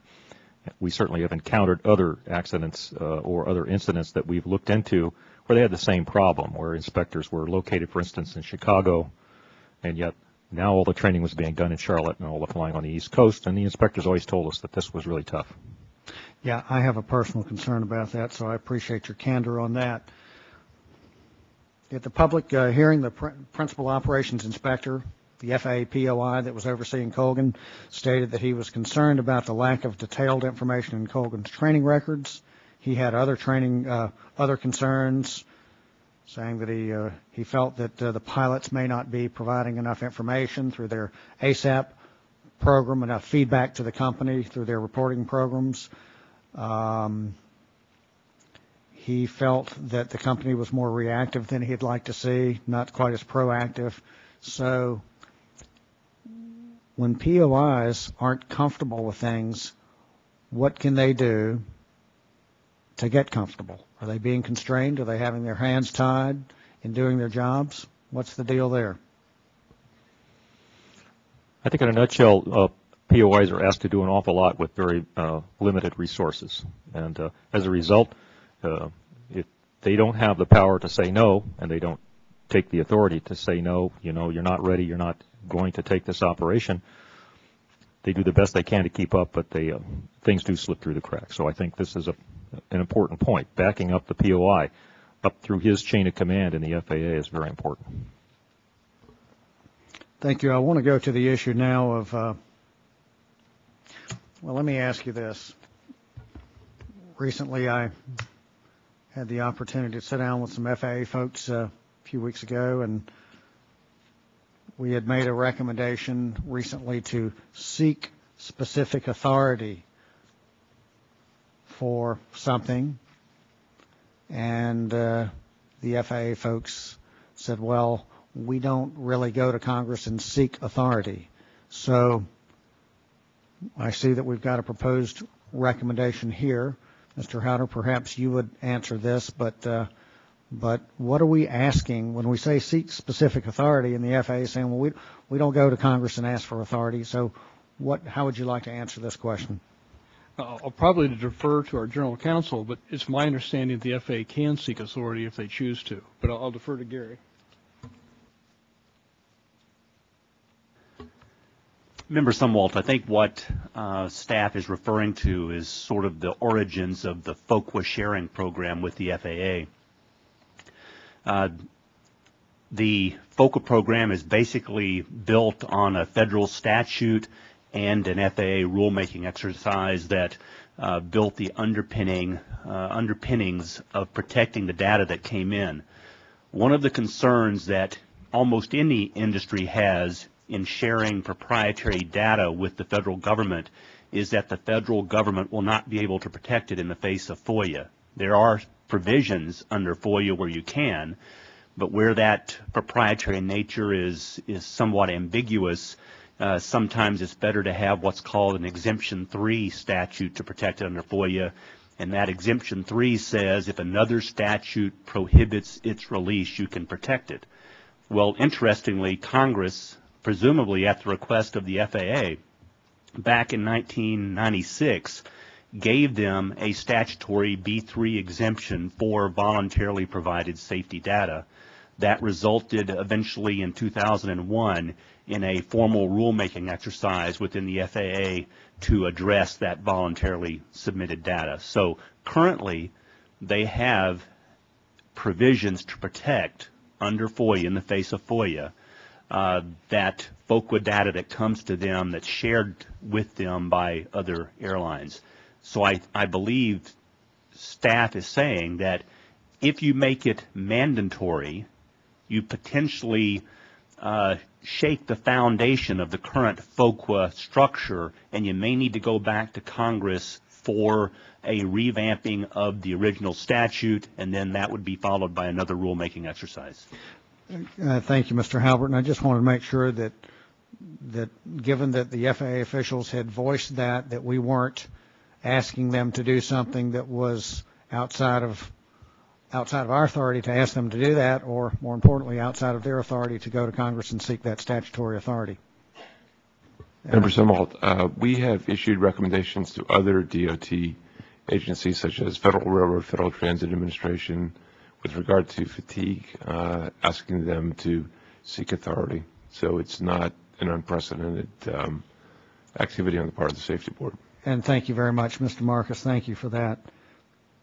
To be clear, we do have a proposed recommendation for Part 121, 135, and 91K operators to routinely download and analyze all available sources of safety information as part of their FOQA programs to identify deviations from the established norms and procedures, and then provide appropriate protections to ensure the confidentiality of the de-identified aggregate data, and to make sure that the information is used for safety-related, not punitive purposes.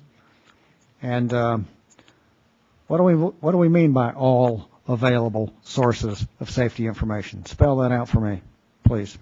Well, essentially, this is the same recommendation we made for the helicopter emergency medical services.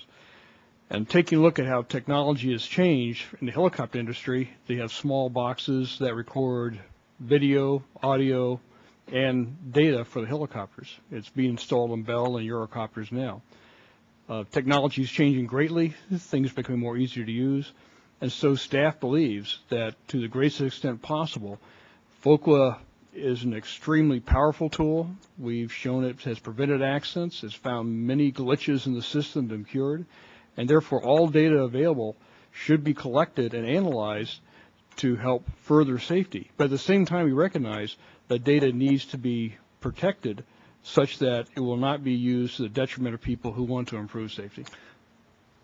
Are you referring specifically to using cockpit voice recorders in a FOQA program? It can include cockpit voice recorders, yes, sir. I want to say that I was opposed to this, badly opposed to this idea when I heard about it in the public hearing. And I voiced that in the public hearing. Since then, though, we have seen proposed legislation that would be viewed by pilots as being rather onerous, punitive. And I won't comment on proposed legislation. That's not what we do here. But I think this train's going to move out of the station. This train is going to move. Somebody's either going to require cockpit voice recorders to be used in a punitive fashion, or we can come out and make a recommendation that they be used in a safety environment. And I have been a long proponent of FOQA programs. Used to work in a FOQA office analyzing FOQA data. And I do believe that those programs definitely have safety benefits. So although I don't like the idea of downloading cockpit voice recorders, I think if it is done in a non-punitive fashion and used to supplement safety data, I will support it. Thank you. Vice Chairman Hart. Thank you. As some of you may know, this subject is near and dear to my heart because that statute that General Counsel Halbert talked about, that was FAA reauthorization 1996. I was the one who spearheaded the legislation to protect that information from Freedom of Information Act if it were voluntarily given to the FAA. So first of all, that certainly has a lot to do with your question, Member Sumwalt, about whether the FAA has authority to go to Congress, because that's exactly what we did back then to get that legislation. In fact, since I knew the NTSB always wore a white hat, because it's the only agency I ever knew that went to Congress with a budget and came back, the budget came back from Congress bigger than what it went. I figured, wow, we'd have even a better chance of getting this legislation if we went and did it jointly with the NTSB, which we did. So that's why the NTSB now has the same protection of regarding voluntarily supplied information. The operative word there was voluntary, however. So that's my concern with this approach to mandate FOQA, because FOQA has been a marvelously successful program, and as the slide shows, it's reached 94% of the flying of the commercial fleet. Question is, that hugely successful program that resulted in a 65% reduction in fatal accident rate in only 10 years in an industry that in 1997, at the beginning of that 10 years, was already considered very safe. The question is whether going after that other 6% by mandating it is going to possibly kill the whole program, because, as General Counsel has said, if the information is mandatory, I believe I agree with his analysis that the protection is probably going to be lost, which I think could significantly undercut the program. So I'm obviously not going to vote in favor of mandating FOQA unless we can have some assurance of getting this legislation that would protect it, which frankly I'm not sanguine about, because I think FOQA has been such a huge success story. I'd hate to throw the baby out with the bathwater by rewarding that wonderful success with mandating it. I think that would be a huge mistake. Irrespective, I mean, first of all, I don't think the FAA is going to do it, but I think it looks bad for us to even propose it, because I think we stand the chance of looking like we want to throw the baby out with the bathwater. I would be interested in knowing what was the reason we made the recommendation to the FAA about encouraging more use of FOQA amongst the regionals. What was the reason that was closed acceptable? The recommendation was closed acceptable because the recommendation asked that POIs be notified and encouraged to encourage their assigned carriers to do it. The FAA issued a SAFO that was distributed to the POIs that said, FOQA is a good program, please do it. Did we have any indication that more regionals, I think you've mentioned this in the report, but frankly I've forgotten, whether more regionals signed up for FOQA as a result of that effort? Or do we just know that the POIs did what they were asked in the recommendation? We know that the POIs were informed, which was what the recommendation asked for. Thank you. I don't understand the metric that 94% of the fleet is covered. In the report, we talk about how many carriers have FOQA and how many regional carriers have FOQA. And to me, I thought that quite a few regional carriers were lacking FOQA programs. So can you explain that 94% number? Well, I think it's incumbent on the FAA to explain that number, since it only came out last week in a press release without any direct response to us when we ask about it. What we do know is that we have hard numbers from October 26th of last year, only 3 months ago, that indicated that 3,100 airplanes out of a airline fleet of approximately 7,146 airplanes actually had FOQA recorders. That's really 43%. So we're saying in 3 months' time, it's suddenly more than doubled. I think we must be talking probably, although I have to read between the lines here, about some sort of verbal commitments that have been made in the 11th hour, prior to this board meeting, and I think to the extent that people have made these commitments, that's commendable and that's wonderful. But most of those 11 that were cited as newly joining were regional airlines that had just refused to go along in the past for one reason or another. So I don't necessarily think that you can simply take these assurances that, yes, I'm going to go forward in this program as something that really was voluntary. I think it's very important to recognize that you have to follow through on these programs. You can't just put it down on paper and say, I have an I&O plan, and then never implement the program. It's rare that the ones who most need to do the voluntary work are oftentimes the ones who are least likely to actually follow through and do it. So that's why we're moving towards mandatory. Mr. Hatter, did you want to say something? I agree. We cannot justify that number. We've looked at it, and we're not sure how it was derived. But also I want to point out that we've seen many times in the past where FOQA programs have been shut down for extensive periods of time due to issues within a company. During that time period, the data didn't flow, and we believe the safety was reduced. That's one of the reasons we want to push for having these programs, is make sure they stay intact. However, they do need some type of protections to ensure the data is used appropriately. Can a carrier say they have a FOQA program but not equip their entire fleet? Well, as a perfect example, there's a regional airline that is nominally a FOQA carrier, has 260 airplanes. It only has 10 actual airplanes that have FOQA recorders. So if you choose to creatively interpret that, you can say that all those passengers and all those miles and all those airplanes with that airline are counted as a FOQA operation, but it's very misleading. Vice Chairman, do you have a comment? Yeah, I don't mean to interrupt, but that 94% number actually surprised me too. I was wondering, did it mean that carriers carrying 94% of the U.S. passenger traffic have FOQA in at least one of their airplanes or something like that? Yeah. I think the challenge is in the fact that the answer to the call to action was published last week, and we have not received a lot of support documentation that's behind some of the positions that have been taken in a summary document. So let me get on to a couple of questions. We made a recommendation after the Pinnacle accident in Jefferson City. A0709 asked FAA to require all 14 CFR Part 121 operators to incorporate in their oversight program periodic LOSA observations on methods to address and correct findings from the observations. In their response to us, FAA stated that LOSA was not necessarily the only way in which an operator could accomplish oversight of the safety of its operations, and that the most effective response to this recommendation is implementation of a safety management system that includes safety audits as a key element. We responded to them that we believe that in the benefits of establishing and operating an effective SMS system, especially if it included a LOSA program. What's the status of our recommendation for the FAA to require SMS for all operators? The recommendation is currently open acceptable. We have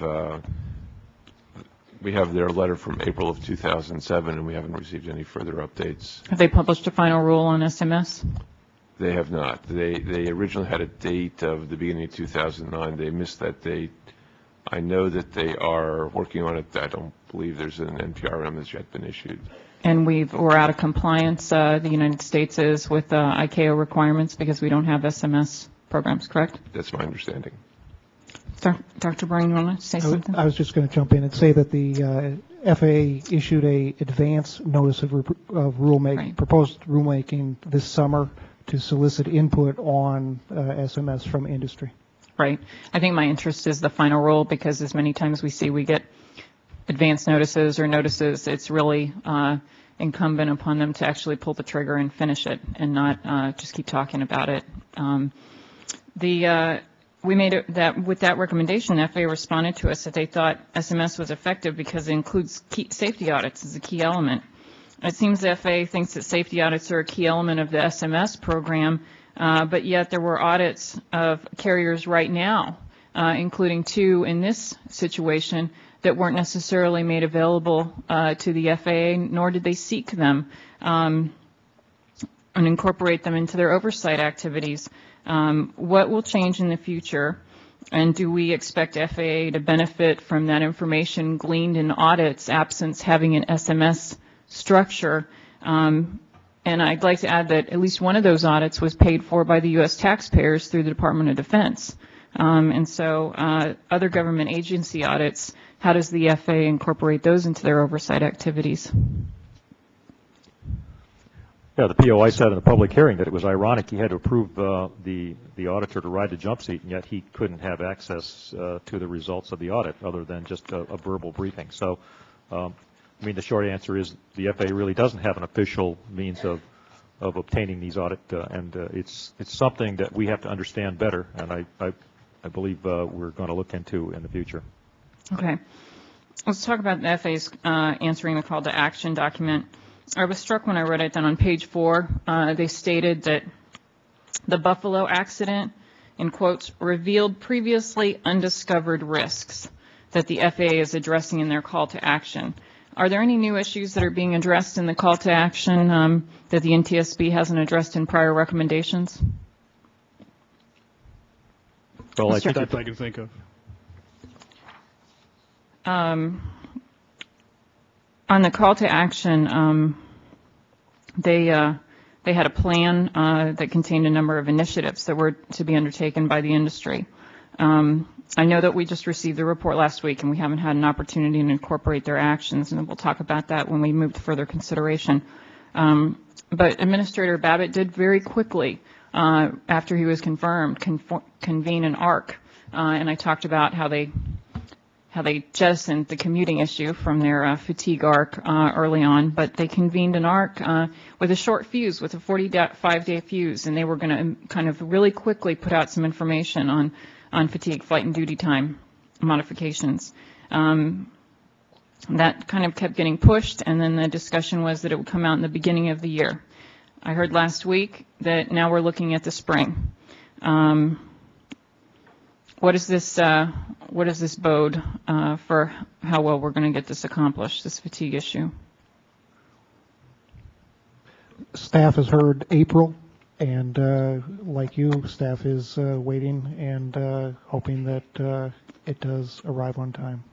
Perhaps we'll have another opportunity to assess the on-time departure and delivery arrival of this. The training program review guidance. FAA said it was going to publish a SAFO on conducting a training program to review of training program review in the context of a safety management system. To date, the SAFO hasn't been published, and the draft of the SAFO was contained in the FAA's report last week. Have you all had a chance to review the SAFO, the draft SAFO that they published, or maybe not prepared to comment? Staff hasn't had an opportunity to do that. I'm a little bit, I think my skepticism is whether or not the SAFO is going to accomplish anything. Unfortunately, we have a history of seeing the FAA act on things that we're asking them to require or have as a mandatory directive. They issue a SAFO, we close our recommendation, just like on sterile cockpit. We closed it based on a SAFO. A couple months later, we have ComAir. We have other accidents. It's, we in our public hearing on the remedial training, the POI for Colgan said he wasn't even aware of the SAFO on it. And so I really question whether or not SAFOs have the ability to do what we expect. It says that in that SAFO that they were going to do this program review in the context of a safety management system. But we just talked about that there's no requirement for a safety management system, nor is there final guidance on how it's supposed to be implemented. This is a little bit confusing to me, and so it seems that the FAA is being slightly disingenuous about how this is going to occur by referencing an SMS and a SAFO. How do we think they're going to pull this off? I think the bottom line is we don't know. We're as confused as you are, and we're anxious to see what comes up. Okay. Do my colleagues have additional questions? Okay. Chris, it's okay. I can yield to you. I'm on a tear on the call to action. Should I keep going? Yes. Okay. The air carrier's commitments to the most effective practices. When they had the initial call to action, they met with a number of Part 121 carriers, and based on reports by the FAA, a number of verbal commitments were made by the carriers on pilot records, FOQA, and ASAP programs. For the record, was NTSB a participant in this action meeting? No, we were not. So then they sent a letter out to all the 121 certificated carriers. Of the 101 carriers, 3 aren't in business anymore, so there's 98 of them. They received responses from 80 of the carriers. Have you all seen the responses to the survey that they sent out? Well, there are several different surveys, so we want to make sure we specify which ones. The first one they sent out, which was in March in response to our essential initiative there, it was due in 90 days. We asked for it, and we only received it about 2 weeks ago. And there were only 36 responses of all of the carriers, and only 12 of those appeared to give indications that they actually had a remedial program. However, that's been a moving target throughout the year as we conducted our investigation. The numbers keep piling up. But the bottom line is we are a week before the board meeting, and we have a press release that says now everybody's in compliance, but we don't have evidence that that's really the case. We certainly have received some of the information, including a follow-up order that was sent out. But we don't have enough information. Have we asked for the additional information? Oh, sure. We've asked for it. Have we received it? We have received a response, but we haven't received the information that was only released last Thursday. So we're in a state of having partial information, but not complete information that allows us to say, oh, sure, that's fine, you did a good job. All right, so when we're talking about their focused inspection initiative for identifying, tracking, and training low time and poor performing pilots, FAA directed its POIs to hold meetings with carriers to encourage them to develop systems if they didn't already have them in place, and this was issued in a notice. But if you read the notice, it says it's a one-time focused review. But the FAA is putting forward that they're going to be tracking corrective actions with the ATOS system. Are they sending conflicting messages? We're in the tough position of trying to analyze information that we only just received. And I might add that the results of the most recent so-called survey of the carriers was also released, just last week to the public. And if you read through it, they asked many, many, many questions, but they didn't ask the simple question, do you or do you not have a remedial program that conforms to the SAFO? They didn't ask that question. So we have a lot of mixed information out there that needs some real analysis before we can give you a credible answer that says, yeah, this is really working. And in the absence of that, we think we have a perfectly good idea, which is a recommendation. It says let's go forward with this, with the original recommendation, A0514. And my last question is, can we close any of our outstanding recommendations to the FAA based on their call to action or their answer to the call to action?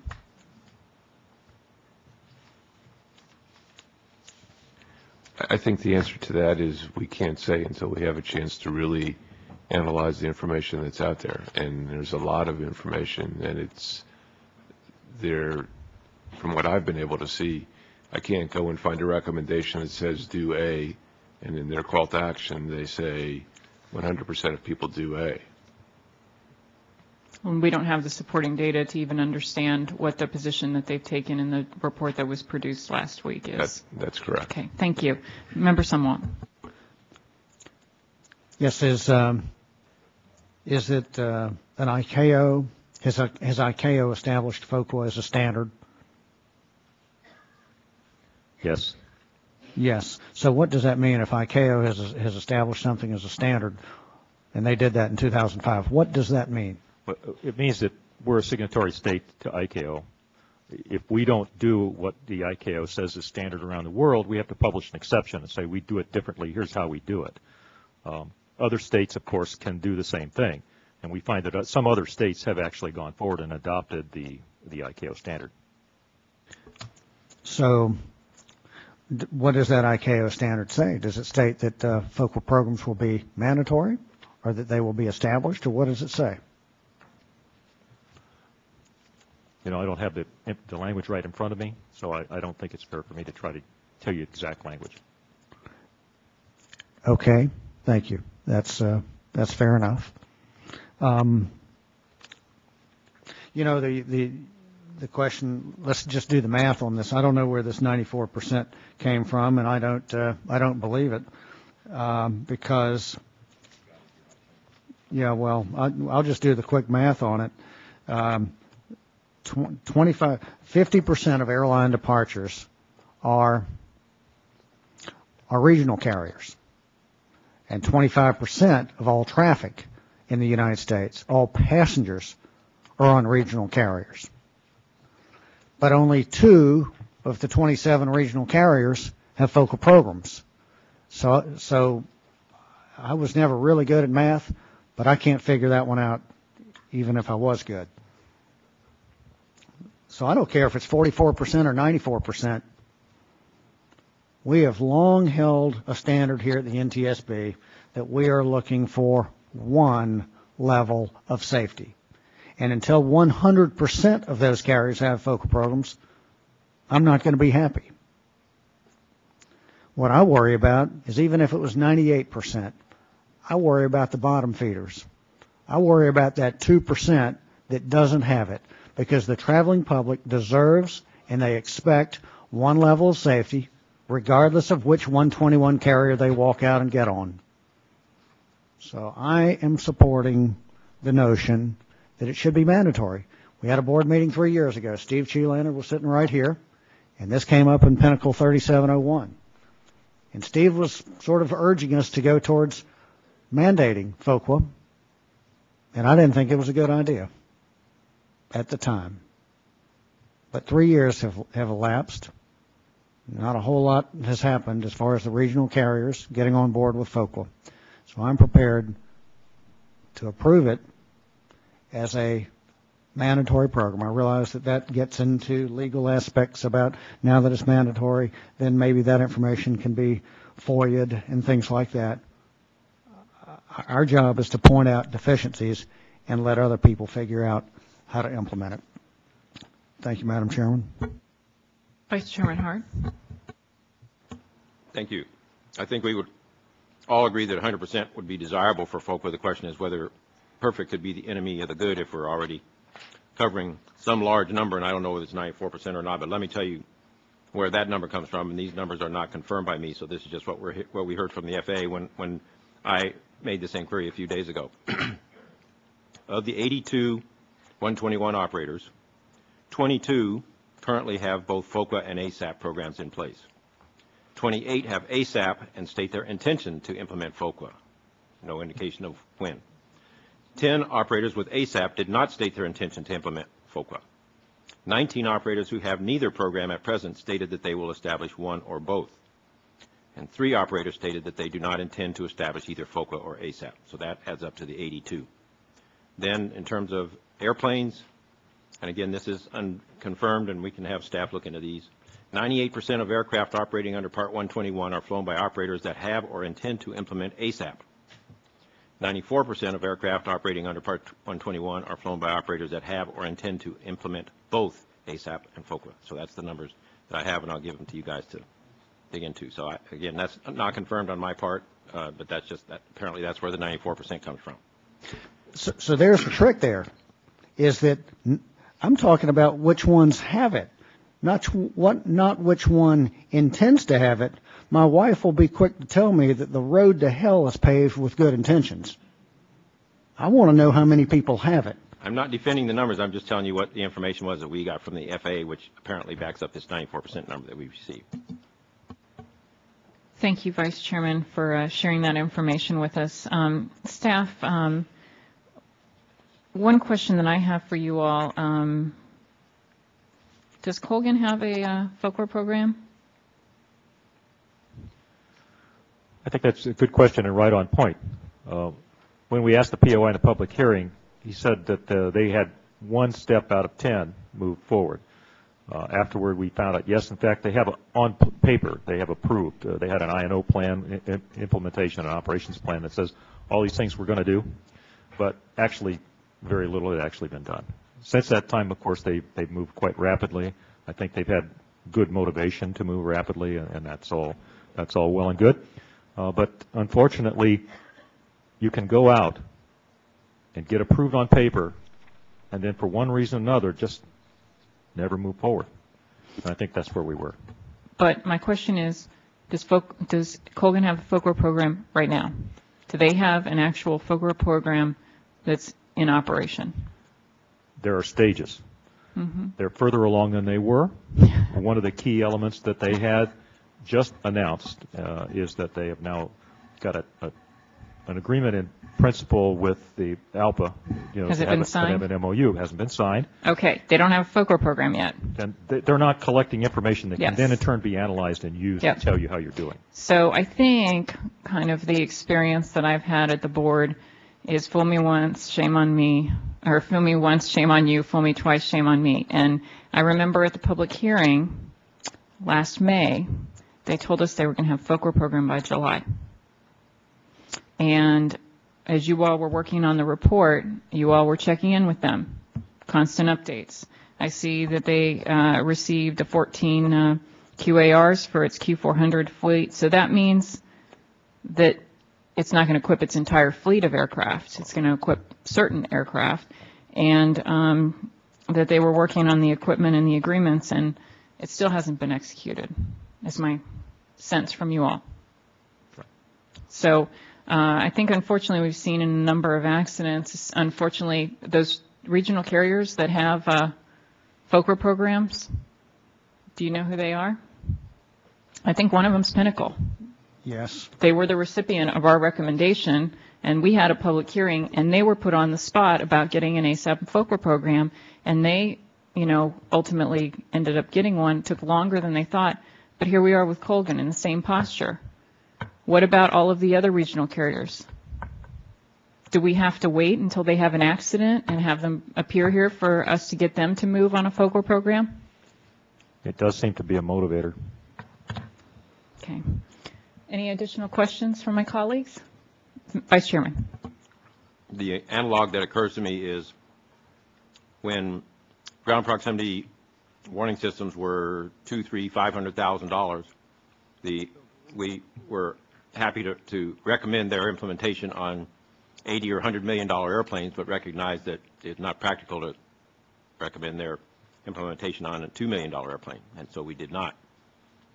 Just in this case, I think a lot of the holdup for FOQA for smaller carriers is that there are a lot of fixed costs associated with it that make it not as practical for a smaller operator as for a bigger operator. So I wonder if we could explore a couple of options. For example, having the smaller carriers work together as a collective to not have to each pay the full cost of a FOQA program, but to share and to have information going into joint FOQA programs. Or another option would be an example that 777 owners showed was very successful when the Boeing 777s first came into operation, is that the 777 owners got together and sat around the table to share their experiences on this new airplane, and they brought the operators, and they also brought Boeing as the manufacturer and the pilots, and they all sat at the table together and shared their experiences on this new airplane so they could learn about the quirks of the new airplane and learn from each other, so every operator didn't have to have a problem and fix it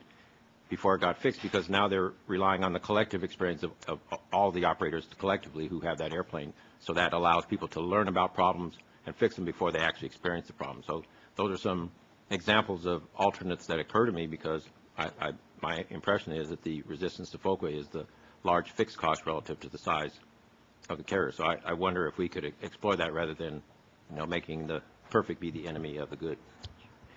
And I wonder if perhaps this might not be an issue that we could address in our code sharing event if there are any agglomeration economies of scale associated with major carriers having already established FOQA programs and parameters and staff and equipment. May I offer one comment in response to what you said? FOQA's evolved, and what you're talking about is certainly true. I mean, the initial cost in getting started, we had the demo project program that got the carriers initially started, and that was all very well and good. Today, there are outside vendors who actually provide software analysis on a fee-for-service basis. They're available for some people who may have problems in terms of doing the software analysis. And I might simply add that sharing of information between carriers is something that's part of our recommendation, and it's something that I know your SIS team does to some extent using FOQA data, but you have to start with the data. The Q400 is an airplane that has no FOQA data collected in the United States at all today because the only operators are regional carriers and none of them have FOQA programs. So there's a big hole there that needs to be filled. No data, no sharing. That's a very good point. And when I talked about the sharing with the 777s, it didn't rely mostly on FOQA. It was relying mostly on pilot reports. It's actually in that same sense. So I'm glad you raised that point. Also, you raised a point about FOQAs becoming less expensive, and that's true with ground proximity warning systems, which are now on big airplanes and small airplanes. It's the same concept. Yeah, there's sort of an economy of scale that's been taking place. FOQA was a pretty mature program. In the early days, we all had doubts about whether or not confidentiality could be preserved. We all had doubts whether it was really going to be valuable. We've received, had a pretty good momentum now. We've had 20 years of experience with this, and a lot of the objections have been overcome as long as it's run properly. So I think we can say now with more confidence than we used to that everybody needs to go ahead and get on board here. Well, to the chairman's point, which is a very good one, maybe we could explore whether they could have their code sharer help them with the implementation of a FOQA program. That's something we might explore in that code sharing meeting. We'll add that to the list. Thank you, Mr. Howder. Do I have any additional comments or questions from the board members? Seeing none, I believe that was our last staff presentation. Excellent job by all, and it is not yet 5 o'clock. We will go ahead and take a 15-minute break, do some switching, and be ready for consideration of the conclusions, probable cause, recommendations, and adoption of the report.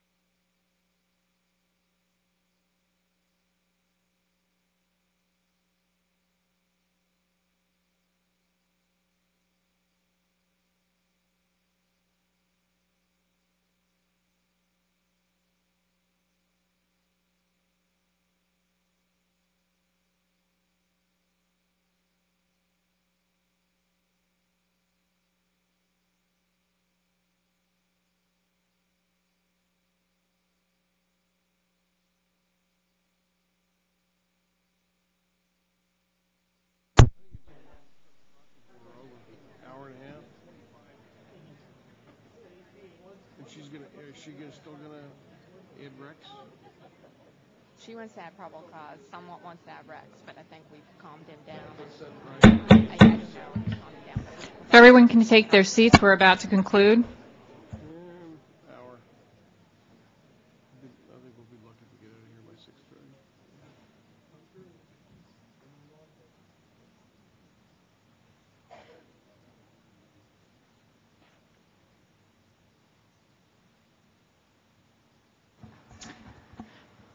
Thank you. Dr. Meyer, will you now read the findings of the investigation? If any board member has any questions or comments, please let me know after all of the findings are read. I recognize there's a lot of findings, so we'll do all of our changes at the end. Yes, ma'am. The staff are proposing 45 findings. I'll read each of them.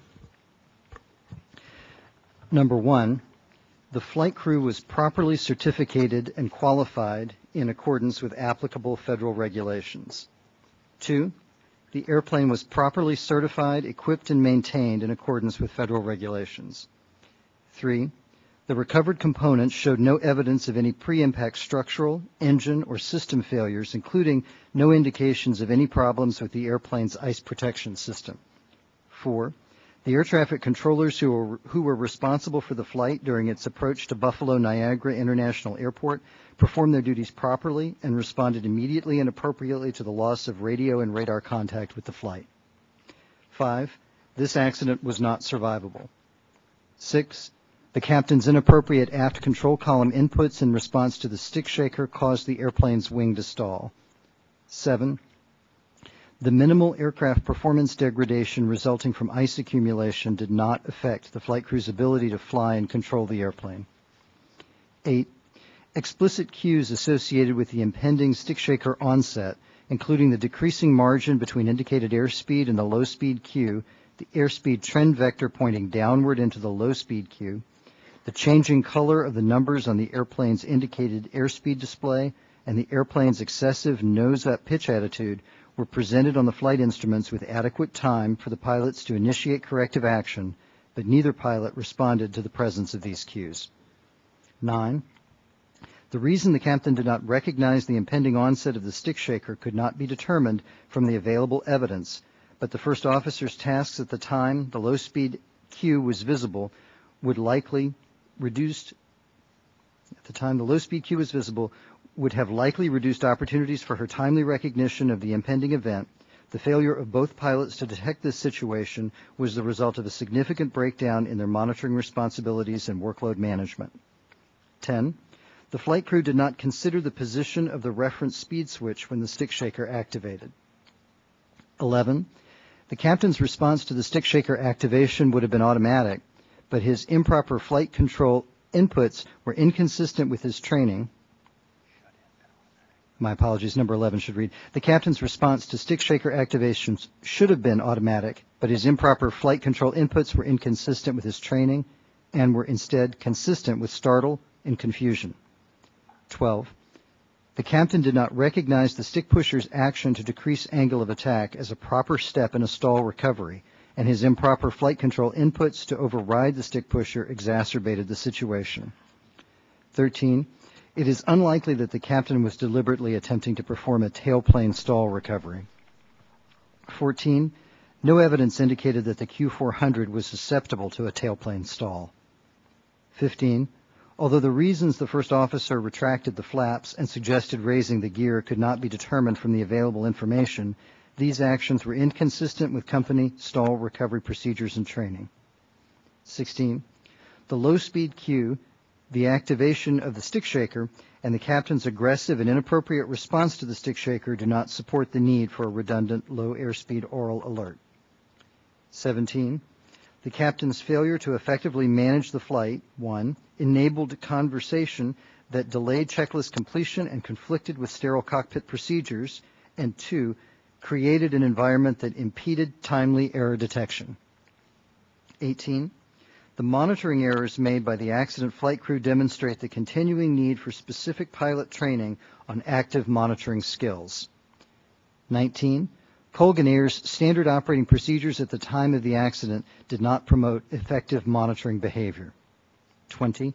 Specific leadership training for upgrading captains would help standardize and reinforce the critical command authority skills needed by a pilot in command during air carrier operations. 21. Because of the continuing number of accidents involving a breakdown of sterile cockpit discipline, collaborative action by the Federal Aviation Administration and the aviation industry to promptly address this issue is warranted. 22. The flight crew members' performance during the flight, including the captain's deviation from standard operating procedures and the first officer's failure to challenge these deviations, was not consistent with the crew resource management training that they had received or the concepts in the Federal Aviation Administration CRM guidance. 23. The pilot's performance was likely impaired because of fatigue, but the extent of their impairment and the degree to which it contributed to the performance deficiencies that occurred during the flight cannot be conclusively determined. 24. All pilots, including those who commute to their home base of operations, have a personal responsibility to wisely manage their off-duty time and effectively use available rest periods so that they can arrive for work fit for duty. The accident pilots did not do so by using an inappropriate facility during their last rest period before the accident flight. 25. Colgan Air did not proactively address the pilot fatigue hazards associated with operations at a predominantly commuter base. 26. Operators have a responsibility to identify risks associated with commuting, implement strategies to mitigate these risks, and ensure that their commuting pilots are fit for duty. 27. The first officer's illness symptoms did not likely affect her performance directly during the flight. 28. The captain had not established a good foundation of attitude instrument flying skills early in his career, and his continued weaknesses in basic aircraft control and instrument flying were not identified and adequately addressed. 29. Remedial training and additional oversight for pilots with training deficiencies and failures would help ensure that the pilots have mastered the necessary skills for safe flight. 30. Colgan Air's electronic pilot training records did not contain sufficient detail for the company or its principal operations inspector to properly analyze the captain's trend of unsatisfactory performance. 31. Notices of disapproval need to be considered along with other available information about pilot applicants so that air carriers can fully identify those pilots who have a history of unsatisfactory performance. 32. Colgan Air did not use all available sources of information on the flight crew's qualifications and previous performance to determine the crew's suitability for work at the company. 33. Colgan Air's procedures and training at the time of the accident did not specifically require flight crews to cross-check the approach speed bug settings in relation to the reference speed switch position. Such awareness is important because a mismatch between the bugs and the switch could lead to an early stall warning. 34. The current air carrier approach to stall training did not fully prepare the flight crew for an unexpected stall in the Q400 and did not address the actions that are needed to recover from a fully developed stall. 35. The circumstances of this and other accidents in which pilots have responded incorrectly to the stick pusher demonstrate the continuing need to train pilots on the actions of the stick pusher and the airplane's initial response to the pusher.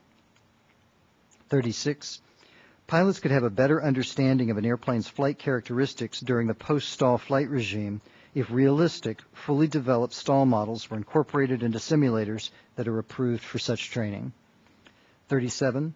The inclusion of the National Aeronautics and Space Administration icing video in Colgan Air's winter operations training may lead pilots to assume that a tailplane stall might be possible in the Q400, resulting in negative training. 38. The current Federal Aviation Administration surveillance standards for oversight at air carriers undergoing rapid growth and increasing complexity of operations do not guarantee that any challenges encountered by the carriers as a result of these changes will be appropriately mitigated. 39. Mandatory flight operational quality assurance programs would enhance flight safety because all operators would have readily available data to identify operational risks and use in developing corrective actions. 40. The viability of flight operational quality assurance programs depends on the confidentiality of the data, which would currently not be guaranteed if operators were required to implement these programs. 41. The systematic monitoring of all available safety data as part of a flight operational quality assurance program could provide operators with objective information regarding the manner in which flights are conducted, and a periodic review of this information would enhance flight safety by assisting operators in detecting and correcting deviations from standard operating procedures. 42. Distractions caused by personal portable electronic devices affect flight safety because they can detract from a flight crew's ability to monitor and cross-check instruments, detect hazards, and avoid errors. 43. The current use of safety alerts for operators to transmit safety-critical information is not effective because oversight and documentation of an operator's response are not required and critical safety issues may not be effectively addressed. 44. Weather documents missing key weather products or containing products that are no longer valid prevent flight crew members from having relevant, readily available weather-related safety information for pre-flight and in-flight decision-making. And finally, 45, detailed icing definitions that include accretion rates and recommended pilot actions would help pilots more accurately determine the icing conditions to report in airframe icing pilot reports and more effectively respond to those conditions. Dr. Meyer, thank you for that. I know you need a drink of water now. Is there any discussion from the board members?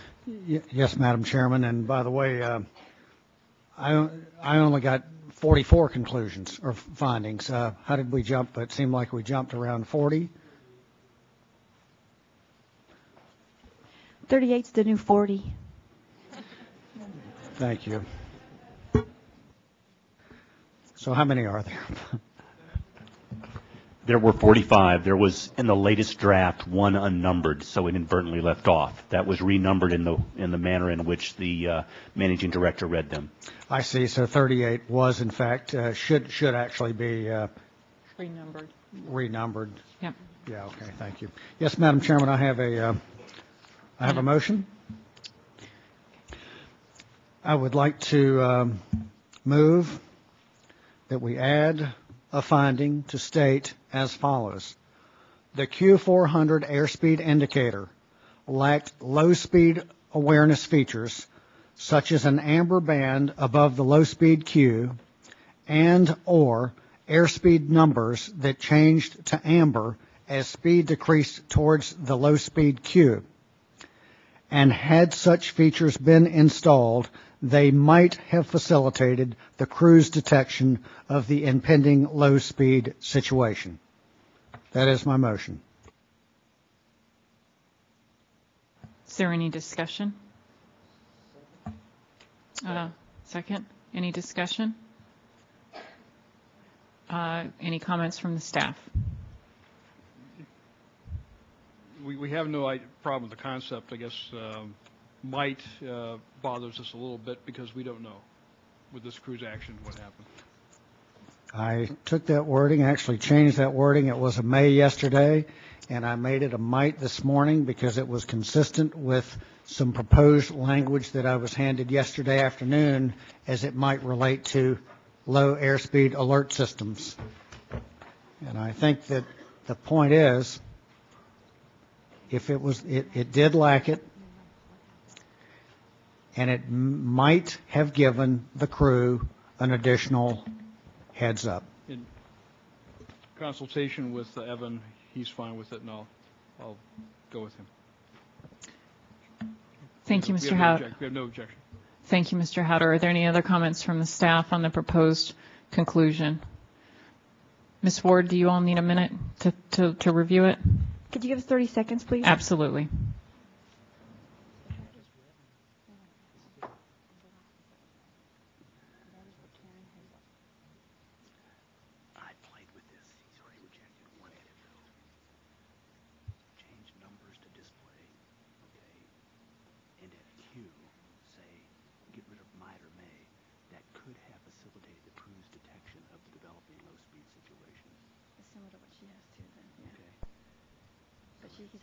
He's already rejected display. No, he rejected a complete rewrite of it, so we're trying to tweak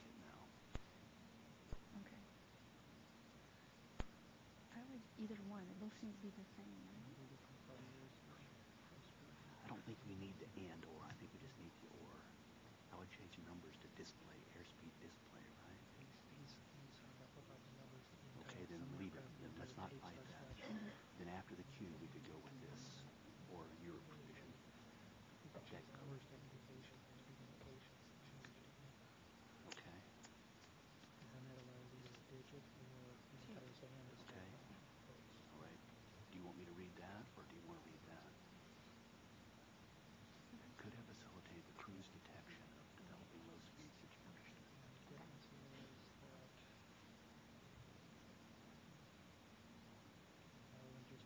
Yeah, they're the same. All right, you can. Okay. You want me to read this one?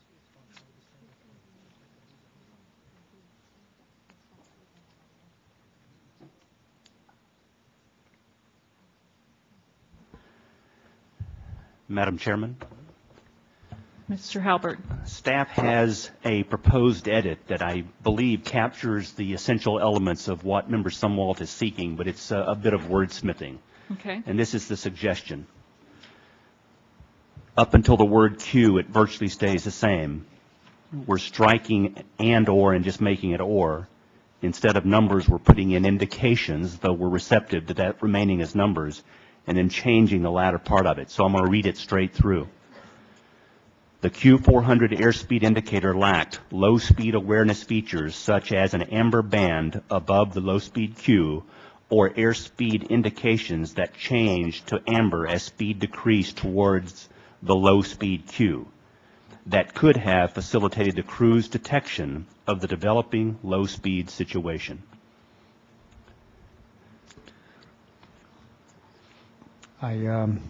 So really, I personally do not object to the last part of that could have. I don't object to that. I'd like to see it, but I think I hear what I think you heard, something like that. But so really we're making the and, because some aircraft, for example, the G550, does not have the amber band, but it does have numbers that change to red, or I'm sorry, to amber. And so this had neither. And so. Could you read that again, please? Yes, I can. The Q400 airspeed indicator lacked low-speed awareness features such as an amber band above the low-speed Q or airspeed indications that changed to amber as speed decreased towards the low-speed Q that could have facilitated the crew's detection of the developing low-speed situation. I have no objection to that language. I would adopt that as my proposed, my revised amendment, or correction, my revised motion.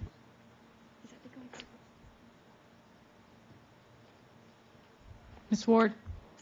I just want a clarification. Is that to go in place of 16? No, it's an additional. And a new one? Okay. I think it's important to point out that the primary flight display issue is a distinct issue. That even if we weren't talking about low-speed awareness cues, which, by the way, the draft report was not going to, the draft report says that would not have helped. But even if we take the low-speed awareness issue out, the low-speed alert systems, this primary flight display still lacked those features. So I wanted to bifurcate the two. First of all, let's address the primary flight display and the fact that many airplanes older than this one have been flying around that had these features that this aircraft does not have.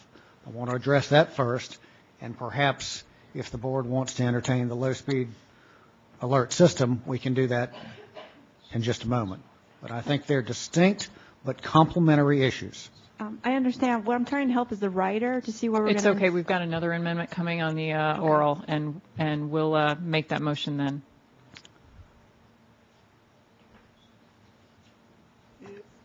Because your motion was simply to add a conclusion, correct? That is correct. Yes. This is for an additional conclusion. And I think that we would also need some text to support that just a little bit, but some text. So there's my motion. The revised motion is as read by the General Counsel, and there it is. Mr. Hatter, any additional staff discussion? Dr. Byrne or Ms. Ward, we ready to call the question? Yes. Okay. Vice Chairman, any concerns? I'm in favor of it. Okay, call the question. All in favor of adopting the amendment as offered by Member Sumwalt and then revised by staff, a signal with a hand and aye. Aye. Aye. The additional finding has been adopted. Are there any additional proposals from my colleagues to modify any of the conclusions or add any changes? Vice Chairman.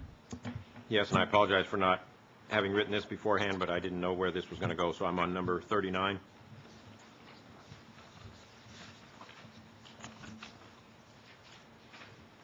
And my motion would be, before the beginning of that, if data from, and then continue, mandatory flight operational quality assurance programs, and then add the words, were protected from disclosure to the public, comma, such programs, and then read the rest of it, would enhance flight safety because all operators would have readily available data to identify operational risks and use in developing corrective actions. And I'm happy to read that again. Please read it again. The additional words are in front of. Can we just read it from beginning? Because yeah. I'm not even sure I'm on the right recommendation. Number 39 starts mandatory flight operational quality assurance programs. Yes. Okay. And this is not recommendation, it's finding we're talking about. You. Okay. If data from mandatory flight operational quality assurance programs were protected from disclosure to the public, comma, such programs would enhance flight safety because all operators would have readily available data to identify operational risks and use in developing corrective actions.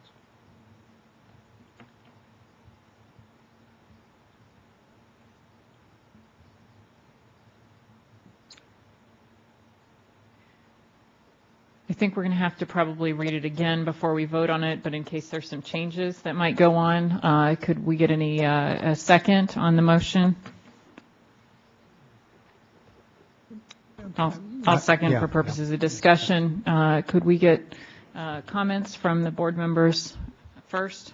I just want to make sure I've got the words down so I know what I'm voting on. Staff, do you have any changes before we start reading another version?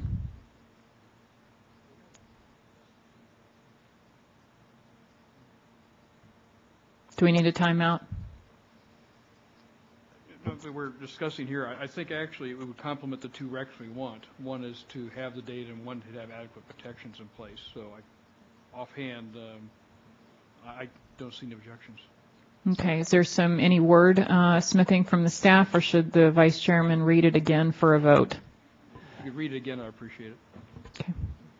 If data from mandatory flight operational quality assurance programs were protected from disclosure to the public, such programs would enhance flight safety because all operators would have readily available data to identify operational risks and use in developing corrective actions. Madam Chairman, if we could take a break in place, I think the General Counsel would like to discuss this language with us. It's just okay. I'll tell you what. Let's make sure we don't have any more amendments. So let's table this amendment. Any other changes? Any other modifications to the conclusions? I have language that has been provided by staff. I'd like to make a motion to strike unless the staff would like to do this on low speed alerts.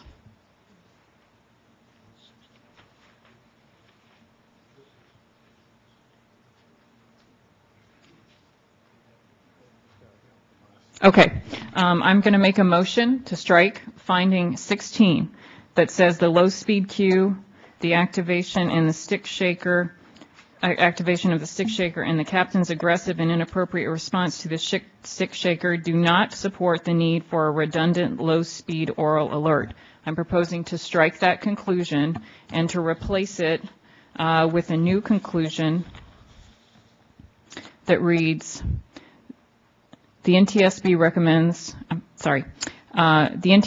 concludes that an oral warning in advance of the stick shaker would have provided a redundant cue of the visual indication of the rising low-speed cue and might have elicited a timely response from the pilots before the onset of the stick shaker.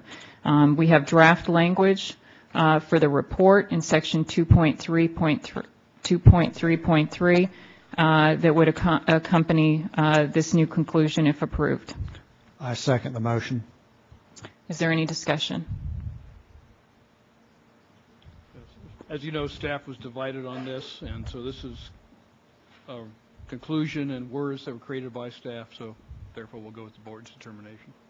Thank you. Vice Chairman, any comments? All those in favor of the motion signal with a hand and aye. Aye. Aye. The motion carries. Are there any other modifications to the conclusion? Okay. We're going to take a brief rest. We're not moving. We're not going anywhere for staff to consider the Vice Chairman's motion on 39.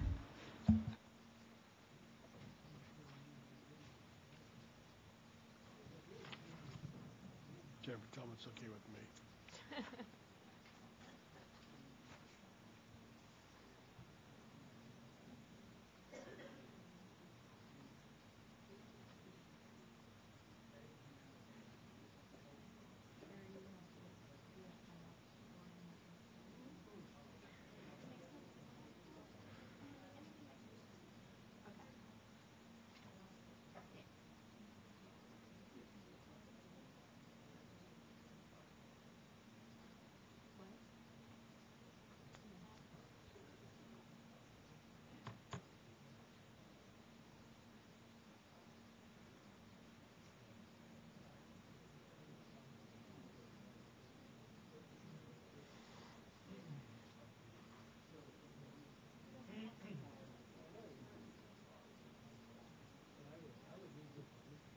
The family assistance program is still inactive with the family members. Did the airline provide a member to travel with them and help them as necessary?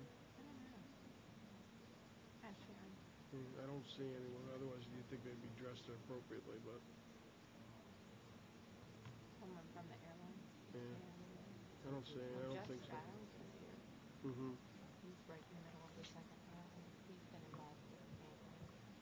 I guess they've been at hearings that are a successful accident and unsuccessful accident. Professional pilot and professional pilot. Yep. Medal on his first officer uniform.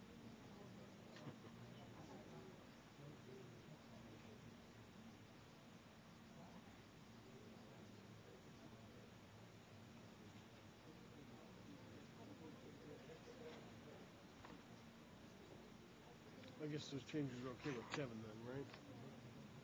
No problem, not Kevin.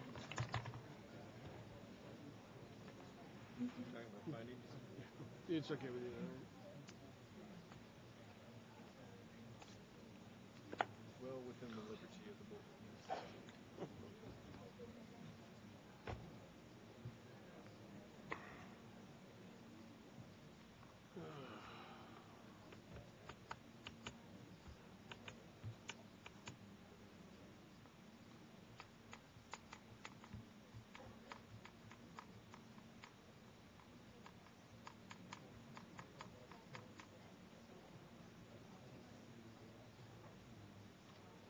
Is that your personal computer, or is that,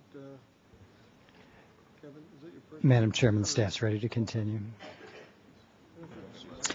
Staff, do you have a proposal for revisions on the tabled amendment that was offered by the Vice Chairman? Yes, ma'am. The Vice Chairman had asked for some modifications to 39. The staff has considered that.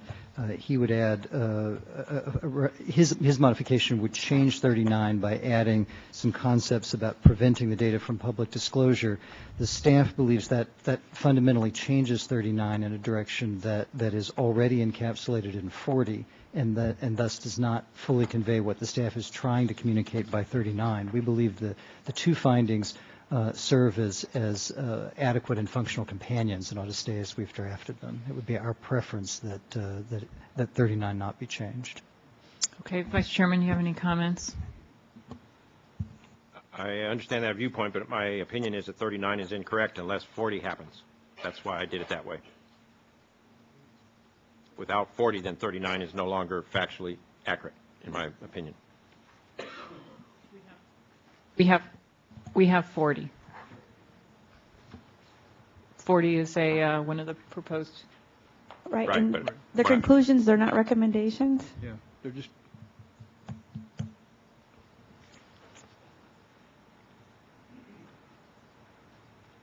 We agree with you that they are both important and they both need to be read together.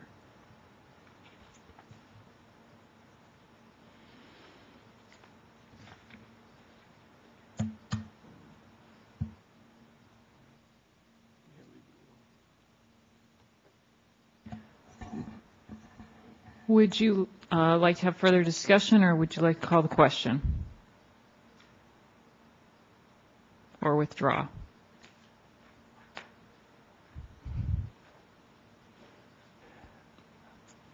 Mr. Vice Chairman, if I could jump in here. On the proposal to 39, if we changed it in the direction that you were seeking to move it, it would almost become a synonym or say the same thing as number 40. I would propose this. 39, left as is, extols the virtue of requiring FOQA programs, even if those FOQA programs remain within an airline. 40 perhaps could be, we could add at the end, and if shared with the FAA to capture the concept that you're wanting to articulate, is that if you mandate FOQA programs and they're sharing with the FAA, we've got to have confidentiality of that information.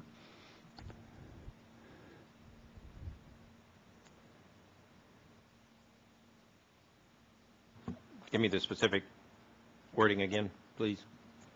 On 40, this would be on page 262, the unnumbered 40 at the top of the page, we would add something at the end that said, and shared with the FAA.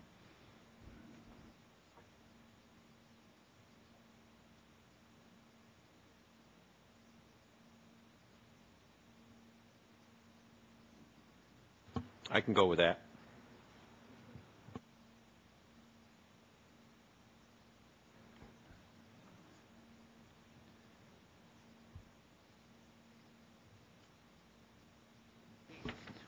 I think that doesn't read correctly. Share the data with FAA. Maybe. Here's what I would propose. This is on 40.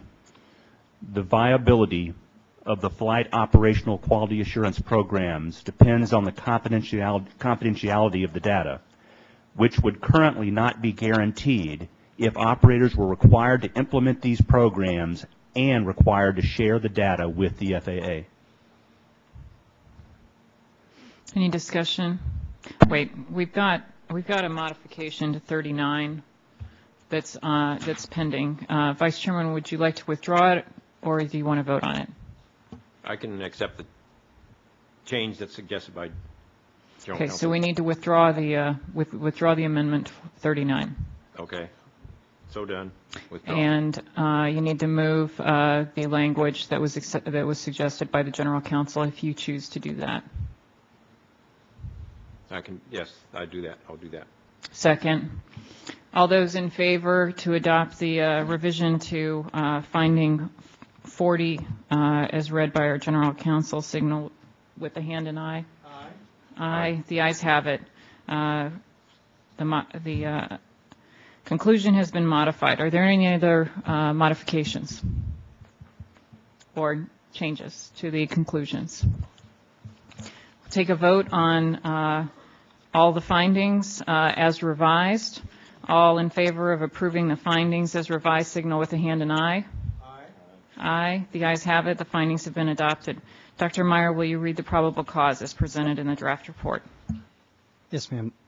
The National Transportation Safety Board determines that the probable cause of this accident was the captain's inappropriate response to the activation of the stick shaker which led to an aerodynamic stall from which the airplane did not recover.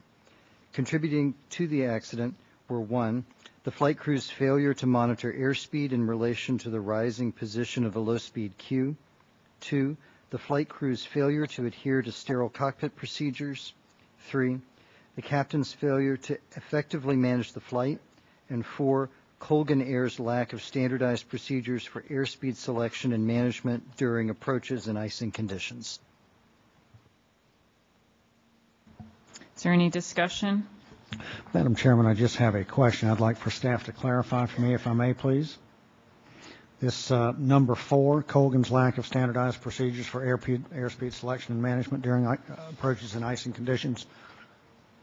Help me to understand that. They did have procedures, but I think what you're saying is that those procedures were not, at the time of the accident, were not well known with the crew. Is that what you're saying with the crews? Is that what you're saying?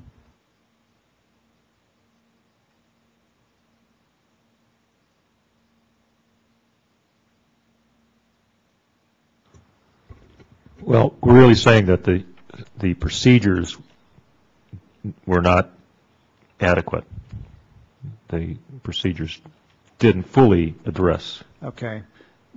And I don't necessarily want to get into wordsmithing, but the way it is now, you were saying that there was a lack of standardized procedures, but the procedures were there. So what did you just say? You said that they were not adequate?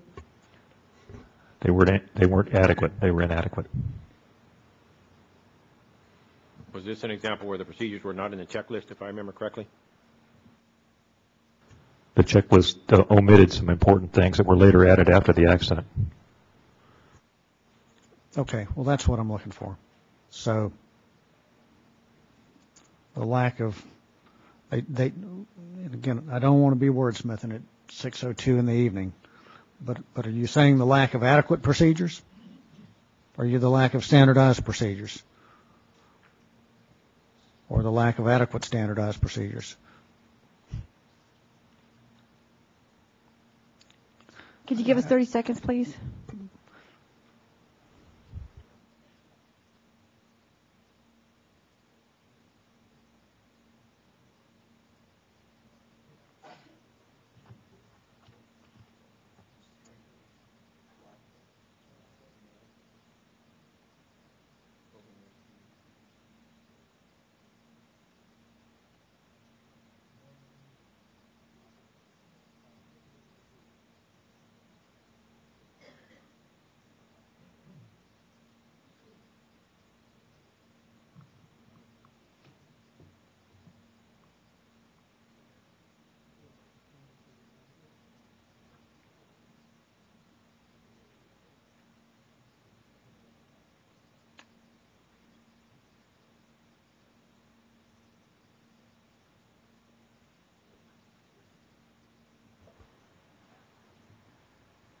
We're ready.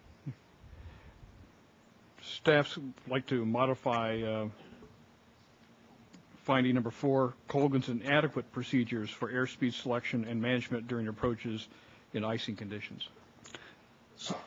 Lack of adequate, Colgan's inadequate procedures. Right. Inadequate procedures. Right. Is that where you are? Yes. Madam Chairman, I'd like to propose that as a motion that we replace the lack of standardized with says Colgan Air's inadequate procedures. Okay. Is there a second? Second. Any discussion? All in favor, signal with a hand and aye. Aye. Aye. The ayes have it. The motion has been adopted. Any other changes to the probable cause?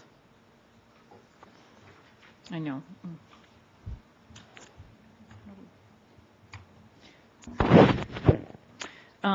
I have at the desk an amendment to modify the probable cause. I would like to insert the following after contributing factor number 4.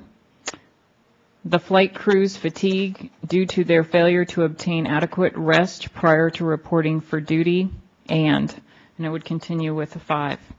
Would you like me to read the entire thing? No? Okay. I offer this amendment. I think it's supported by by the findings that we just adopted, where we determined that the pilot's performance was likely impaired because of fatigue, but the extent of their impairment and to the degree to which it contributed to the performance deficiencies that occurred on the flight cannot be conclusively determined.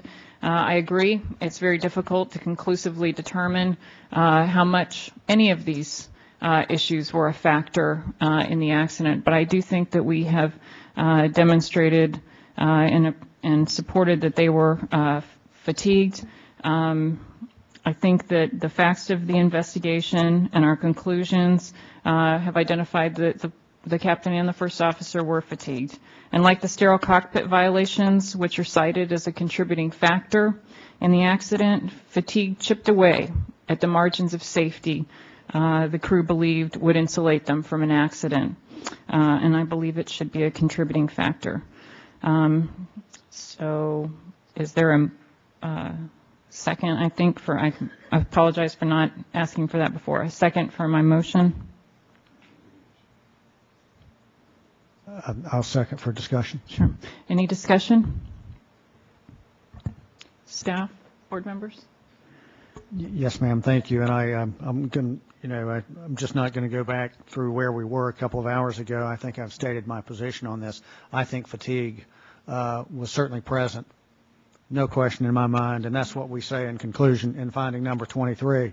The pilot's performance was likely impaired because of fatigue, but the extent of their impairment and the degree to which it contributed to the performance deficiencies that occurred during the flight cannot be conclusively determined. And I think that when we get to the probable cause, we do have to be able to show somewhat of a nexus there, and in fact it would be inconsistent with finding 23 if we had put this in the probable cause due to the wording of the finding that we just adopted. So although I do believe that the crew was fatigued, I do support finding 23. Therefore, I do not support putting it in the probable cause because we could not show that linkage between their fatigue and their performance. Again, we've got basically a two-pronged approach, two-pronged test. Were they fatigued? Yes. Did it affect their performance? We really don't know for sure. So that's my position on that. Thank you, Madam Chairman.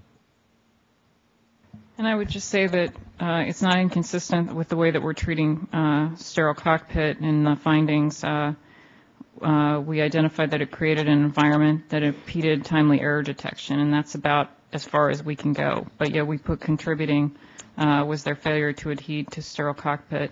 We know the degrading effects of fatigue, and they're articulated. I don't think it's an on-off switch, and we don't have a blood test for fatigue, so we can't determine that they were fatigued 25%, 50%, 75%. But I do think that whatever your base level of performance is, if you're fatigued, it's going to have an effect on that. And I believe it did in this instant.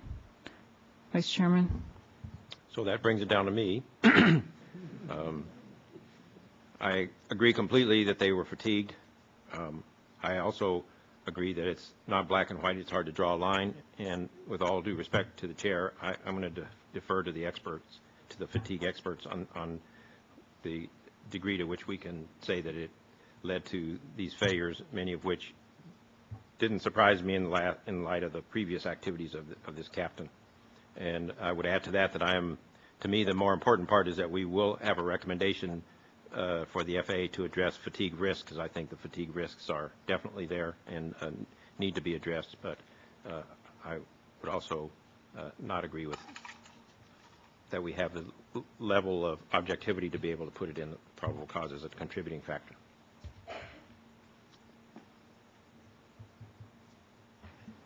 All in favor signal with a hand and aye. Aye. All opposed? Nay. The nays have it. The motion does not carry. Any additional amendments? All in favor of adopting the probable cause as revised by Member Sumwalt, signal with a hand and aye. Aye. Aye. The ayes have it. The probable cause as revised has been adopted. Dr. Meyer, will you please read the recommendations? Yes, ma'am. Staff are proposing 23 recommendations to the Federal Aviation Administration. The first, require 14 Code of Federal Regulations, Part 121, 135, and 91K operators to review their standard operating procedures to verify that they are consistent with the flight crew monitoring techniques described in Advisory Circular 120-71A, Standard Operating Procedures for Flight Deck Crew Members. If the procedures are found not to be consistent, revise the procedures according to the AC guidance and to promote effective monitoring. 2. Issue an advisory circular with guidance on leadership training for upgrading captains at 14 Code of Federal Regulations, Part 121, 135, and 91K operators, including methods and techniques for effective leadership, professional standards of conduct, strategies for briefing and debriefing, reinforcement and correction skills, and other knowledge, skills, and abilities that are critical for air carrier operations. 3. Require all 14 Code of Federal Regulations, Part 121, 135, and 91K operators to provide a specific course on leadership training to their upgrading captains that is consistent with advisory circular requested in Safety Recommendation 2. Develop and distribute to all pilots multimedia guidance materials on professionalism in aircraft operations that contain standards of performance for professionalism, best practices for sterile cockpit adherence, techniques for assessing and correcting pilot deviations, examples and scenarios, and a detailed review of accidents involving breakdowns in sterile cockpit and other procedures, including this accident. Obtain the input of operators and air carrier and general aviation pilot groups in the development and distribution of these guidance materials. 5. Require all 14 Code of Federal Regulations, Part 121, 135, and 91K operators to address fatigue risks associated with commuting, including identifying pilots who commute, establishing policy and guidance to mitigate fatigue risks for commuting pilots, using schedules and practices to minimize opportunities for fatigue in commuting pilots, and developing or identifying rest facilities for commuting pilots. 6. Require 14 Code of Federal Regulations, Part 121, 135, and 91K operators to document and retain electronic and/or paper records of pilot training and checking events in sufficient detail so that the carrier and its principal operations inspector can fully assess a pilot's entire training performance. 7. Require 14 Code of Federal Regulations, Part 121, 135, and 91K operators to include the training records requested in Safety Recommendation 6 as part of the remedial training program requested in Safety Recommendation A0514. 8. Require 14 Code of Federal Regulations, Part 121, 135, and 91K operators to provide the training records requested in Safety Recommendation 6 to hiring employers to fulfill their requirements under the Pilot Records Improvement Act. 9. Develop a process for verifying, validating, auditing, and amending pilot training records at 14 Code of Federal Regulations, Part 121, 135, and 91K operators to guarantee the accuracy and completeness of the records. 10. Direct all 14 Code of Federal Regulations, Part 121, 135, and 91K operators of airplanes equipped with a reference speed switch or similar device to 1. Develop procedures that establish that during approach and landing, airspeed reference bugs are always matched to the position of the switch. And 2. Implement specific training to ensure that pilots demonstrate proficiency in this area. 11. Require 14 Code of Federal Regulations, Part 121, 135, and 91K operators and 14 Code of Federal Regulations, Part 142 training centers to develop and conduct training that incorporates stalls that are fully developed, are unexpected, involve autopilot disengagement, and include airplane-specific features such as a reference speed switch. 12. Require all 14 Code of Federal Regulations, Part 121, 135, and 91K operators of stick pusher-equipped aircraft to provide their pilots with pusher familiarization training, pusher familiarization simulator training. 13. Define and codify minimum simulator model fidelity requirements to support an expanded set of stall recovery training requirements, including recovery from stalls that are fully developed. These simulator fidelity requirements should address areas such as required angle of attack and side slip angle ranges, motion cueing, proof of match with post-stall flight test data, and warnings to indicate when the simulator flight envelope has been exceeded. 14. Identify which airplanes operated under 14 Code of Federal Regulations, Part 121, 135, and 91K are susceptible to tailplane stalls, and then 1. Require operators of those airplanes to provide an appropriate airplane-specific tailplane stall recovery procedure in their training manuals and company procedures, and 2.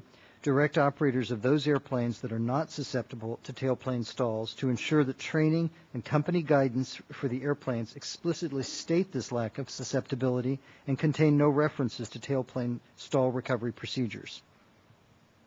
15. Develop more stringent standards for surveillance of 14 Code of Federal Regulations, Part 121, 135, and 91K operators that are experiencing rapid growth, increased complexity of operations, accidents and/or incidents, or other changes that warrant increased oversight, including the following. 1.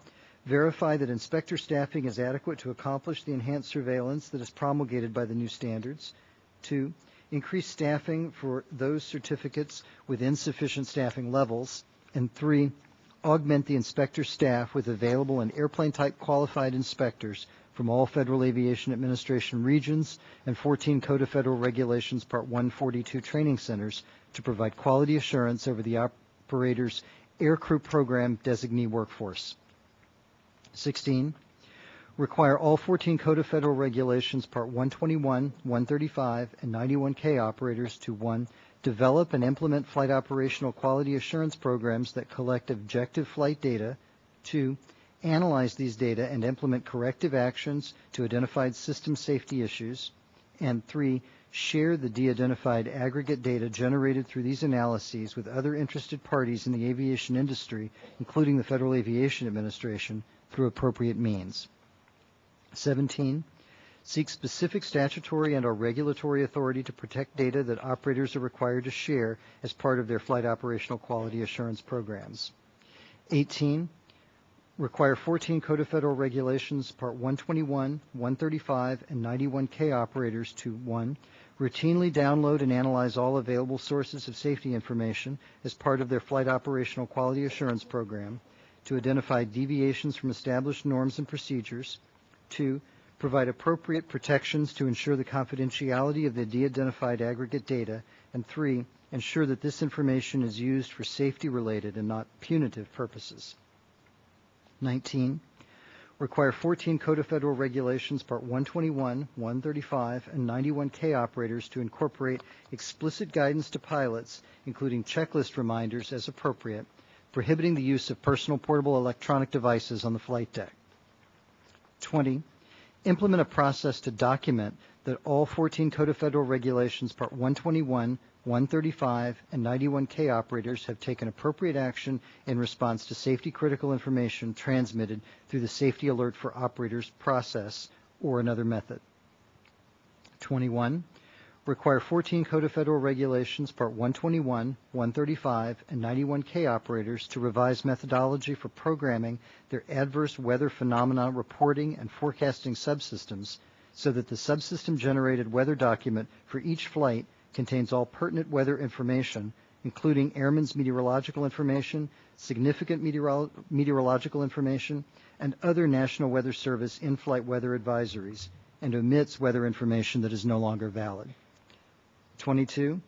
Require principal operations inspectors of 14 Code of Federal Regulations, Part 121, 135, and 91K operators to periodically review the weather documents generated for their carriers to verify that those documents are consistent with the information requested in Safety Recommendation 21. 23.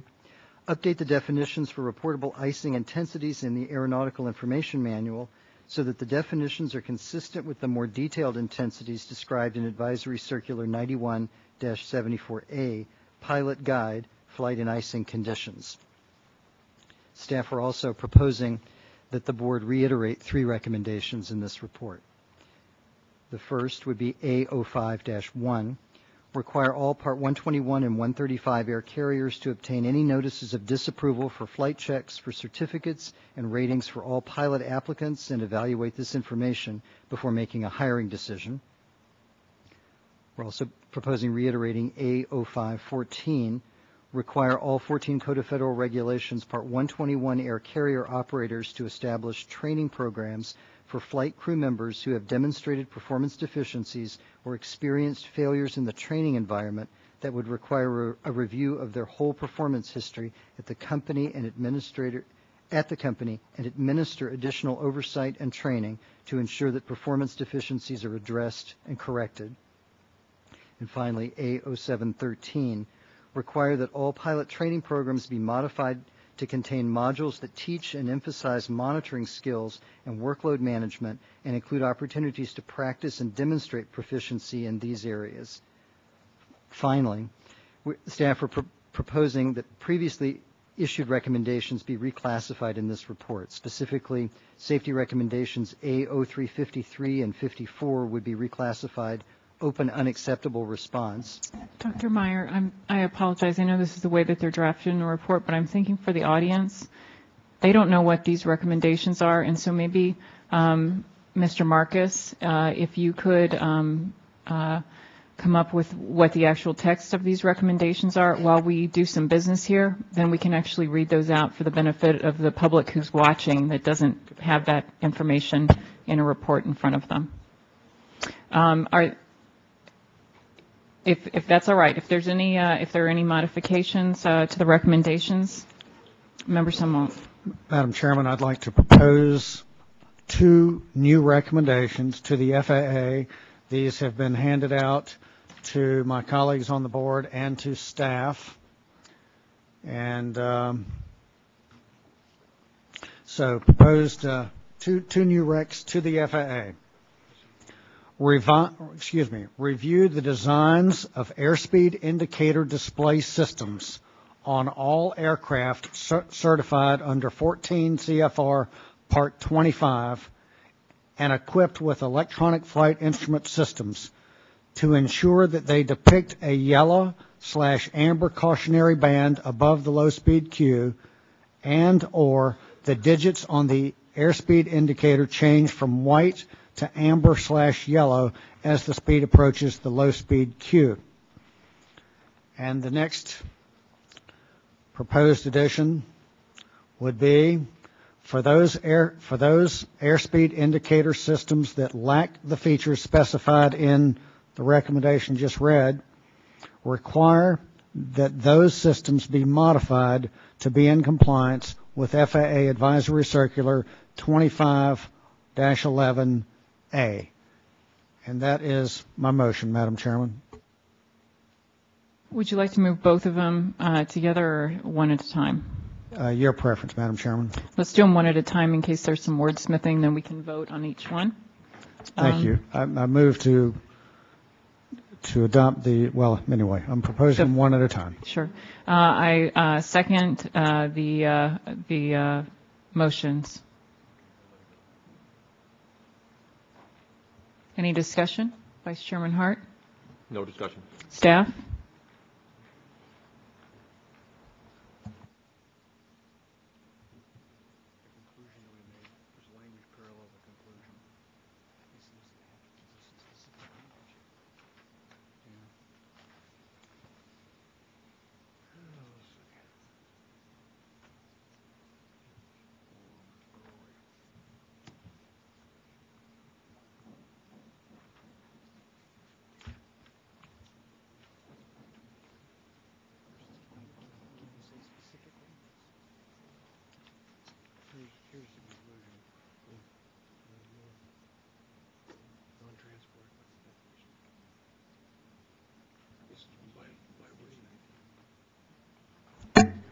Dr. Meyer, do you all need a couple minutes? Okay, why don't we also figure out what other changes we have so then we can take a complete timeout on all of the issues? That one, specifically on those 2, are all findings, are all recommendations together. Yeah, let's go ahead and get them all out there so we can kind of address all of them. Are there any other recommendations proposed? Member Sumwalt, Vice Chairman Hart? Yes, but I actually have a couple of questions first in order to know whether I'm going to propose anything else. On recommendations number 2 and 3, recommendation 2 talks about put out an advisory circular, and then recommendation 3 talks about require what's in the advisory circular. And since we know that requires requiring what's in the advisory circular requires a regulation, and so I'm wondering, was this intentional? This duplication, the idea being let's put out an advisory circular so we don't have to. So it's immediate, and we don't have to wait for the regulatory process, and if the regulatory process fails, then we still have the advisory circular. Is that the thought? Is that duplication intentional? That is intentional on staff's behalf, not unlike what happened with CRM, where an advisory circular came out several years before rulemaking. Okay. Next question is on recommendation number 9. Correction, number 11 on page 266, line 17. Line 17 talks about stalls that are fully developed, semicolon, are unexpected, semicolon, and I think that's a great idea, but I wonder how do you, in the simulator session, create an unexpected stall? Is that realistic, or how do you do that?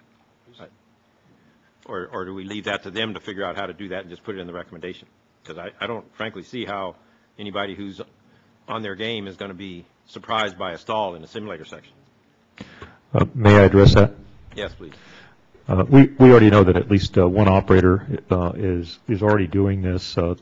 They essentially take it away from the flying pilot as far as taking the initiative, and they have the instructor set the scenario up, not unlike an engine failure or a wind shear event.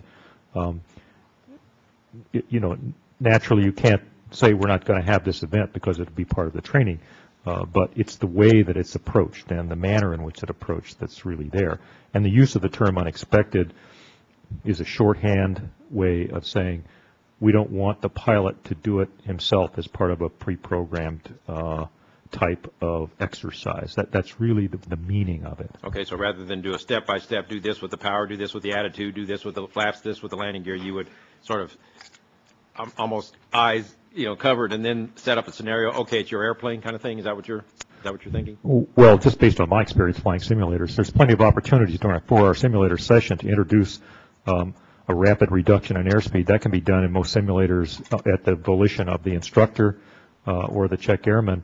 If the airplane is in a configuration that is reasonably close, you can wind the airspeed down in a hurry, cause that thing to happen, and have a reaction. But I think it's important to allow the operators to determine how exactly they want to go about doing this thing. Yeah, I think it's a great idea. I just didn't know how you would do it in the real world to create an unexpected stall for somebody who's got their act together.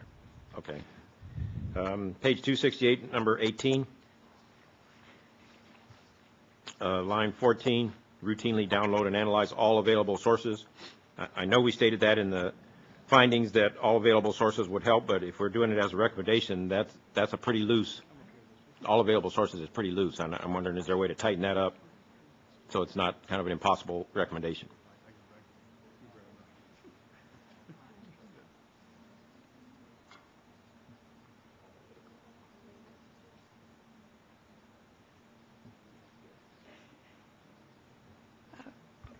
We have Dr. Colley, who's an RE, and also Mr. Cash, if they'd like to address it.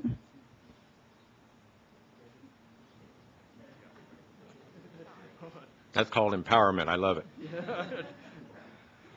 We have multiple things going on at once here. I think going back, I've got two thoughts here. But on all available sources, it was intentional to leave it that way. It's identical to what we did on the helicopter emergency services recommendation.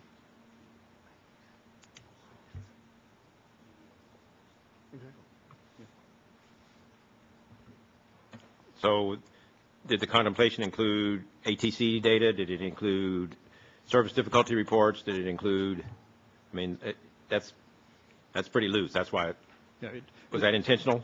It was intentional. We didn't want to limit it because it could be things that are developed in the future that we don't have yet, but it include video, audio, whatever there might be that the operator could have to put into the program that would be helpful. Okay, well, that's all my questions. The only change I had to suggest was on that same page 268, recommendation number 16. And do you want me to tell what that is, what my suggestion for that is now? My suggestion was, put 17 before 16 And then number 16 would be the same as it is now, except it would have the introductory phrase, if the FAA obtains the authority recommended in recommendation number, now 16. And that would be the introductory phrase to what would now be number 17. Staff would be fine with that change.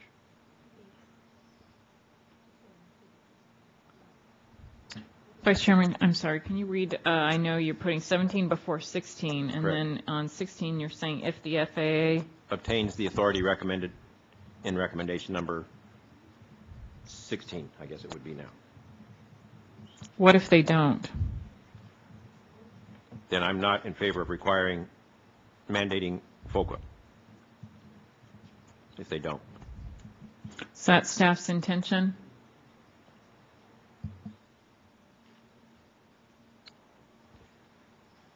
I think staff has no objection to that. We would suggest that number 16 be worded, I guess it would be a new number 17, but it would be worded once the specific statutory authority to protect data has been obtained, require all 14. That's okay too. And as a footnote to that, I would say that I think it's very unrealistic to expect that 135 and 91K operators are going to start FOQA programs, but I don't have any objection to putting it in the recommendation.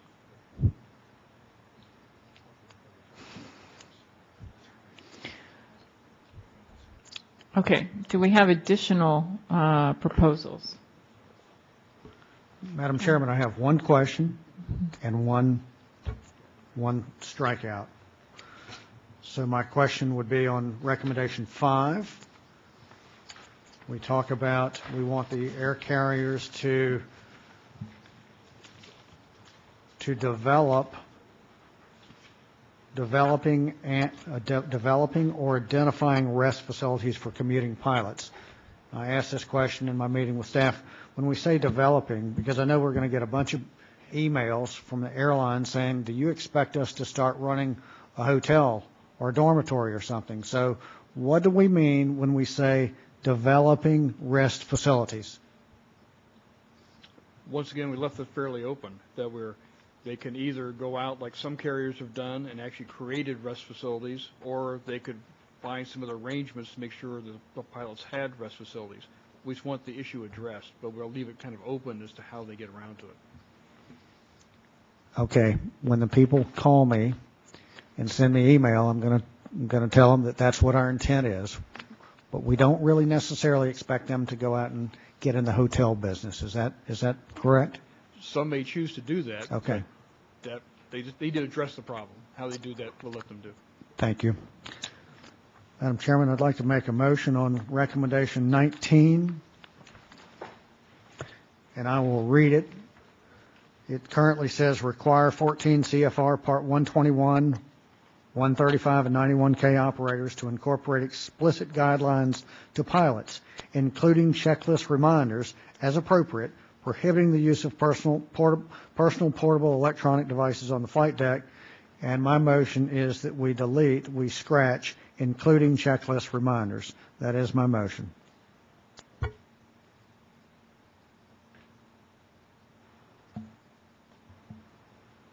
Second for the purposes of discussion. Staff, do you have an opinion? Staff appreciates the concept of cluttering a checklist with non-essential items. There are any number of ways staff's language was as appropriate, so if necessary, a company could choose to put it on a checklist or put it on a briefing card for a pre-flight briefing, crew briefing. Staff's intention is that this get addressed up front, not put in a manual that is not reinforced on the line. Somehow what we would like is something that's oriented to pilots and reinforced. Why do we think it's important to put it in the checklist? Do we think they're going to do it if it's not in the checklist?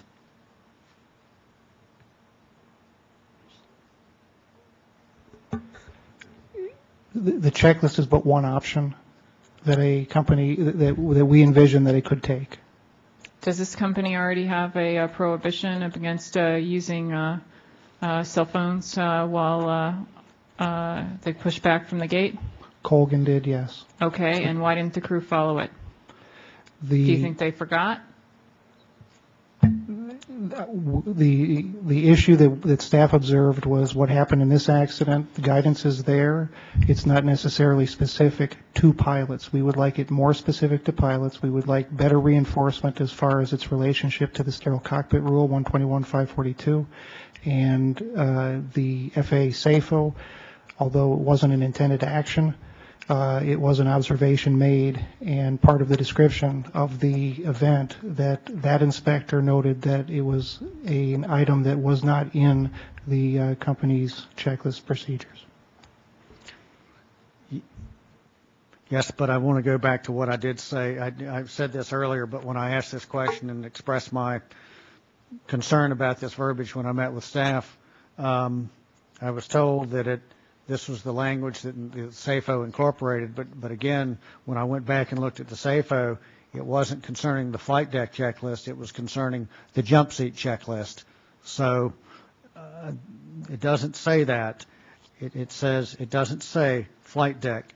The SAFO doesn't refer to flight deck checklist. It says check and make sure that appropriate procedures are in place to remind crew members to turn off their cellular phones in preparation for departure.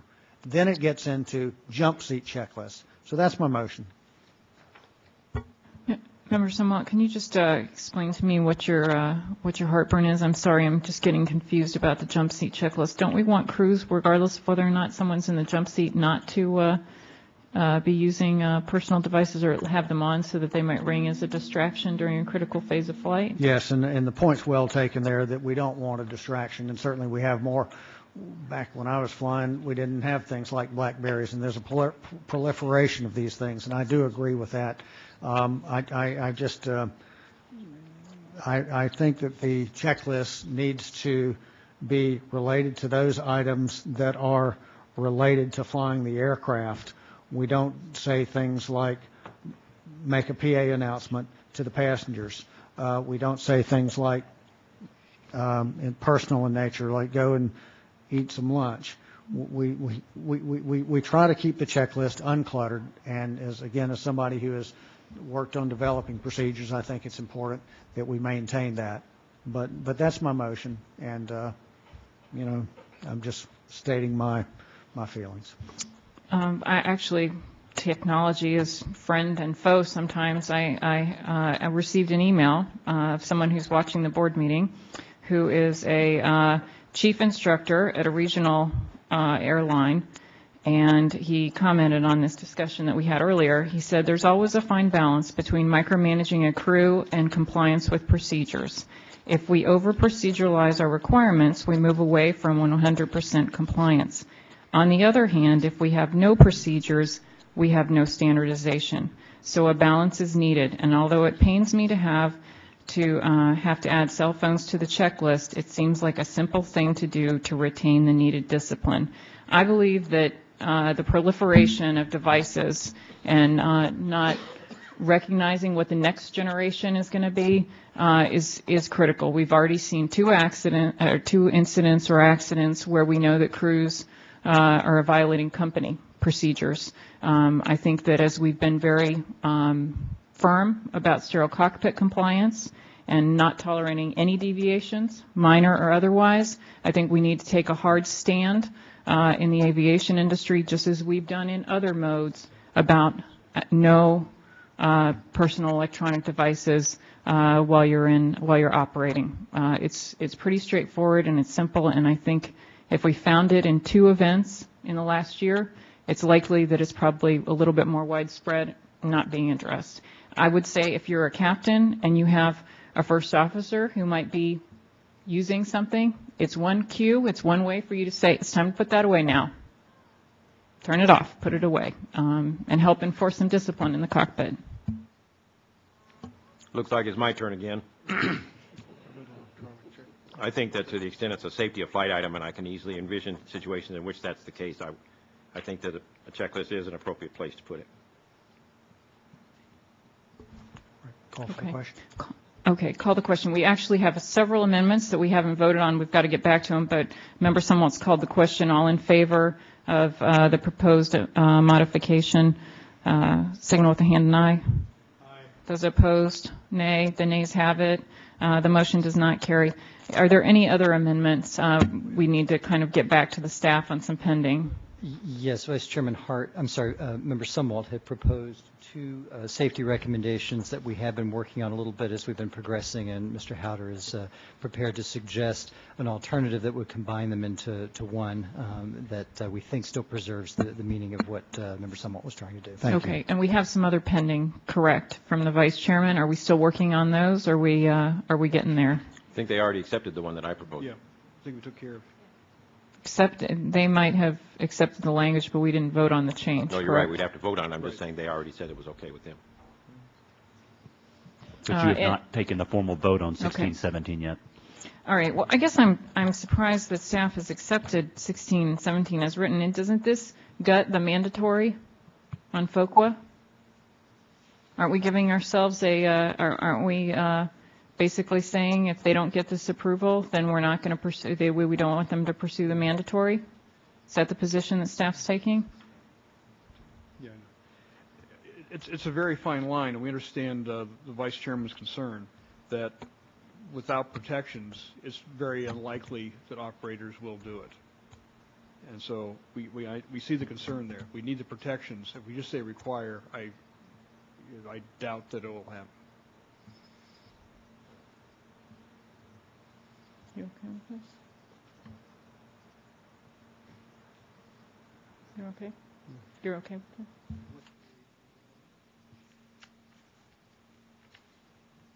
it? Okay, and so I want to hear the front part of 16, which becomes 17 again. It's once the FAA. Mr. Halbert, do you have that verbiage?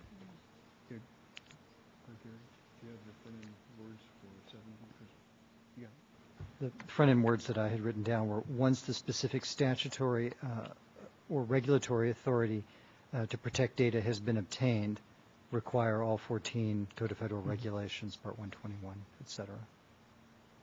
All right, so the FAA can basically say to us, as I've heard them say recently in a meeting, we don't have the authority to ask for anything. And then this is done. We go down on both of them. I think we could actually propose a slight alternative to that might cure that problem.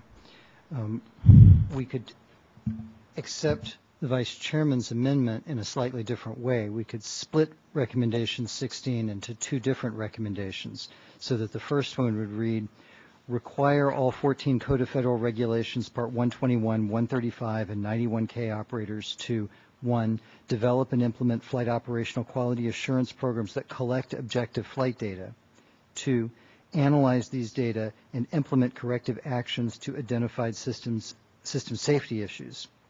And then a new recommendation, once the specific statutory or regulatory authority to protect data has been obtained, share the de-identified aggregate data generated through these analyses with other interested parties in the aviation industry, including the Federal Aviation Administration, through appropriate means. Yeah, I just, I think if we predicate everything on FAA seeking authority, they're going to come right back to us within 90 days and say, we don't have the authority. And then this whole thing just goes down. Our point was we asked you to encourage it years ago. Nothing really has changed with respect to regional carriers. We are trying to change the paradigm and say, we really want you to do this. We're serious about it. Mandate it. And you know what? If they don't want to mandate it or don't think people will participate in it because it's mandated, then it's incumbent on them to come back to us with an alternative to show us how they are getting more people into the FOQA program. They have not shown us that. I think that's the problem is, what pressure results in change. And I think if we totally let them have a pass on this to say, seek the authority, and then if you get the authority, we were in a meeting with senior officials at FAA. They explicitly told us, we don't have the authority to ask Congress to give us things. I would not be satisfied if that was the response that came back. That would not advance this issue one iota. I think what Dr. Meyer just presented is fairly good concept to require basically number 1 and 2. That would require an airline to develop a FOQA program. It's the sharing of data with the FAA that becomes the issue in terms of FOIA and things like that. So at least you require the operators to develop the FOQA programs. Okay, is there any further discussion? It looks like Ms. Weinstein is at the table now. Yeah.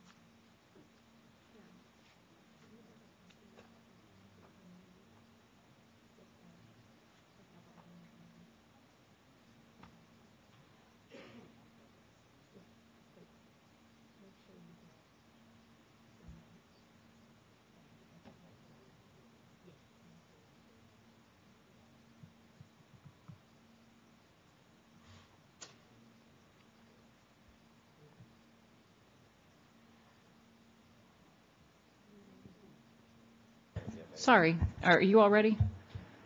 I think we're ready. I'm okay. Did Ms. Weinstein have an amendment? Are you guys changing the? No. But we'd be happy to try to further explain it if we haven't done an adequate job of that. I think you've done a good job, but I think that what's going on right now is we're fatigued, and I think that there's some decisions that are being made.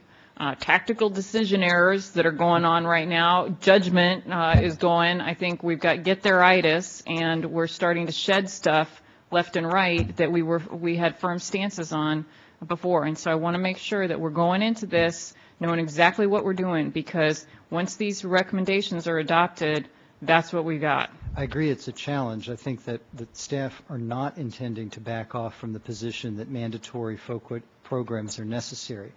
But we also are not intending to back off from the issue that there is a need for the ability to protect data that is shared with the FAA from public disclosure. Okay. And that only gets into that point 3 in the currently drafted recommendation 16. And that's why it seemed attractive to us to split those two up such that we would be asking the FAA to mandate the first 2 points, developing a FOQA program and analyzing the data within the airline, and then share the data with the FAA once the specific protection is available. Okay, so probably the easier thing than to have all these different 3 recommendations is to take 3 and append it to the end of 17, correct? You're telling them to seek the authority for this and then share it, right? Yeah, that would definitely work. All right, we need to figure out what the amendments are and offer them. I would note that the sharing is not a problem until they're sharing it with the FAA. Sharing with each other is not a problem. That doesn't require sharing with each other does not require the statutory regulatory authority. It's only the sharing with the FAA that requires that authority. So they could still do the sharing with each other even without that authority. Which would have value, because if there's one set of carriers with a Q400 fleet and another set of carriers, they could actually get benefit by working together. Correct. Yes. Okay.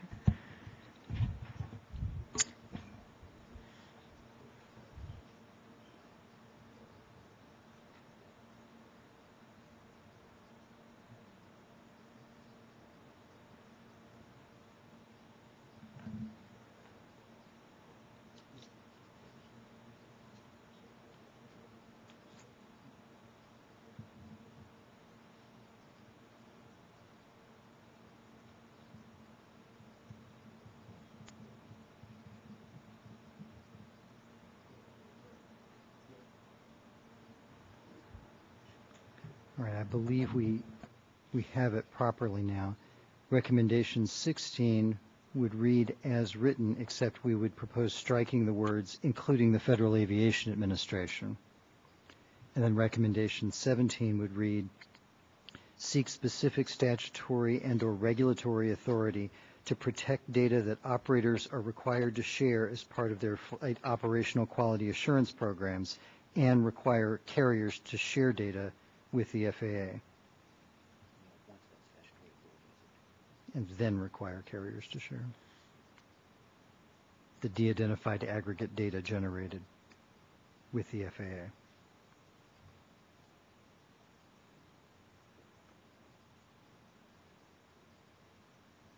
Wouldn't it be easier just to say seek specific statutory and or regulatory authority to protect data that operators share with the FAA as part of their flight operational quality assurance programs? If we did that, then I think we would suggest leaving, including the FAA in recommendation 16. No? All right. No, I think we still want to take it out because that's the part that gets us into trouble.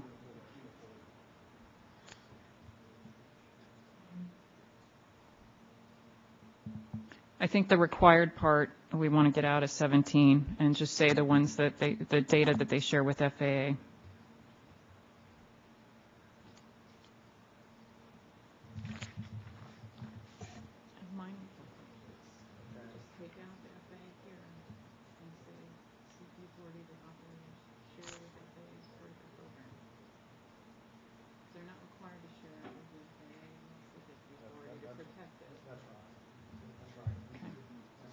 And then we're not moving this. We're not. Right. But it's the same idea, though.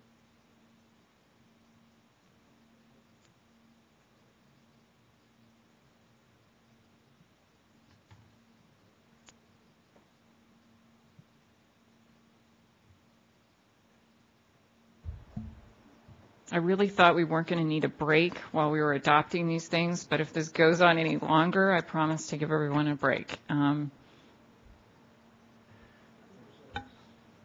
I believe we are. I'm hearing staff behind me request that we read it clearly to make sure that we all know what we're talking about.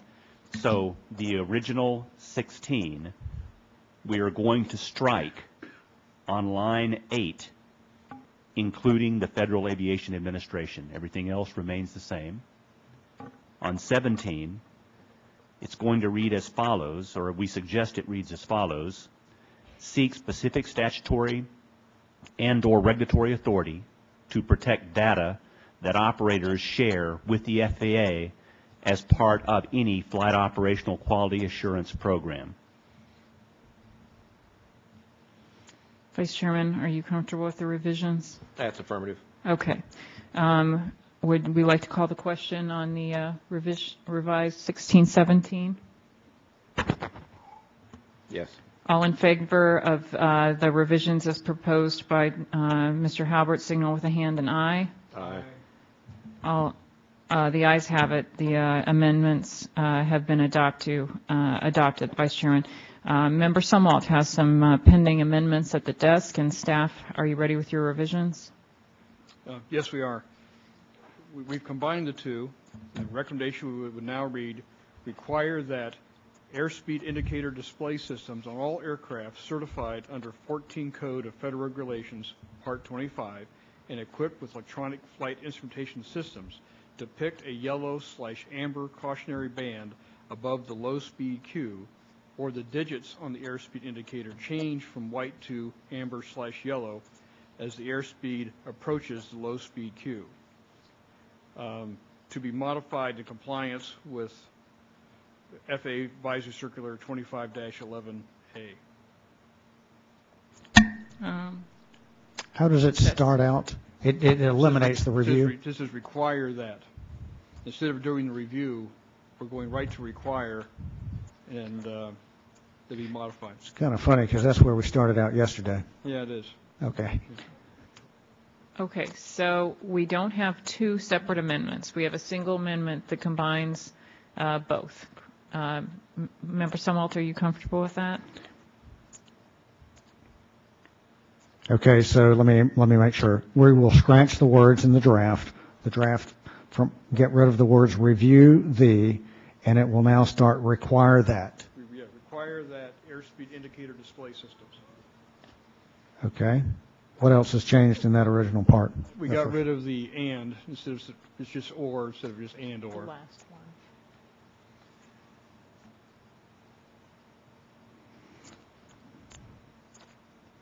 Okay. So it just says either have the yellow/amber cautionary band or The digits. Okay. I'm happy with that. Now the rest of that. I mean Down at the bottom, it goes from low speed Q. Be in compliance with FAA Advisory Circular 25-11A. Okay. Madam Chairman, I'd like to ask that Mr. Howder reread the entire thing in it, the thing in entirety, and then I'll be satisfied. Can I just ask a procedural question? Are you do they have to comply with the advisory circulars? Wouldn't it be consistent with an AC since it's an advisory? There's no compliance requirements, right? They don't have to do what's in the AC. Is that correct? I believe they do. I'm not sure. It's my understanding with certification, if you use the AC, you have to use all of the AC. You don't have to use it, but you have to be very careful in documenting your alternate means of compliance. But if we just want to say consistent with, that would be okay with me. It's okay. I think it's the advisory part of the advisory circular that's throwing me. Is it because the Q400 was certified before the advisory circular was put out that they are not complying with it? Well, the AC was not issued until June of 2 years ago, so that would be yes. And nothing existed before that. Well, plus even if it predated the airplane, they still wouldn't have to do it. It's just because it's just an AC. I think that's my point. Well, again, okay. Do they have to do it? No, that's what this would do. Is require them to do it the way the AC suggests. That's what this recommendation would do now. Okay. I'm good. Call the question on the drafter. You want Mr. Howder to read it one more time? Please. Okay. Or change it slightly. Require that airspeed indicator display systems in all aircraft certified under 14 Code of Federal Regulations, Part 25, and equipped with electronic flight instrumentation systems depict a yellow/amber cautionary band above the low speed Q, or the digits on the airspeed indicator change from white to amber/yellow as the speed approaches the low speed Q, consistent with FAA Advisory Circular 25-11A. Madam Chairman, I'm satisfied with that verbiage, and I don't know if I need a second to that amendment. Second. But I call for the question. All in favor signal with a hand and aye. Aye. The ayes have it. The motion is adopted.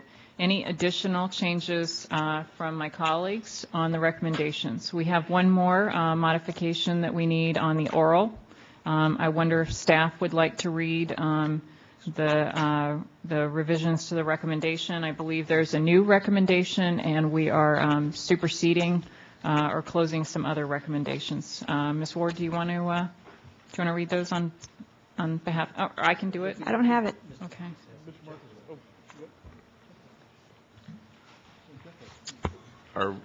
We are speaking about the existing recommendations that will be reclassified. Yes, I'll go ahead and I move that we adopt the following recommendation. The NTSB recommends that for all airplanes engaged in commercial operations under 14 CFR Parts 121, 135, 91K, the FAA require the installation of low-speed alert systems that provide pilots with redundant oral and visual warnings of an impending hazardous low-speed condition. And then we're going to, because of the FAA's inactivity with regard to recommendations A03, 53, and 54, we will then classify those recommendations closed, unacceptable action, superseded. Do I have a second? I second both of those recommendations. I second the motion. Any discussion? I didn't understand the first part of it. Were you reading from an existing recommendation? Or? Yes, this is the draft that staff provided to us on low-speed alert systems. We adopted a conclusion earlier, and we have a recommendation to support that conclusion, requiring the installation of low-speed alert systems that provide pilots with redundant oral and visual warnings of an impending hazardous low-speed condition. Staff, do you support this language that you proposed? Yes, we do. Any discussion? Call the question. All in favor of the proposed amendment, signal with the hand and aye. Aye. Aye. The ayes have it. The amendment has been adopted, and the former recommendations have been closed and superseded. Any additional changes to the recommendations? No, nothing from staff. When you are ready, I think Mr. Marcus is prepared to read the previously issued recommendations that we would reclassify in this report to be Thank sure you that very we'll much. be I'm not sure there's going to be anybody left by the time we get to that point, but if they are, we want to make sure they know what they are. Thank you. Dr. Meyer or Mr. Marcus, would you like to read them? Do you want me to read A03, 53, and 54, the low-speed alerter that we just closed? Sure, go ahead, and I think we have some proposed reclassifications, and so let's go ahead and read that entire section.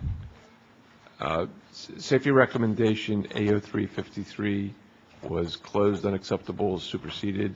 Safety recommendation A03, 53 is convene a panel of aircraft design, aviation operations, and aviation human factors specialists, including representatives from the National Aeronautics and Space Administration, to determine whether a requirement for the installation of low airspeed alert systems in airplanes engaged in commercial operations under 14 Code of Federal Regulations, Parts 121 and 135, would be feasible, and submit a report of the panel's findings.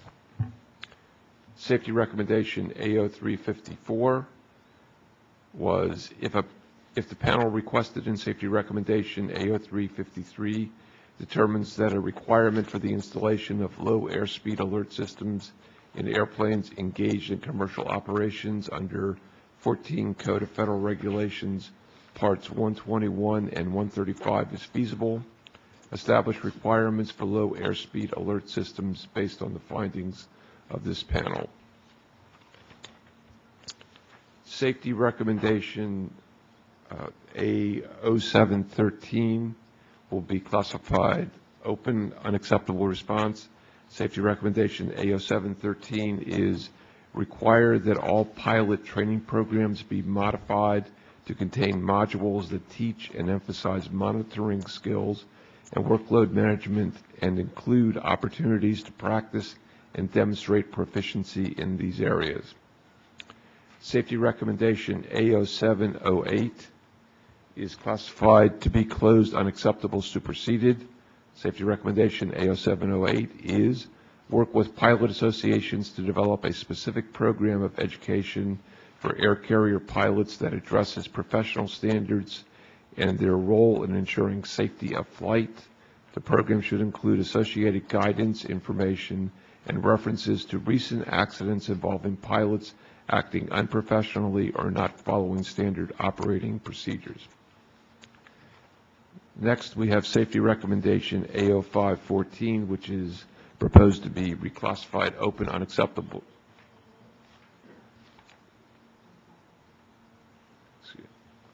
My mistake. Safety recommendation A05-1 is proposed to be classified open, unacceptable response. Safety recommendation A05-1 is require all Part 121 and 135 air carriers to obtain any notices of disapproval for flight checks, for certificates and ratings for all pilot applicants, and evaluate this information before making a hiring decision. And then safety recommendation A0704 is proposed to be reclassified closed, unacceptable, action superseded.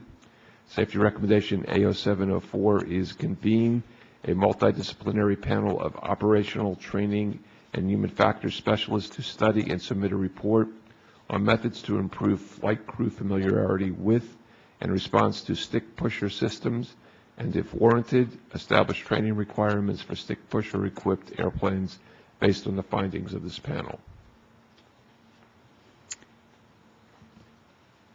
Is there a motion to adopt the recommendations as revised? I will. I'm sorry, is there a motion? We can adopt all of the recommendations, correct? Yeah. Yes, and can I add one procedural matter? Yes. That the board has just superseded A03, 53, and 54 as closed unacceptable action. So the new recommendation for the new airspeed alerter system, low airspeed alerter system, the board can choose to carry that over in an unacceptable status if you wish to. I wish to. How do the other board members feel? We've asked them to do it for over 6 years. They haven't done it. We're asking them to keep looking at it. I don't think we should give them a free pass and say you get to start over just because you didn't respond to us in the last 6 years. Yes, I agree with that, but wouldn't it actually be in some form or fashion we're going to close out A03, 53, and 54, and it would be something superseded? Is that correct? That was we voted on that when I offered my amendment to adopt the new recommendation on the orals, okay. and we superseded the others and closed them. So it's already been closed unacceptable. Thank you. Do I need a second to have the new classification, or does that just go? The suggestion is that you go ahead and vote on it. Okay. Can I get a second for the motion to retain the unacceptable classification? Second. All in favor signal with a hand and aye. Aye. Mr. Halbert, at this point we can adopt all of the recommendations as revised, correct? As revised. Okay. Any other further discussion on recs? Is there a motion to adopt all the recs as revised? So moved. Second. All in favor signal with a hand and aye. Aye. Aye. The ayes have it. All of the recommendations have been adopted. We will now vote on adopting the report in whole unless anybody would like to have further discussion. Is there a motion to adopt the report as revised? So moved. All in favor? Aye. Aye. Aye. The ayes have it. The report has been adopted. Are there any members interested in filing concurring or dissenting statements? I'll reserve my right on a concurring. I'll reserve my right to file a concurring. You want to join us? Yes. Me too. We're all in. Mr. Halbert, so noted? So noted. Thank you. Well, I have to make the comment, Mr. Howder. Clearly, you and I don't strike fear into the hearts of our team. We both lost today. So I think the lesson from that is we are captains who have very assertive first officers, and they don't hesitate to challenge us when they disagree with us. And I think that that's a good news story for the safety board, that our investigators, our board members, all of us are independent, and we call it like we see it, and we do our jobs. And so I don't know if you want to comment to your staff. No, I agree completely, but I believe we gained a lot more than we lost today by quite a margin, and I'm very pleased with all the work that folks put into it. It took an incredible effort to produce this report. And you pull that microphone closer to you so people can hear it. That's it. Once again, point out that we gained a lot more than we lost today. I lost one issue, but we gained a lot more. Staff put in an incredible effort on this. I'm pleased with them all. It was an amazing thing to put together the way we did. Very proud. I don't think there are any losers. I think the traveling public will be the beneficiary of this meeting. And as we all said at the beginning of the meeting, we are deeply sorry of the events that happened on February the 12th. And so we will take this tragedy, and we will triumph from it. Thank you, and God bless you. And I would like to add kudos to the staff who brought us to this result with an amazing result in an amazing period of time. Thank you. I believe this brings us to the end of our our deliberations on the accident report. Our investigation, I think, has the potential to refocus the FAA and the industry's attention on many issues that the Safety Board has raised over the last several years. Issues like flight crew monitoring, pilot performance, sterile cockpit, fatigue, training, record keeping, use of personal electronic devices, and safety alerts. These are critical issues that require the attention and the action of the FAA and the industry. The tragedy in this report is that what we uncovered in this investigation, we already knew. Many of the issues in this report are not new to the Safety Board. We've seen similar issues in other investigations, like the Air Sunshine accident where we had multiple test failures. This report raises serious questions about the effectiveness and oversight of pilot training. It's disturbing to hear of the numerous times that the captain failed only to be passed along in his career. In many respects, I feel that this is like a student that was getting passed from grade to grade and at the time of graduation never truly mastered the subject matter. And there are other accidents in which the board has cited pilot professionalism, sterile cockpit violations, and training. In 2004 in Jefferson City, 2 pilots with no passengers on board flew a flight to flight level 410. They mishandled the stall recovery, lost both engines, and crashed. The cause was unprofessionalism and a lack of airmanship skills, which resulted in an in-flight emergency from which the pilots could not recover. In 2006, an American Eagle plane experienced a similar stall, this time over California, after the crew let the aircraft, the speed decay, and in this case, fortunately, the crew was able to recover. Again, pilot professionalism and training were the issues there. We've cited pilot fatigue in numerous accidents. For years, many of these issues have been highlighted on our most wanted list and in our safety recommendations. The issues that we have seen in this accident are not limited to Colgan or the regional airline industry, but they are occurring in all segments of the aviation industry.